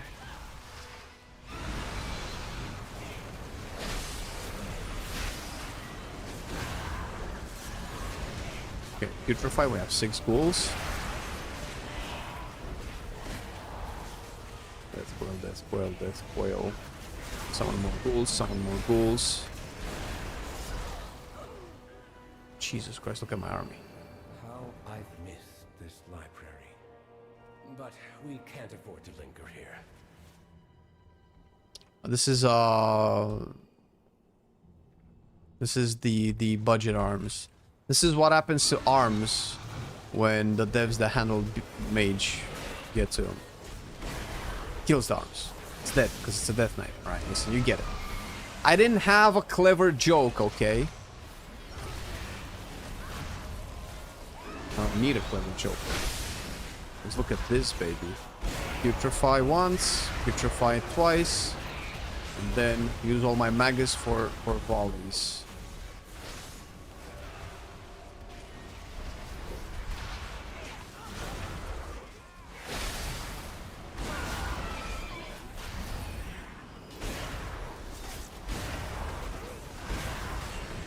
there a max number of golds I can have? I don't think so. As high as my haste allows.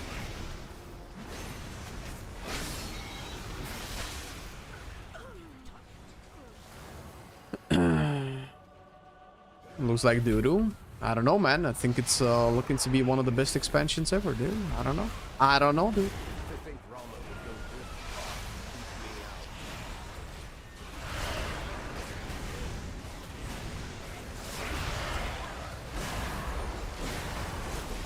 I need more Sun Doom procs.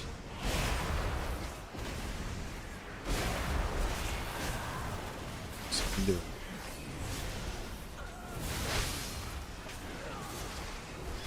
Cool. Putrefy. Ghouls. Ghouls. Ghouls.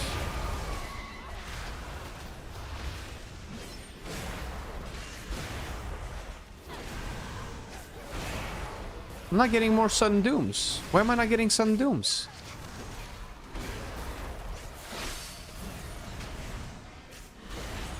No, I'm getting all the Sudden Dooms back to back.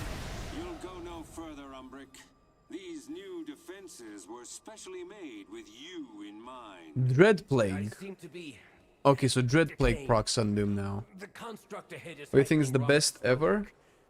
Because they're doing changes to the game that are really good. Obviously, not all the changes are good. So I'm not trying to say that everything that's coming is good, but simplifying the game is very necessary. Very necessary. Making the game feel like WoW again would be nice.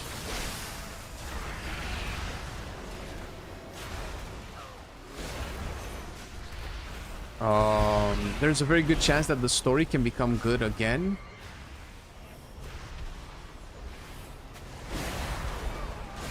They're taking a lot of feedback in. A lot of the classes feel very nice to play. I don't need guides and add-ons to play my class efficiently. That's great. Can I just pull this guy? Nope.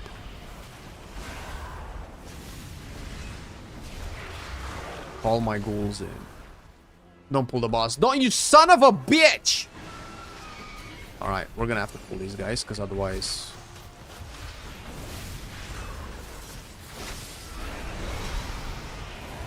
Alright, we need to kill these guys super quick, super quick, super quick.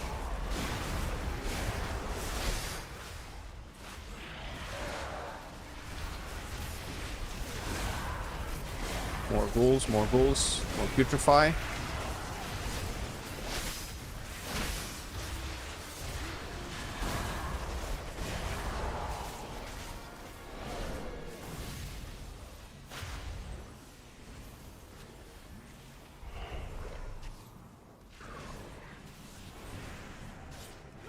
Heal me.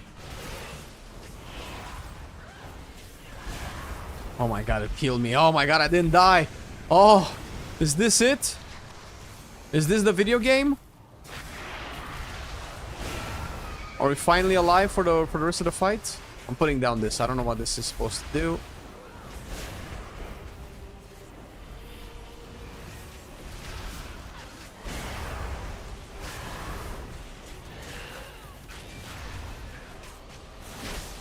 Why are we going this way? Also, Festering Scythe is... Dude. Why am I taking so much damage?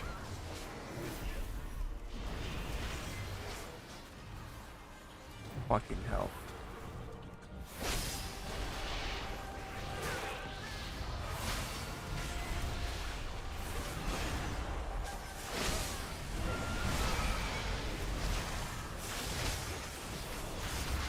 Polymorph, eat a dick. No, I need to soak.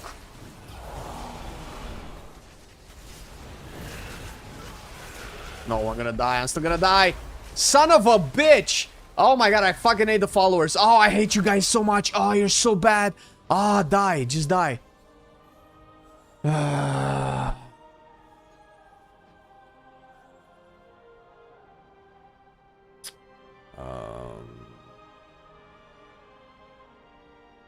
They did tweak Unholy. Yeah, they added a new capstone in Pestilence, which I'm not playing anyway. But They've changed Putrefy from last I've played it, where it now has built-in cooldown reduction. They put Soul Reaper back, but that was last week, right? I just didn't have a chance to test it yet. And this week they've put Pestilence in. They tweaked a couple of the plague nodes. Do you think Blizzard will add a samurai in the future? I'm so high for a samurai class. I don't think so. No, I hope not. I mean, add samurai if you really want to, but after like 7 other Warcraft classes that need to be added. So in patch 25, patch 25.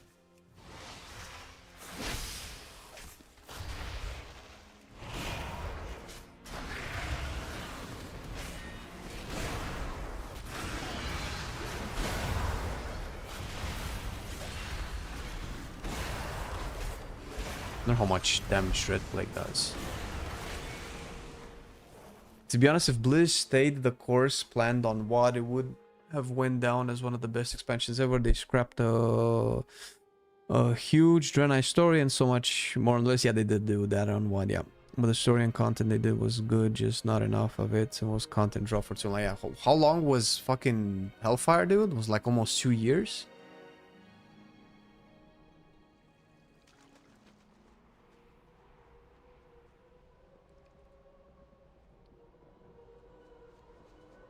I need Unholy Forsaken with this Mog.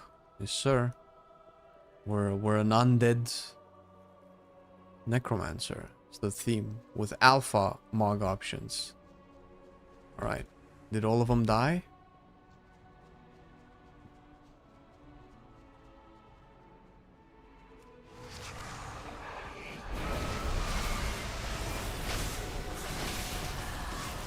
Let's put one Putrefy on cooldown at least.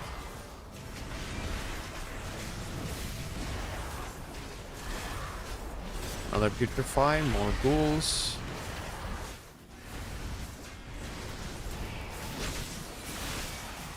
I don't need 2 festering sites. I need ghouls.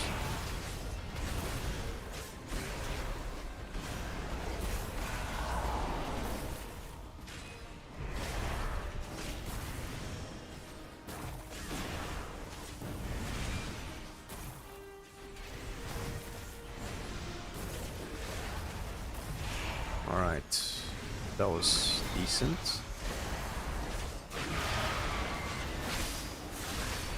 Okay, so with Putrefy, I kind of need 3 ghouls out. I think that's what I'm doing wrong right now.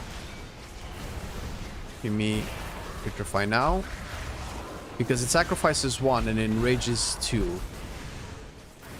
Move it out, bro. Putrefy.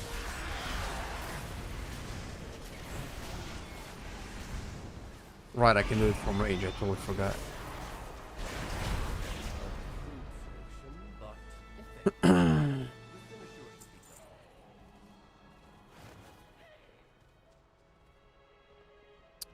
I hope I say that it has the potential to be the best. Yes. It's a Warcraft story. Well, the good classes are looking really good. I know a lot of people don't vibe with the pruning of the classes, but if you don't like the pruning of the classes, then there's nothing I can say that will change your mind. If fun for you means complexity, and it's not like I don't understand it, but if fun for you means complex classes that require, you know, practice and patience and a lot of optimization, then you're not gonna like Midnight. That's just how it is. Nothing I can say will change your mind. So if that's the mentality that you're going forward with, I guess maybe take a break. Which sounds very shitty, but it is true. All of the classes will be easier to play. The game's focus will change a lot from what you have probably come to love.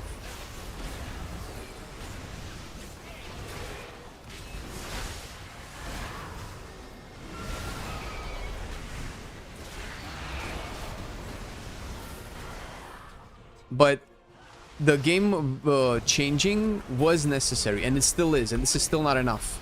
They need to change more.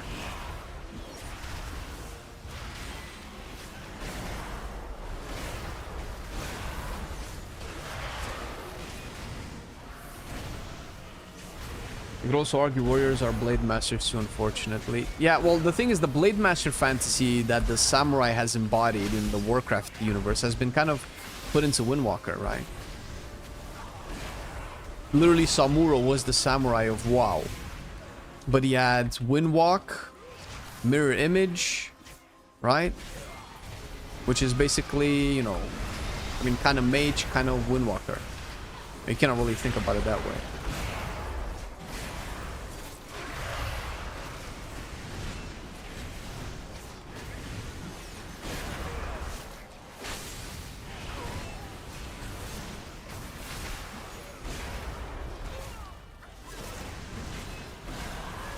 The year is 2027, the tank is playing on console and pulling one mob at a time. He got the Xbox Game Pass WoW level boost package. He dies and blames the healer, the rage quits. They'll go play NBA 2K. You type dogshit console tanks and get banned after AI mod. Yeah, well, listen, it's a whole new world, man.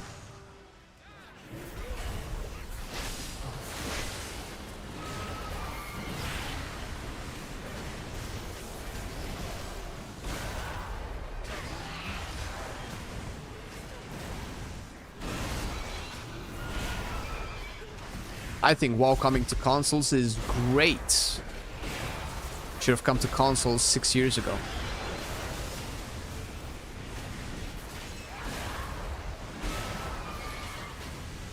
Hey, Jeff Fit, how's it going, man?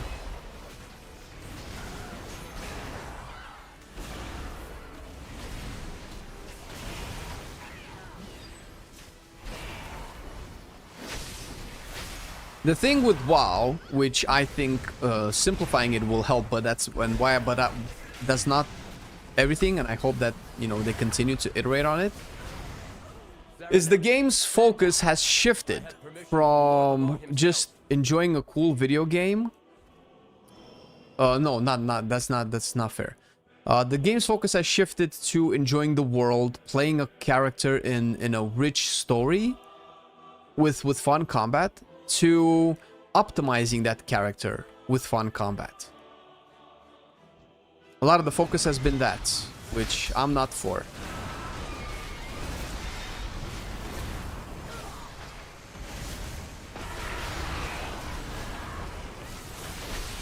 Oh shit, I can immune that after the fact?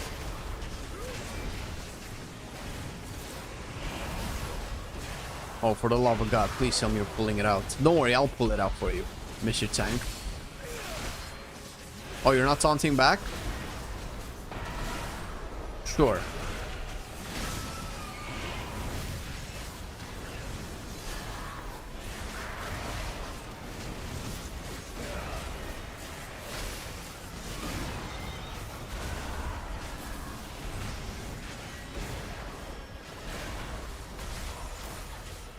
Oh, I should have been in. Okay.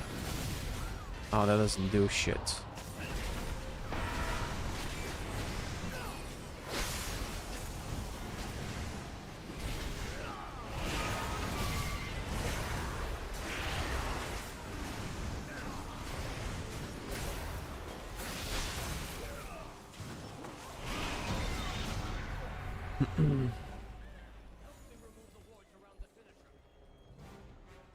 Mouse and keyboard on console, they're probably going to simplify the controls even more. There's fewer keybinds. You can play Final Fantasy on console. You can play a lot of RPGs on console. They just have to slow down the gameplay, the combat. They clearly have to simplify for console release, yeah, but Microsoft is pushing them for that, and hopefully they can deliver on the rush demands. That's probably true. I don't know if Microsoft is pushing them, but it's no surprise, and it shouldn't surprise anybody that WoW would want to be on console. It's a much bigger player base. It's a much more casual player base of gamers, which is what WoW has always been. It was never really... This whole WoW is a super competitive, high-skilled game. It's only like a more recent thing. It's not really what WoW is supposed to be about, my opinion. And bringing it to consoles is definitely a step into that direction, into, you know, bringing back WoW to the casual gamer. WoW has always been a casual game. And if you think, and if you disagree, you obviously haven't played an actual really hard game, competitive game. The fact that WoW had AWC as its competitive part is totally different, and that died. That's gone now.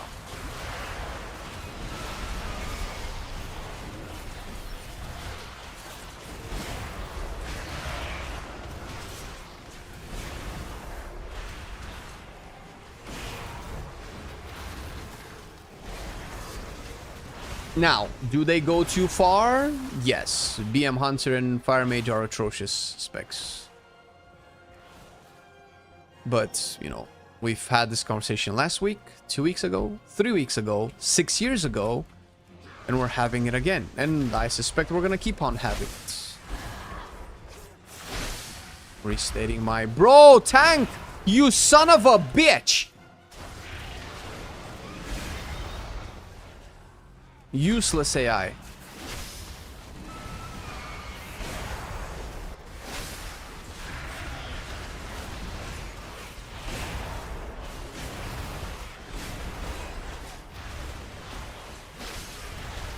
DK in Midnight is, you know, there's no such thing as good yet.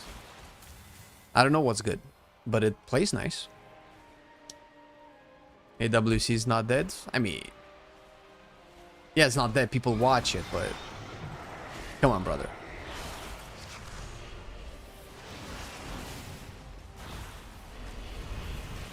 It's not... Yeah, obviously, you know, we memed about people overreacting and exaggerating about calling WoW dead when it wasn't really dead. So, you know, I'm kind of doing the same thing now. It's short. You're kind of right. It's not dead, but it's the PvP scene is not what it was before. You can cope however much you want to.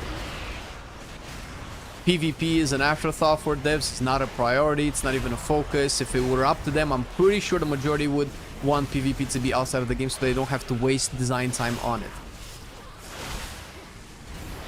I can probably bet money on that the majority of the devs at Blizzard would much rather PvP not be part of the game.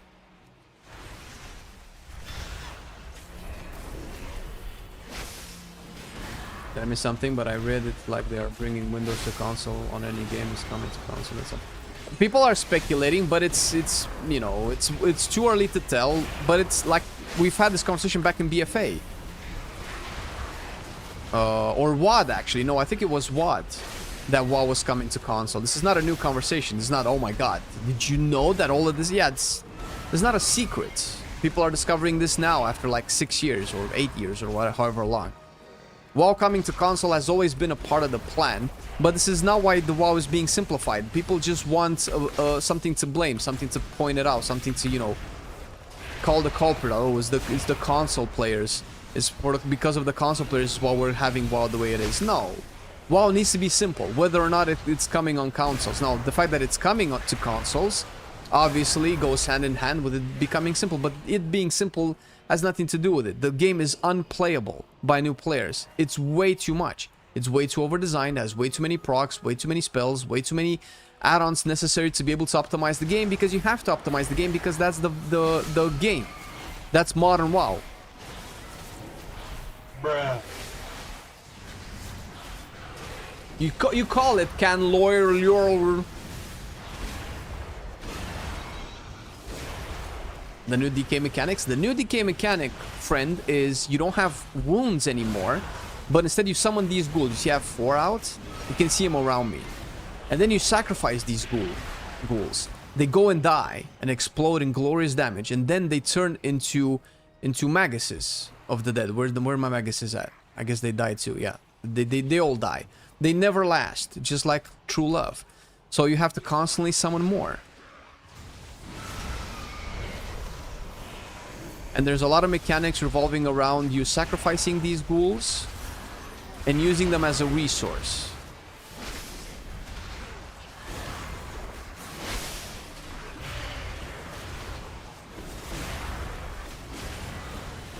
So think of a necromancer, and now you have the new Death Knight.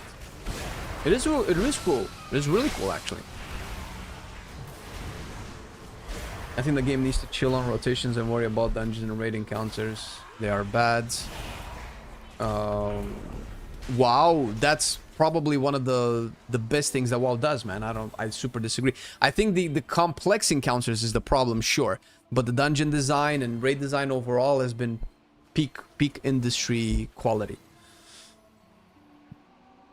Final Fantasy 14 and Fellowship, good dungeon raid design. I would disagree. I think Fellowship, I don't know too much about Final Fantasy, but every time I see, hear, or talk to somebody that raids in Final Fantasy, I figured, oh, this is boring. This is way worse than WoW. And this is not just my opinion. Even top tier raiders in both games, more or less, most of the time agree that WoW is better. But even so, I don't care of which one is better. That's boring. I've played Fellowship. It's good. Where Fellowship excels is its actual systems and progression. The actual dungeon layout is fine. I don't know if I necessarily call it better than WoW. It's different, and in WoW we've just gotten used to like a certain type of dungeon.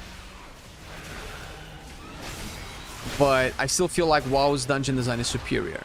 Fellowship is just new and interacts differently with the progression system, which I think is really great. That's superior to WoW. The progression system in Fellowship is way superior to WoW. How they made Fellowship be super simple, but yet has skill expression, that's better than WoW. And hopefully we can move into that direction with WoW as well. But saying Fellowship does dungeons better than WoW is, I think it's disregarding a lot of things that WoW does really well. You can criticize WoW for a gazillion things that it does very poorly. But dungeon and raid design, I don't know if that's fair.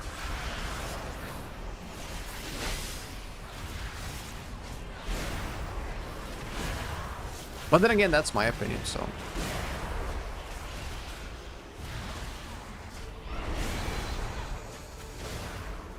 How's Arms? Arms is pretty good. I like that. It needs a lot of work though. It's not quite there yet. There's a lot of conflicting talents still. So I hope that they're... Oh shit, Strickland, thank you for the subs, buddy! Holy shit, how many is that? 7! God damn it, dude! Appreciate it, man. They're a thousand times better than WoW. Well, I 1,000 times disagree. Boss design, well, bosses are very one-dimensional. Okay, but now we're getting more and more into specifics. And I cannot argue too much. Because I haven't played that much Final Fantasy, so maybe you're right. I have seen Final Fantasy raids, not all of them, not every time. I've seen how they look, and just judging by they look, I'm not sure I would enjoy them. They lack the personality, they're way too flashy, they're the typical JRPG style raids, and visuals for me are important. Final Fantasy does not do it for me.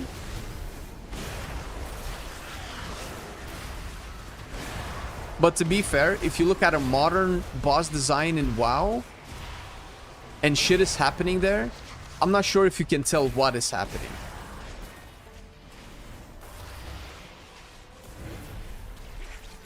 But there's a big gap to fill between one is better than the other and one is thousands of times better. I mean, obviously you don't mean thousands of times, you mean way better, but I don't know. You can, that's the only thing I can say is like, bro, WoW has a bigger player base. So any comparison between Final Fantasy being better than WoW, I can just always counter it with that, even though it's not a fair argument to have, but it's an argument that you cannot counter. Because at the end of the day, numbers don't lie. But again, I don't care. I don't care. The fact that they're two very different games is perfectly fine, and people can enjoy whatever they want. And I hope WoW cannibalizes both Final Fantasy and Fellowship and becomes a better game.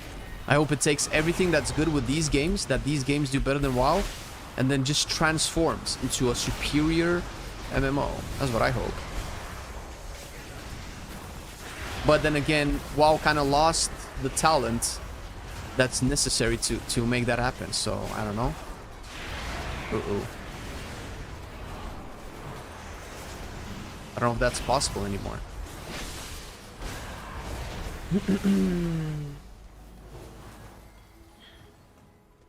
Problem with Final Fantasy 14 is the classes never change rotation. They don't do class changes, but pump new PvE content. Oh, I've heard that before too, yeah.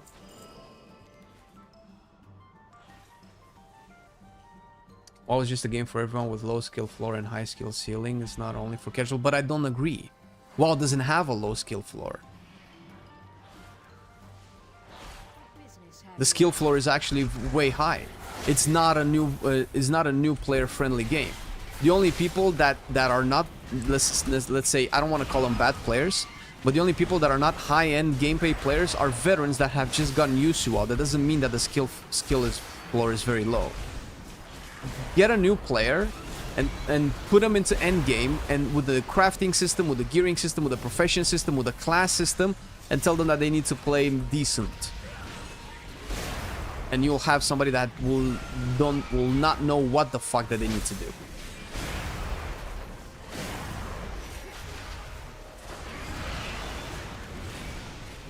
The fact that you can just probably take half of the keybinds off of your bars, or put the one button rotation and somehow manage through the lower part of the game, doesn't necessarily mean that the game has a low skill floor. It just means that the game plays for you because a lot of the stuff has been automated by either add-ons or the in-game one button rotation, because Blizzard has agreed, holy shit, our game is way too much. And I don't call that playing a video game. I call that, I don't know.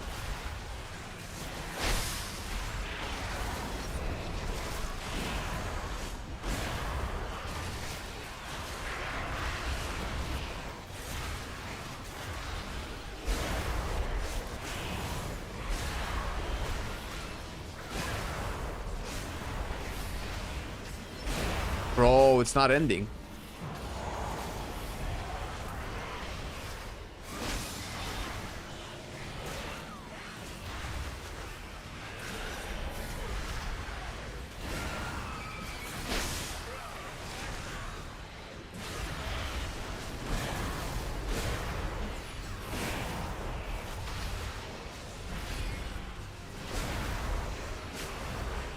Is this guy healing? This motherfucker is healing.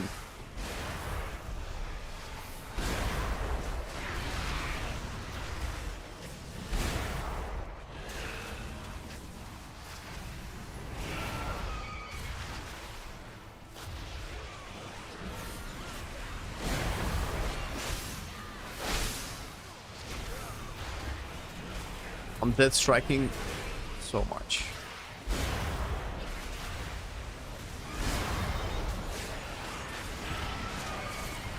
Oh my god. That was kind of nice, actually.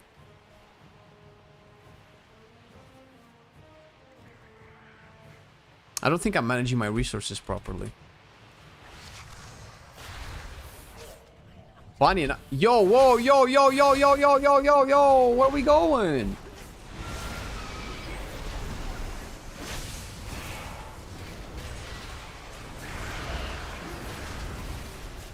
I'm just that squirrel.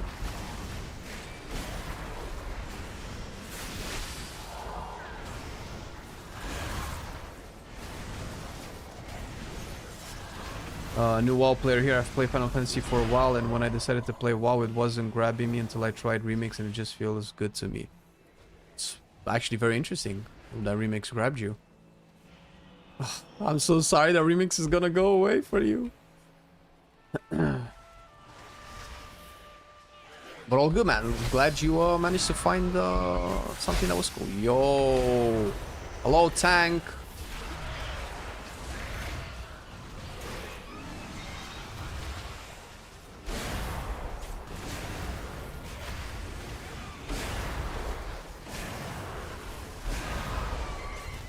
Why is this guy dying so much?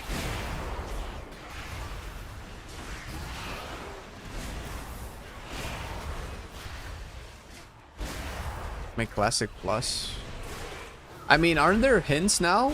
Some data mine builds or something with Classic Plus? Salud Portugalia! I was wondering how's the current state of WoW with this add-on genocide they're doing. What's the honest opinion regarding it? Oh, it's great. It's great. It's very unfinished and it needs a lot more work, but it's gonna be great. Okay, I don't think there's gonna be a middle ground here, or at least it cannot be a middle ground. They have to really pull this off. Dude.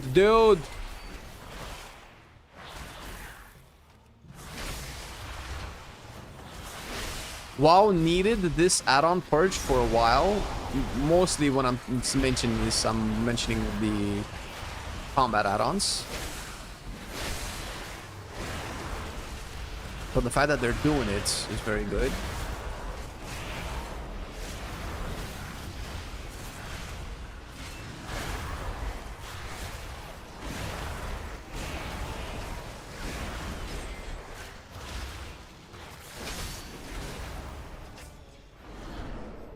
Let's go. I think the tank is in combat with like a bugged NPC again. I think that's what's happening. I need to ping it to fucking move.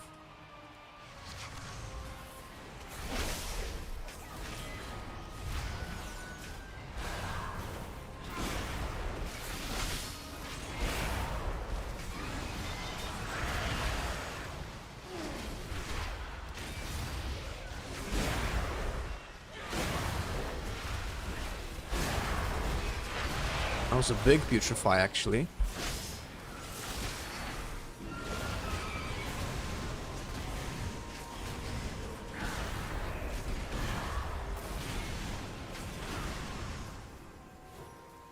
What's the epic silence for Unholy? Actually, they're kind of bland. Your Army of the Dead just empowers your Death Coil and Epidemic to deal more damage and buff you. I think it's no, they just do more damage, that's it.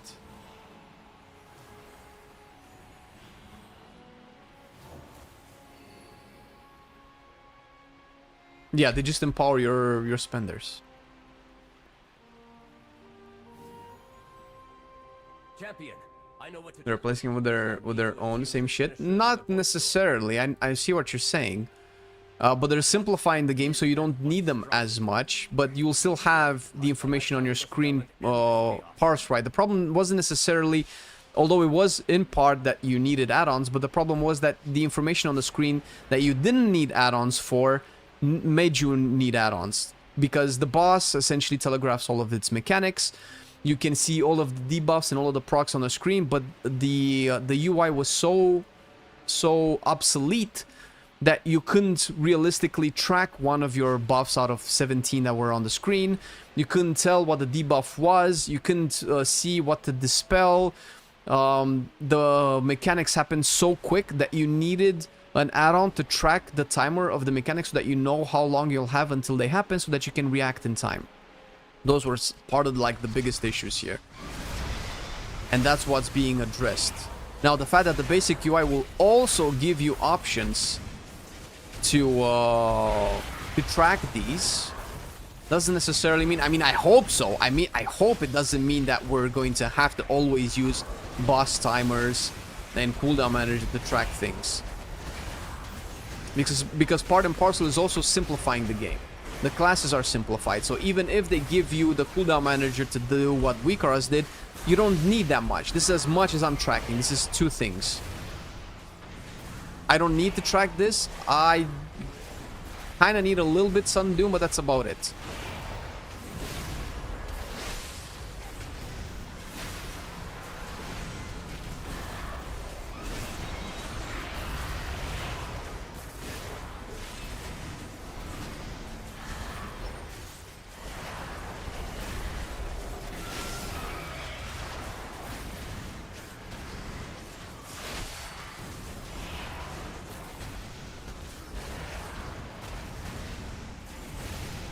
I don't want to soak shit, man.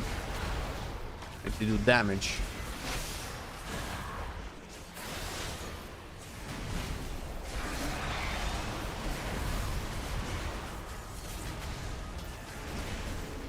Getting my cooldowns back.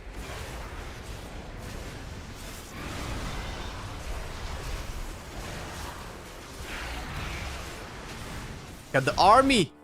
Army of boys! It is done. We have our way into the void. That is a little bit bland, true, yeah. That's why I'm not really interested in playing the capsule. Like, the actual talents that Unholy has at the bottom are way more interesting than the Apex sounds. A lot of the Apex sounds, unfortunately, are a little bit boring. How does the bar feel in dungeons? Have you tried it? Yes, it feels pretty good, pretty good. I haven't played it too much after they nerfed the Void meta, but it still feels really great to play. UI has been a nightmare for me. Yeah, I can't even tell what's going on half the time. Yep, that's the experience of a new player. Yeah, that's the low skill floor that people think WoW has, but that's only from veteran players. Really hope they can make raids and dungeons super fun. How's your experience so far? Well, I haven't really played raids and dungeons. This is just follower dungeons, and things are buggy. These guys are out of their minds with how they're scripted. It feels very chaotic. The dungeons designs seem cool, the mechanics seem cool, and I don't think anybody knows anything about raids. I know Blizzard is paying you in WoW tokens 100%, bro. That's why every time I log in, my gold stashes are so low, and I'm indirectly begging people for gold.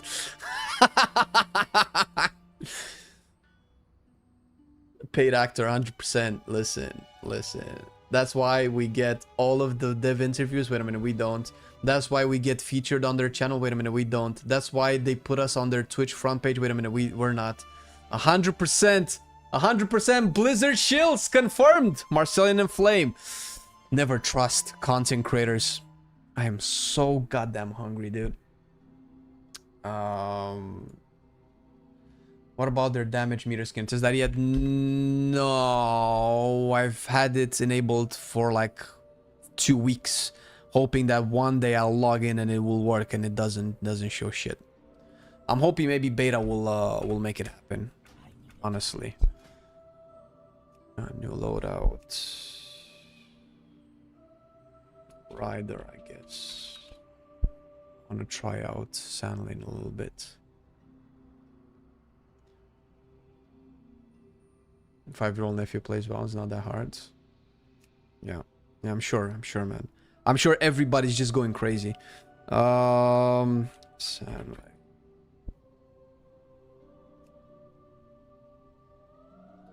Pizza? No, that wouldn't be good at all. That was terrible. Blizzard sandwiches? What's a Blizzard sandwich? That sounds nice. I'm so hungry. I would go for anything, bro. What's a Blizzard sandwich?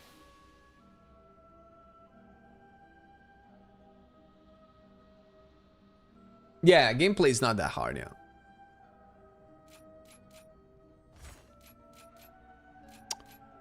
I have no idea what is what here. Vampiric Strike increases the damage of your permanent goal by 20%. When Sudden Doom is consumed, you gain strength. Essence of the Blood condition increases mastery. Whoa. Dark Trance summons a Blood Beast to attack your enemy. Each time the Blood Beast attacks, it stores a portion of the damage, and then it explodes. I think this has been nerfed even more. I think I want to play Infliction of Sorrow, no?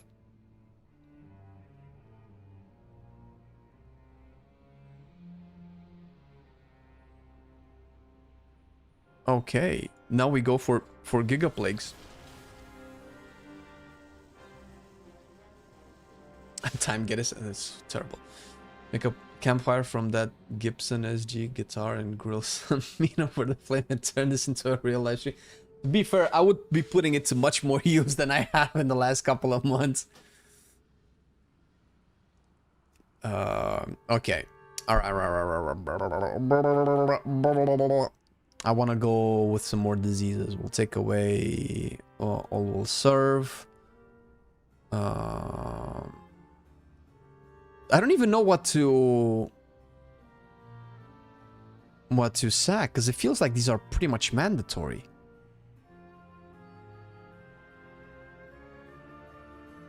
We're gonna go with diseases here.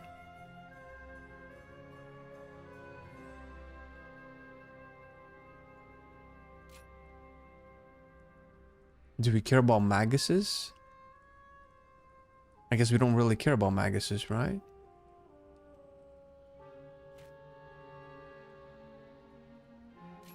Morbidity. We're gonna keep Unholy Aura and Ancient Runes. We want the A-bomb for the Disease Cloud. We'll take away that. Take Pestilence.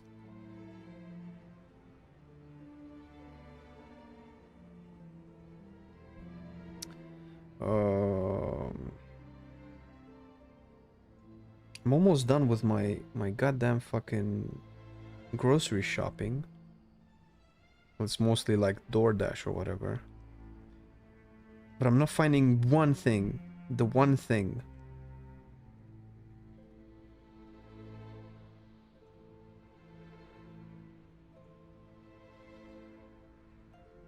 Am I gonna get this? Sounds terrible.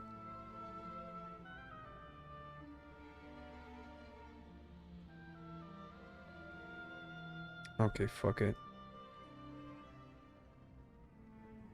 I'm so hungry. I'm like salivating right now. I'm just looking at my grocery list. I need like a sandwich or something. Will we see Marcelian on streams? I don't know. I don't know. It's not like I'm keeping him hidden.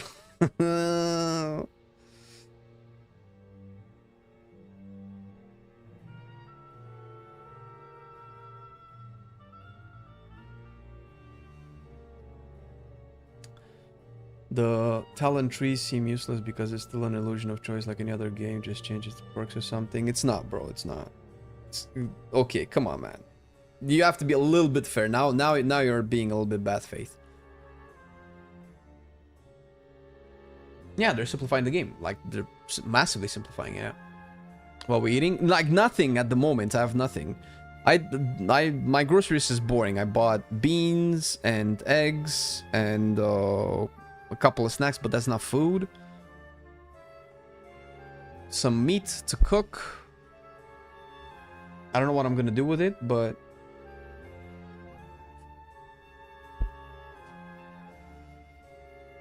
what about their damage meters? Can you test that yet? I think I just answered that. Yeah, no, the damage meters are not in.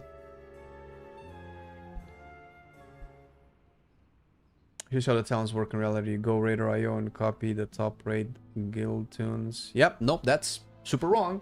I would not or recommend anybody do that. I've seen people do that and they play like fucking shit. If you don't know why talents work or why certain builds work, you won't be able to properly play it as optimal as you're pretending to be. Not to mention that the deeper you go into your spec, the more you'll actually realize that there are actual options and differences in talents for some specs, not all of them, where it actually makes a difference on what you do. There are builds that people keep playing that work differently in certain dungeons, mostly in dungeons because they leave a lot of more room for flexibility. But also I have mained Fire Mage, Windwalker Monk. Right now I'm kind of maining Havoc, but it's not really a main, it's just what I decided to just play a little bit more of. And all of these specs, particularly Fire Mage and Windwalker, because that's when I was really maining them, had at least 3 to 4 builds for the raid depending on each boss. So sure, okay, we can meme it that a lot of it is just, you know, simmed and calculated by somebody else. You're kind of copy pasting anyway, but there's no such thing as illusion of choice. You actually do have a choice, and it alters the spec slightly, not by, well, I don't know how much people would assume it does, to change your damage profile, to change how you deal with certain situations. So yeah, no, maybe it's not as impactful or as diverse as even I would love to sometimes, but come on, man. Just download Hekili. Hekili! Give me a sec.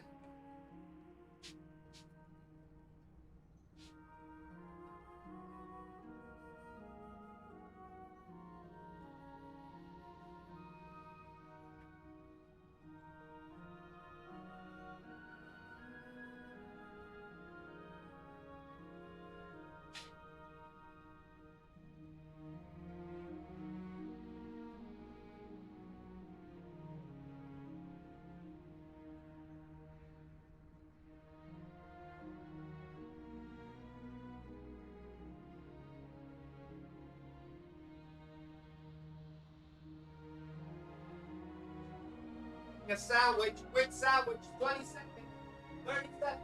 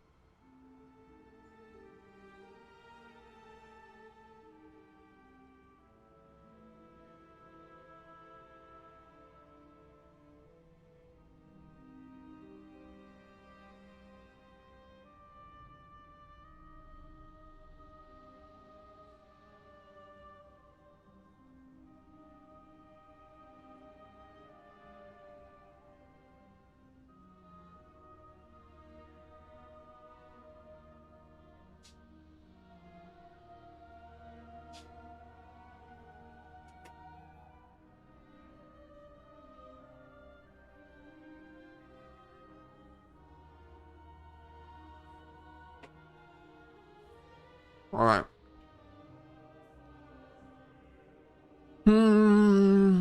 If I go this way, do I just get rid of Army of the Dead? I don't think so.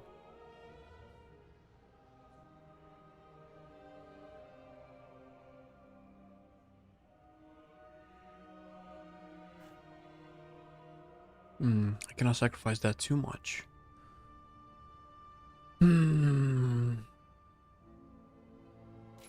Yeah, if I want Apex sounds, I need to get rid of this. I don't know if this is...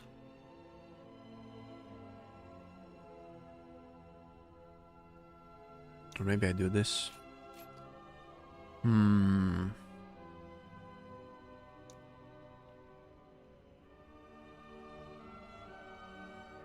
Do I care about Putrefy if I go this route?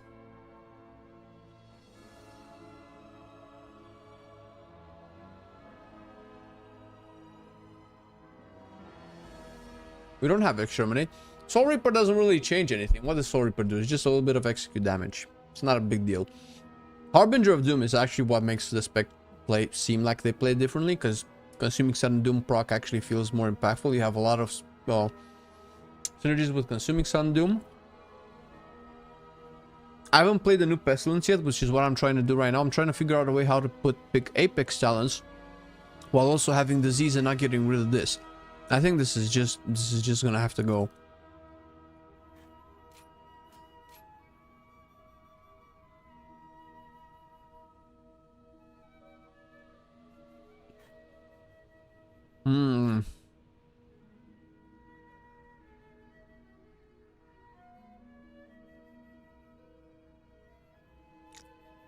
Actually, fuck it, bro.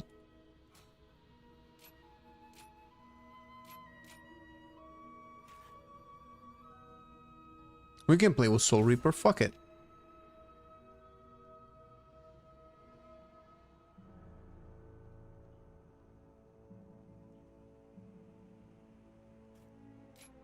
We can do this.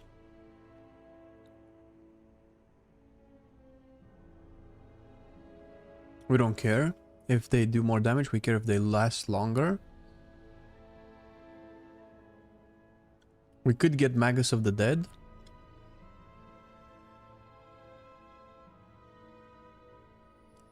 It would be interesting if I could get 2 more points here for these.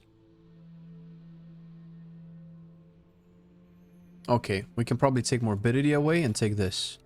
So now, we only really want Maguses for the Unholy Aura. But I took them so that they can do a little bit of AoE damage.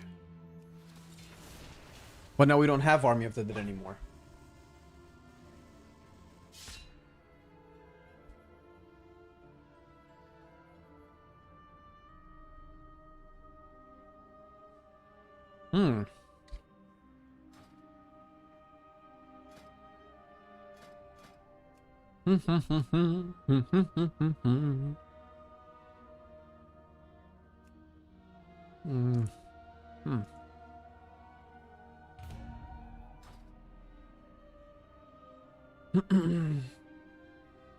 Yeah, I'm a big fan of controller gaming.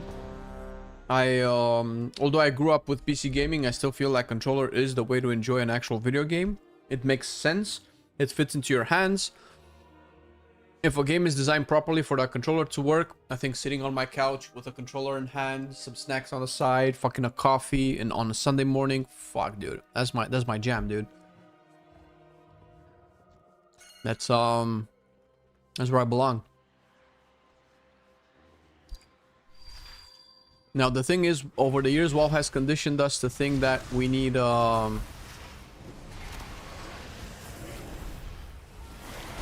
that we have to be hyper optimized and precise with our gameplay, which is basically what mouse and keyboard does. And that is definitely true.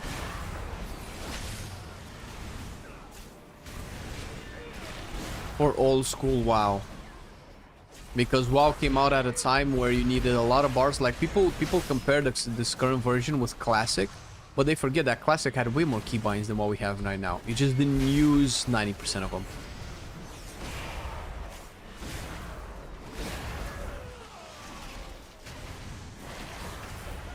Okay, I can maintain my Essence of the Blood Queen. I can keep track on it.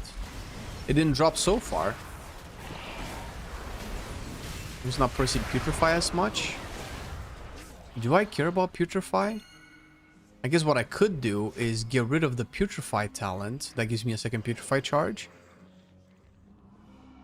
But then what else am I getting?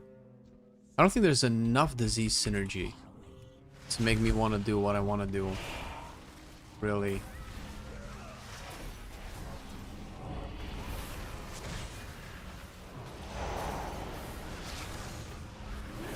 I wish Death and Decay would have like some synergies with Plagues. Because it feels like a dead ability right now.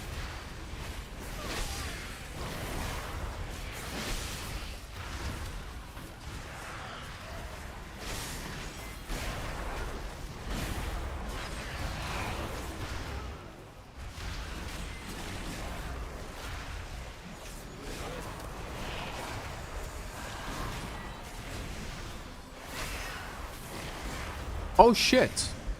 Oh, that's Pestilence. Wait a minute. I wasn't even paying attention to it.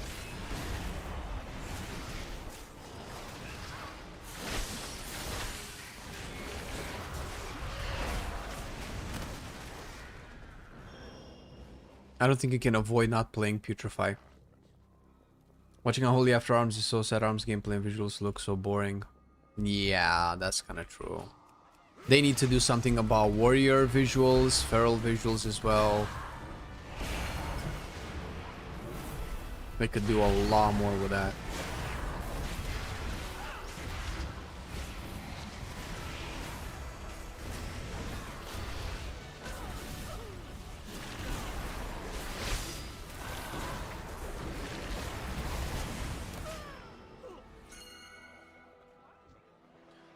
It seems to me that the passives are way more impactful than the 12 or 13th extra actives you don't use anyway. Just a lot of clutter for no real reward. What are we talking about? Just give me a bigger hammer to hit things with on arms. That's the only visual I need. Ooh. Like they've nailed two-hander barbarian / warrior gameplay so easy in Diablo in terms of animations and sound effects. In almost every Diablo game. I don't know why they're just not adapting. Bro, give me Diablo 3 and Diablo 4 Barbarian animations and sound effects. How do we not have those yet? Bro, I feel like I'm actually not playing this right. This feels difficult. Somehow.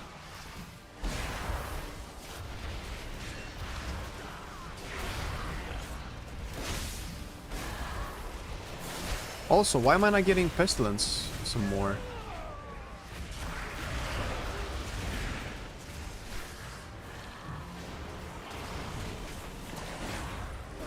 Maybe these guys are dying way too quick for disease builds, because it feels like I have a lot more setup.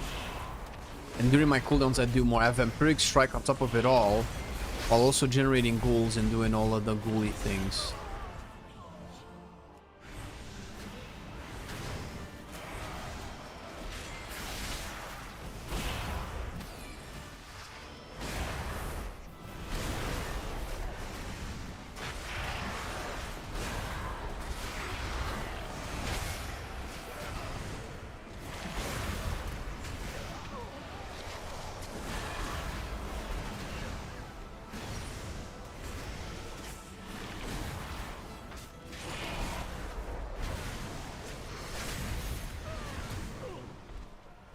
So, rupture the soul of the enemy, dealing 6,000 Shadow Frost damage and causing the foe to take 20% increased damage from your diseases and minions. I am turbo dumb.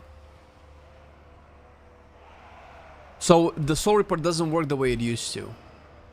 Okay, Soul Reaper.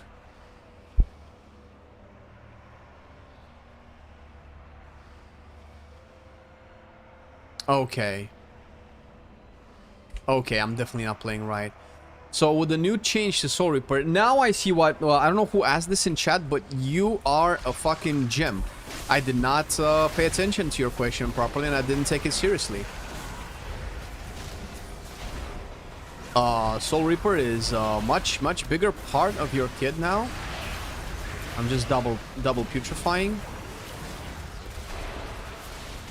Oh, I have no more diseases on.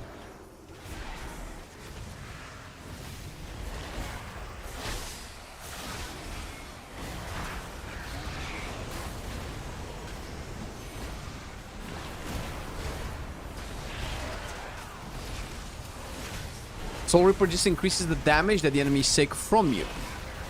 The fact that it can only be used on low HP targets is the execute bit of it, but the target doesn't have to be low HP to deal damage to it. The target just needs to have Soul Reaper on. Doesn't matter how that Soul Reaper gets there. Oh, I'm sorry, it doesn't matter what the HP level of the enemy is so long as Soul Reaper is there. Okay, they changed this.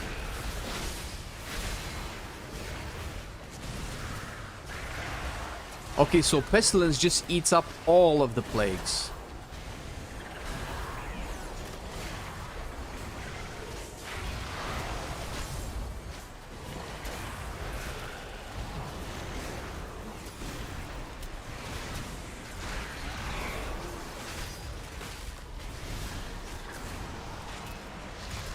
I have to swap the plague to this.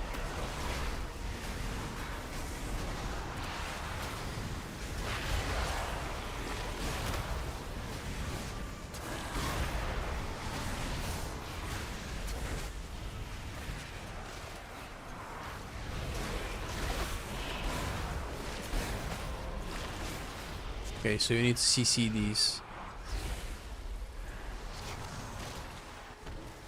Oh my god, they're being stupid again!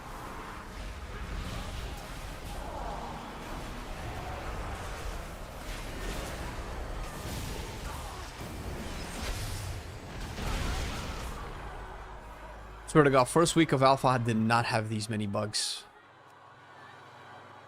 How was Blood Decay? Haven't tested it yet, but we'll get to it soon. New player experience and how many buttons you get, but don't use them in your rotation. Oh, you mean regarding Modern WoW? Okay. Yeah, you don't need to use all of your buttons in your rotation. You have utility. You have niche spells for different situations. That's just not always just combat. Soul Reaper is real execute now. I mean, it's a more interesting execute. You just increase the damage that you do to the enemy. So it's a mini cooldown now, on top of it being an execute. So that's actually really cool. I dig it.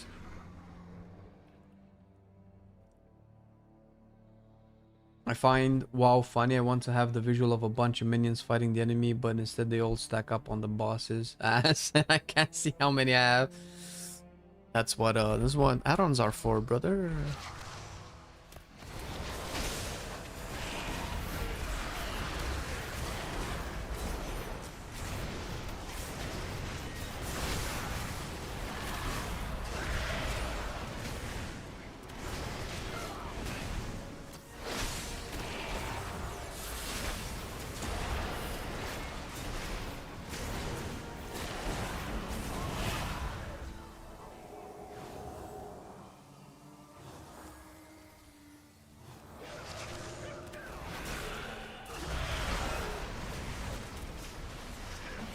Nope. No, we're not getting stuns or DKs.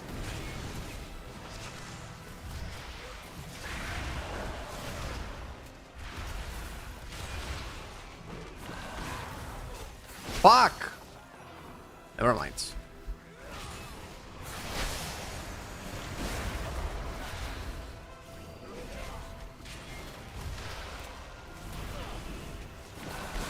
Cannot stun that.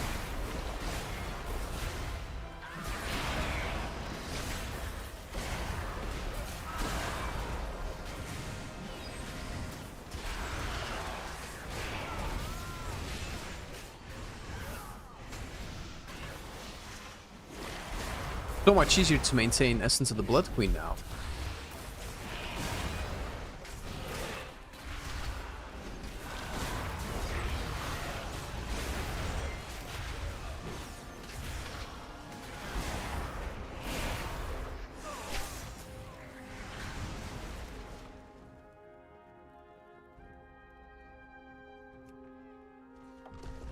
Looks like the average 12 key with randoms.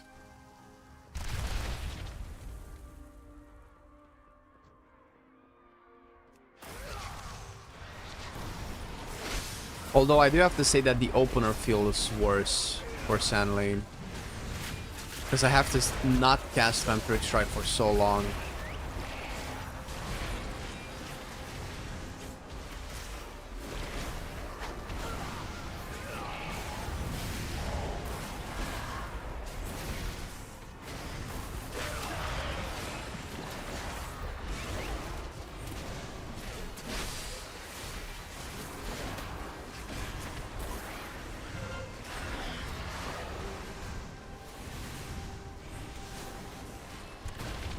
Aha! I did mechanic. You did not expect me to know mechanics. You thought I was a Hekili user. Haha! Fool is you, Zayan Blade Sorrow. Better should you know in the future. Bitch.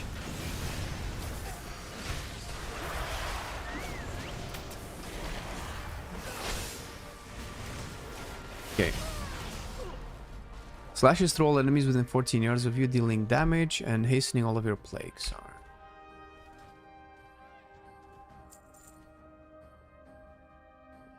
Where can normal people play those builds? Normal people? I don't know, man. If you get access to beta, you can play them. I think if you... Isn't it if you pre-order Midnight, you gain access to the beta servers, which is wild. That instead of them paying us to test their game, we have to pay them to give us the opportunity to test their game so that we can make sure that what we pay for gets delivered upon release. Wild, wild.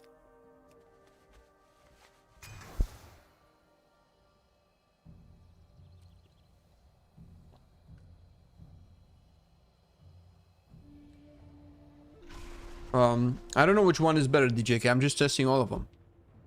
There's no way to tell which is better. We don't have damage meters. We barely have working logs.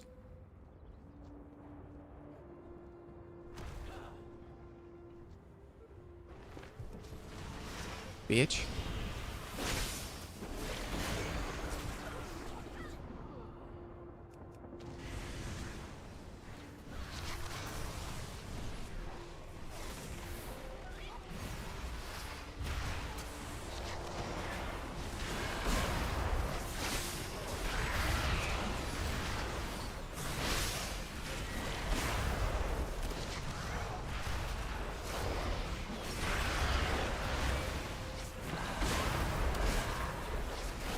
Ooh.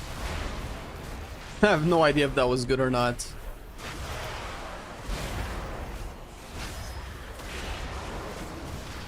It seemed to have a large amount of resources.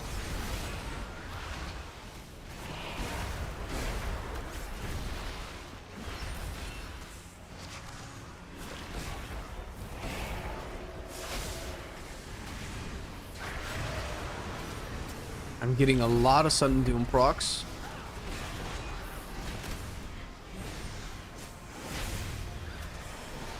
Okay, plague spread. I don't need to press outbreak.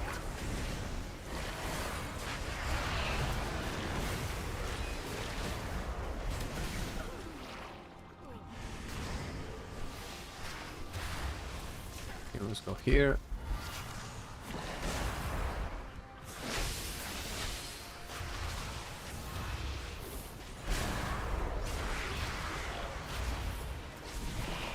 Ow.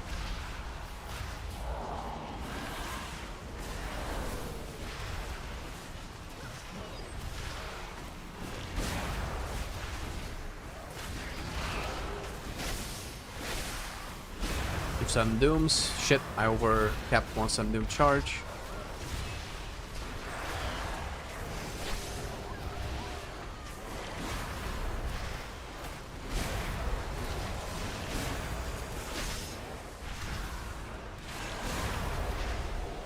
Holy shit, this is not as easy to play efficiently anyway.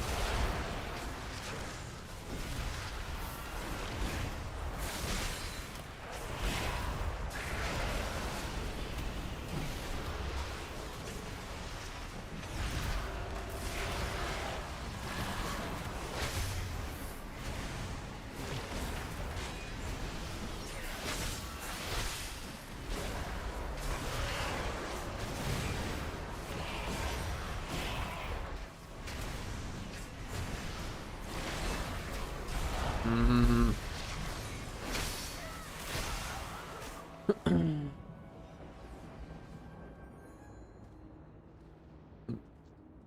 10% of our feedback. I mean, are you 100%?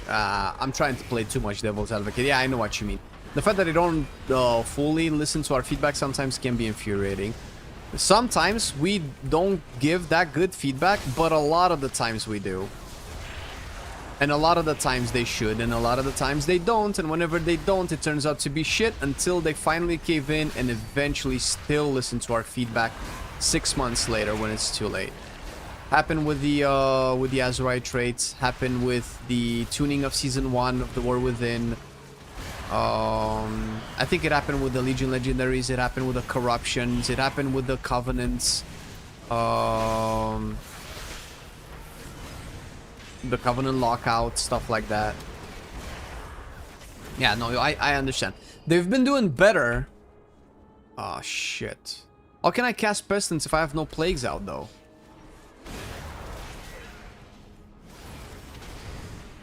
This is a conundrum.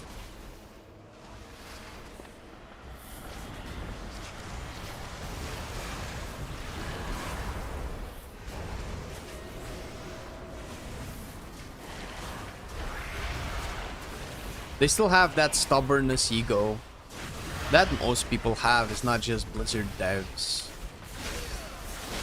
We have ego, bro. Whenever we think we know better. Sometimes we do, sometimes we fucking do.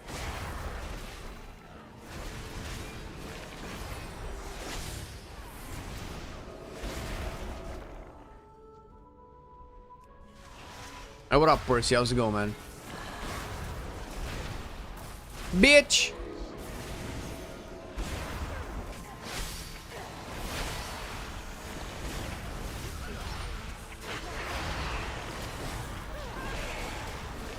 "30 seconds of Dread Plague? That doesn't sound right. I've just noticed it.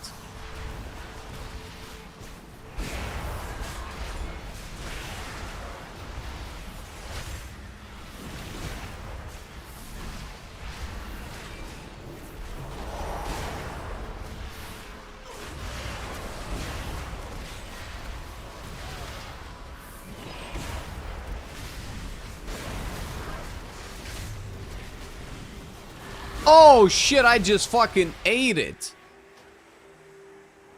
Have you ever noticed that no one questions the intelligence of someone who agrees with them?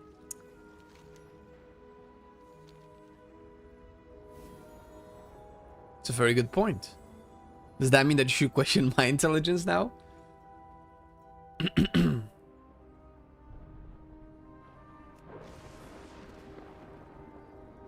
Still trying to find a main? Yeah.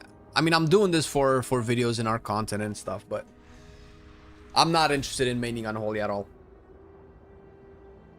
It's okay, but no way better specs out there.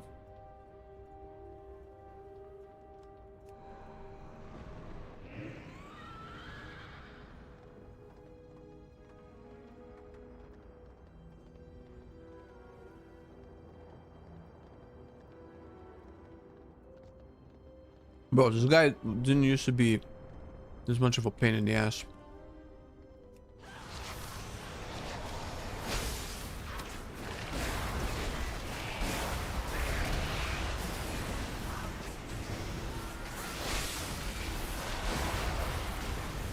Big plagues, bro. Big plagues, bro. Diseases.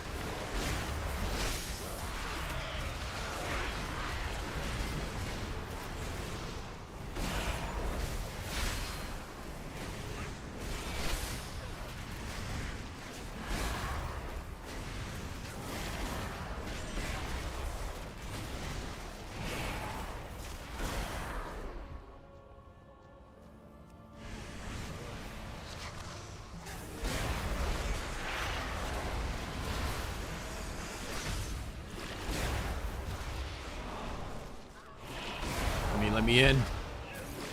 Let me fuck shit up. Let me fuck shit up.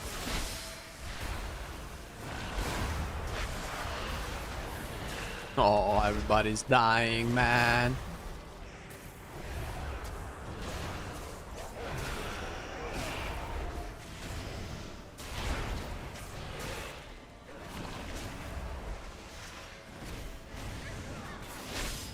Heal me.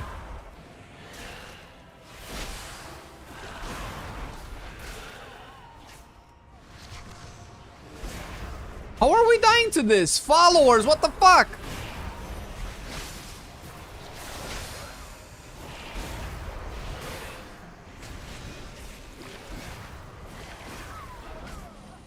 Oh my god, we killed the pets.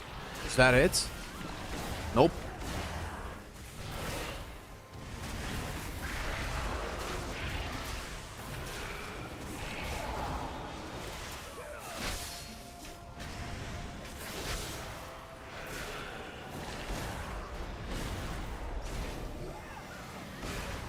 Oof.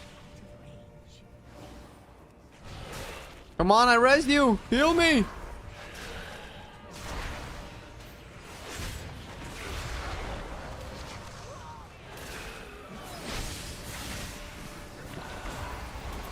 can't believe I'm still alive.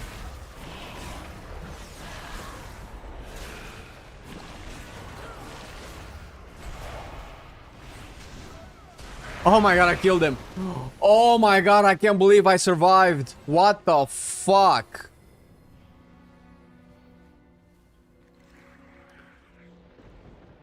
I'll go finding your next main. Terrible. Arms is on the list now and it's making it harder.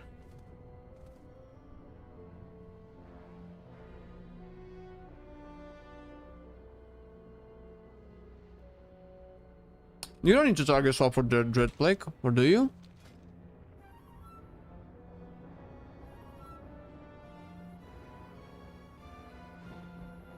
Oh, you mean to target swap to the enemy with a Dread Plague? I see what you're saying, but it is very different than wounds. Your actual resources. The thing is, you're talking about target swap in combat. The wounds problem was the resource problem.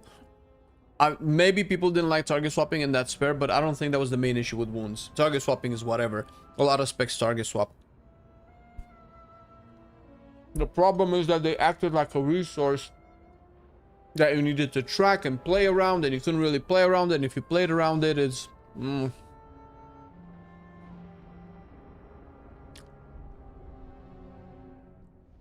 Arms is interesting. It needs a lot of work, but the direction it's going is really cool.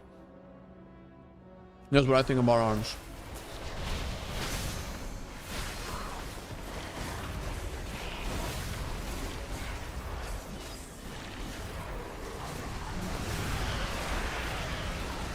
Coming the boys.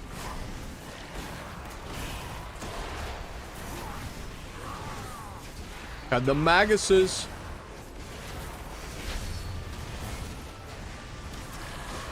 More putrefies. I feel like the combat is way too fast for Unholy.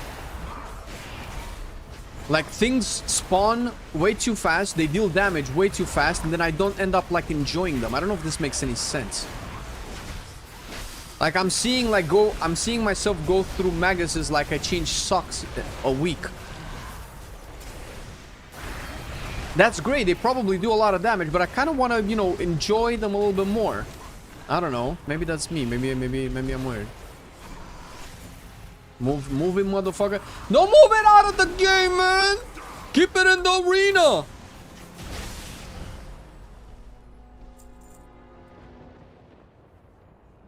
I mean, Holy, can you test single target build that I give you? I will play this build for now, my friends. Appreciate it. If you want to test, you can hop on beta, I think, next week. They enable it. But plus, there's nothing really to test. What am I testing? Shit, I have phone ringing? Door ringing?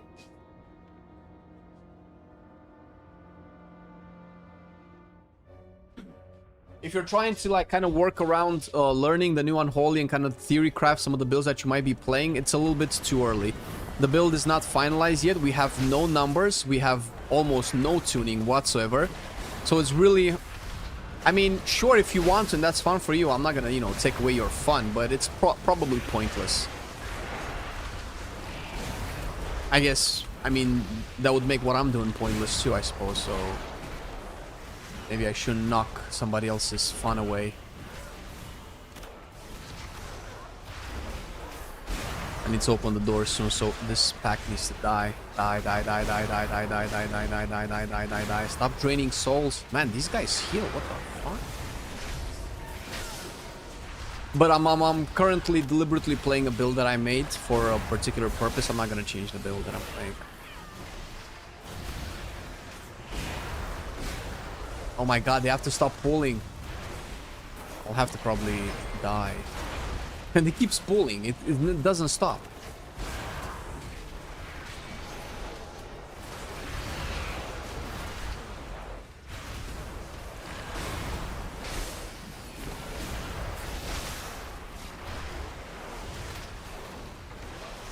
Legs deal their damage faster. Okay. Is that stacked? No, it doesn't.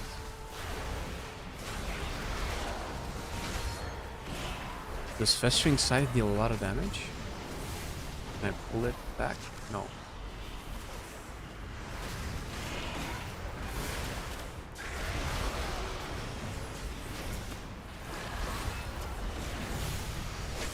Alright. Alright, guys. Chill for a minute. I need to answer the door.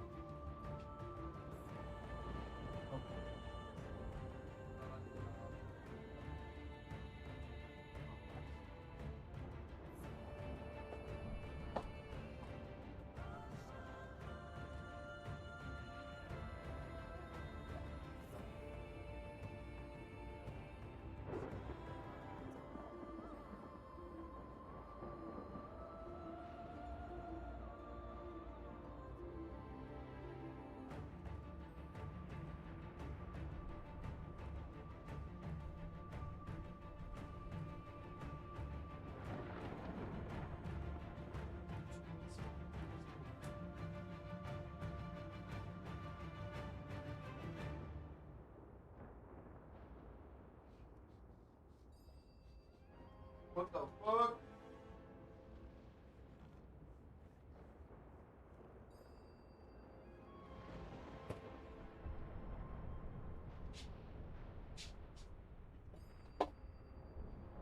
Right, we figure it out after.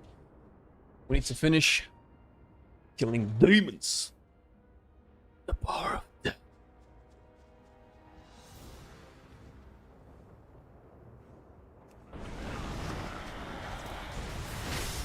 Can sentimental bar our shambling corpses? I mean, probably. It's probably smart. Alright. Boom, boom. Can we do one here? Bam! Okay, that I can tell the explosions now when they have a little bit less HP. Okay, so see, Dreadplague should have spread to this guy, but it did not.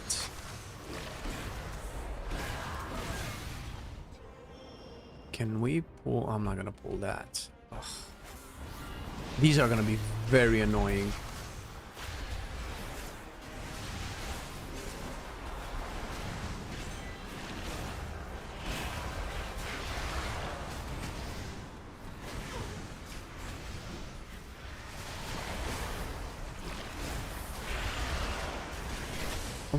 Oh, what the fuck? Bro, are these motherfuckers healing it?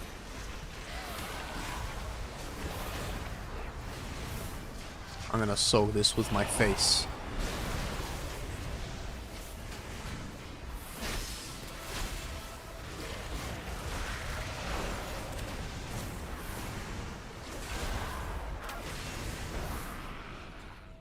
I have Pestilence, but can I use Pestilence? Because I have no plagues.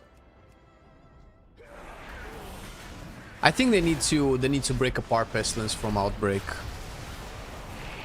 This feels very shitty to get a Pestilence proc, but then everybody to die. This happened twice in the same dungeon already, so it's not gonna be a coincidence.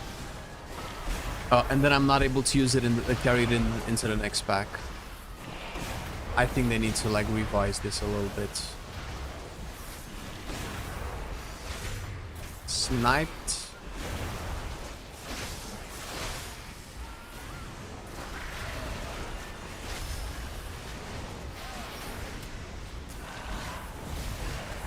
Also, honestly, Putrefy enabling Soul Reaper feels a little bit counterintuitive, considering Putrefy is a big part of my damage, but I will never be able to use it to funnel into that Soul Reaper, since it is what procced Soul Reaper.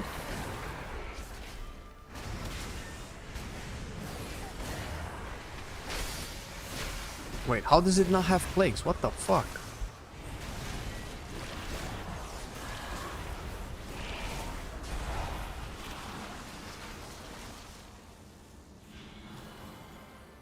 Does this mean have a TBC tier list? What? Do we have a TBC tier list? Is that what you're asking? Oh, fuck. Fuck.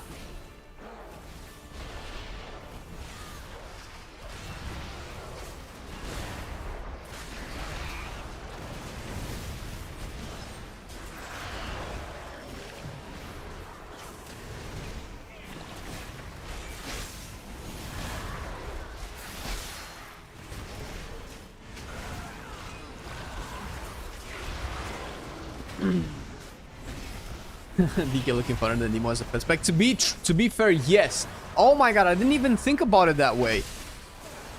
DK is doing better with a pet system than demonology. And better than even fucking BM. The way you interact with the ghouls is just so much better. Well, obviously it makes sense, because with DK you just kill them off. But I guess you could do the same with demonology, right? You're killing off your imps, more or less.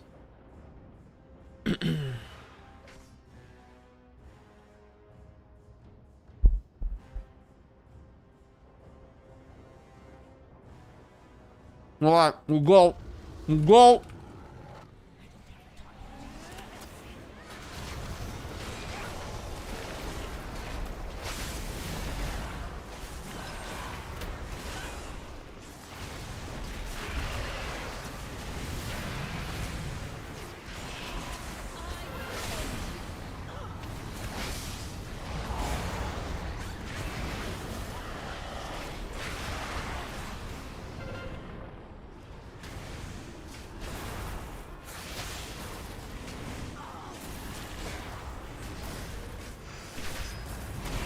Oh shit, that does damage. It didn't used to. I'm just gonna put some damage over there. Oh, nutsack! Excuse you? You did what now? What the fuck? Oh yeah, Chaos Bolt needs to be interrupted. Oh, interrupted. So interrupt that big Chaos Bolt. Uh-oh. Oh my god, it doesn't one-shot them, but it one-shots me. Bullshit. Bullshit. Also, that's very cool. Honestly, that is very cool. Ah. They need to fire the BM Hunter team. Literally all they can brain rot out is passive damage boss for the yeah. I mean, yeah, no, I can't. I try very hard. I just cannot get behind BM Hunter. When I saw the Apex sounds out, you could hear, if you heard anything about almost 12 hours ago, you might have heard something, whether you were sleeping or at work or eating. You definitely heard me roll my eyes when I read the Apex talents for Beast Mastery Hunter. Holy shit. Just tell me you don't do anything. You just do more damage. That's it. Just tell me that. Just stop doing the fancy words. Holy shit. Hey, Super Tease! Yes, I did play ARMS, actually. Yep, it was, it needs a lot more work, man. To be honest. I like where they're taking it. I don't know how this plays for PvP. I'm assuming you're probably interested in the PvP aspect of it. It's the talents are a little bit too all over the place, and they're trying to do a lot of things with too many talents. I'm not sure where to go for overpower, for execute, for mortal strike. At least for PV, it seems counterintuitive in AoE because cleave is not skilling properly with mortal strike. But again, this is like PvE stuff. I don't know if that's if you're interested in that in particular. But I like the direction. I like their focus more on some synergy, on some slams. We'll see how that plays out. And I don't think it's bugged. I think it's just not tuned to scale properly. Mortal Strike by default does about 3 times the damage of cleave, and you have a lot of amplifiers for Mortal Strike that you don't have for cleave. And you have the new sweeping strikes, where sweeping strikes can transfer 100% of the damage from the main targets to the second target. So then Mortal Strike does about 8 times, 6 to 8 times the damage of cleave.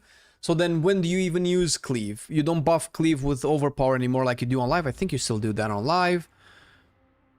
But you buff cleave with other things, and it's not clear exactly how good it is. At when it's a little bit too messy. I think they need to polish it a little bit more. At least for the moment. The bleed talents kind of lock you in. They kind of force you into playing bleed talents. It's no longer a choice. They're hiding overpower Mortal Strike. Like the Battle Lord is in behind bleed talents. So you're forced to take 2 points into Bloodborne for what? 10% more bleed damage and crit damage on bleeds. But if you take that and if you don't take deep wounds, it just feels like you're wasting 2 points just to get Battle Lord. So it's at least that's from my opinion. I'm not a main arms. I'm not, you know, a giga arms brain, but in my brief experience playing arms, I think they're doing a better job at reworking it than they did in the War Within, but it still needs polish. It feels like all of the tools are right there, but the ingredients need to be catered in the proper order and placed at the right time in the big cooking pot that is arms. That's about it. So it's all I got. It's all I got. How about you, man? What have you been enjoying on Alpha? If you have Alpha access, I don't know if you do. I'm guessing you don't. If you're asking me about arms. Meanwhile, this has been actually way more fun than playing minions. Oddly enough. Interacting with plagues. I hope they make them a little bit more visually clarifying than me having to constantly track nameplates. Because it feels like that's half the time what I'm doing with this new build.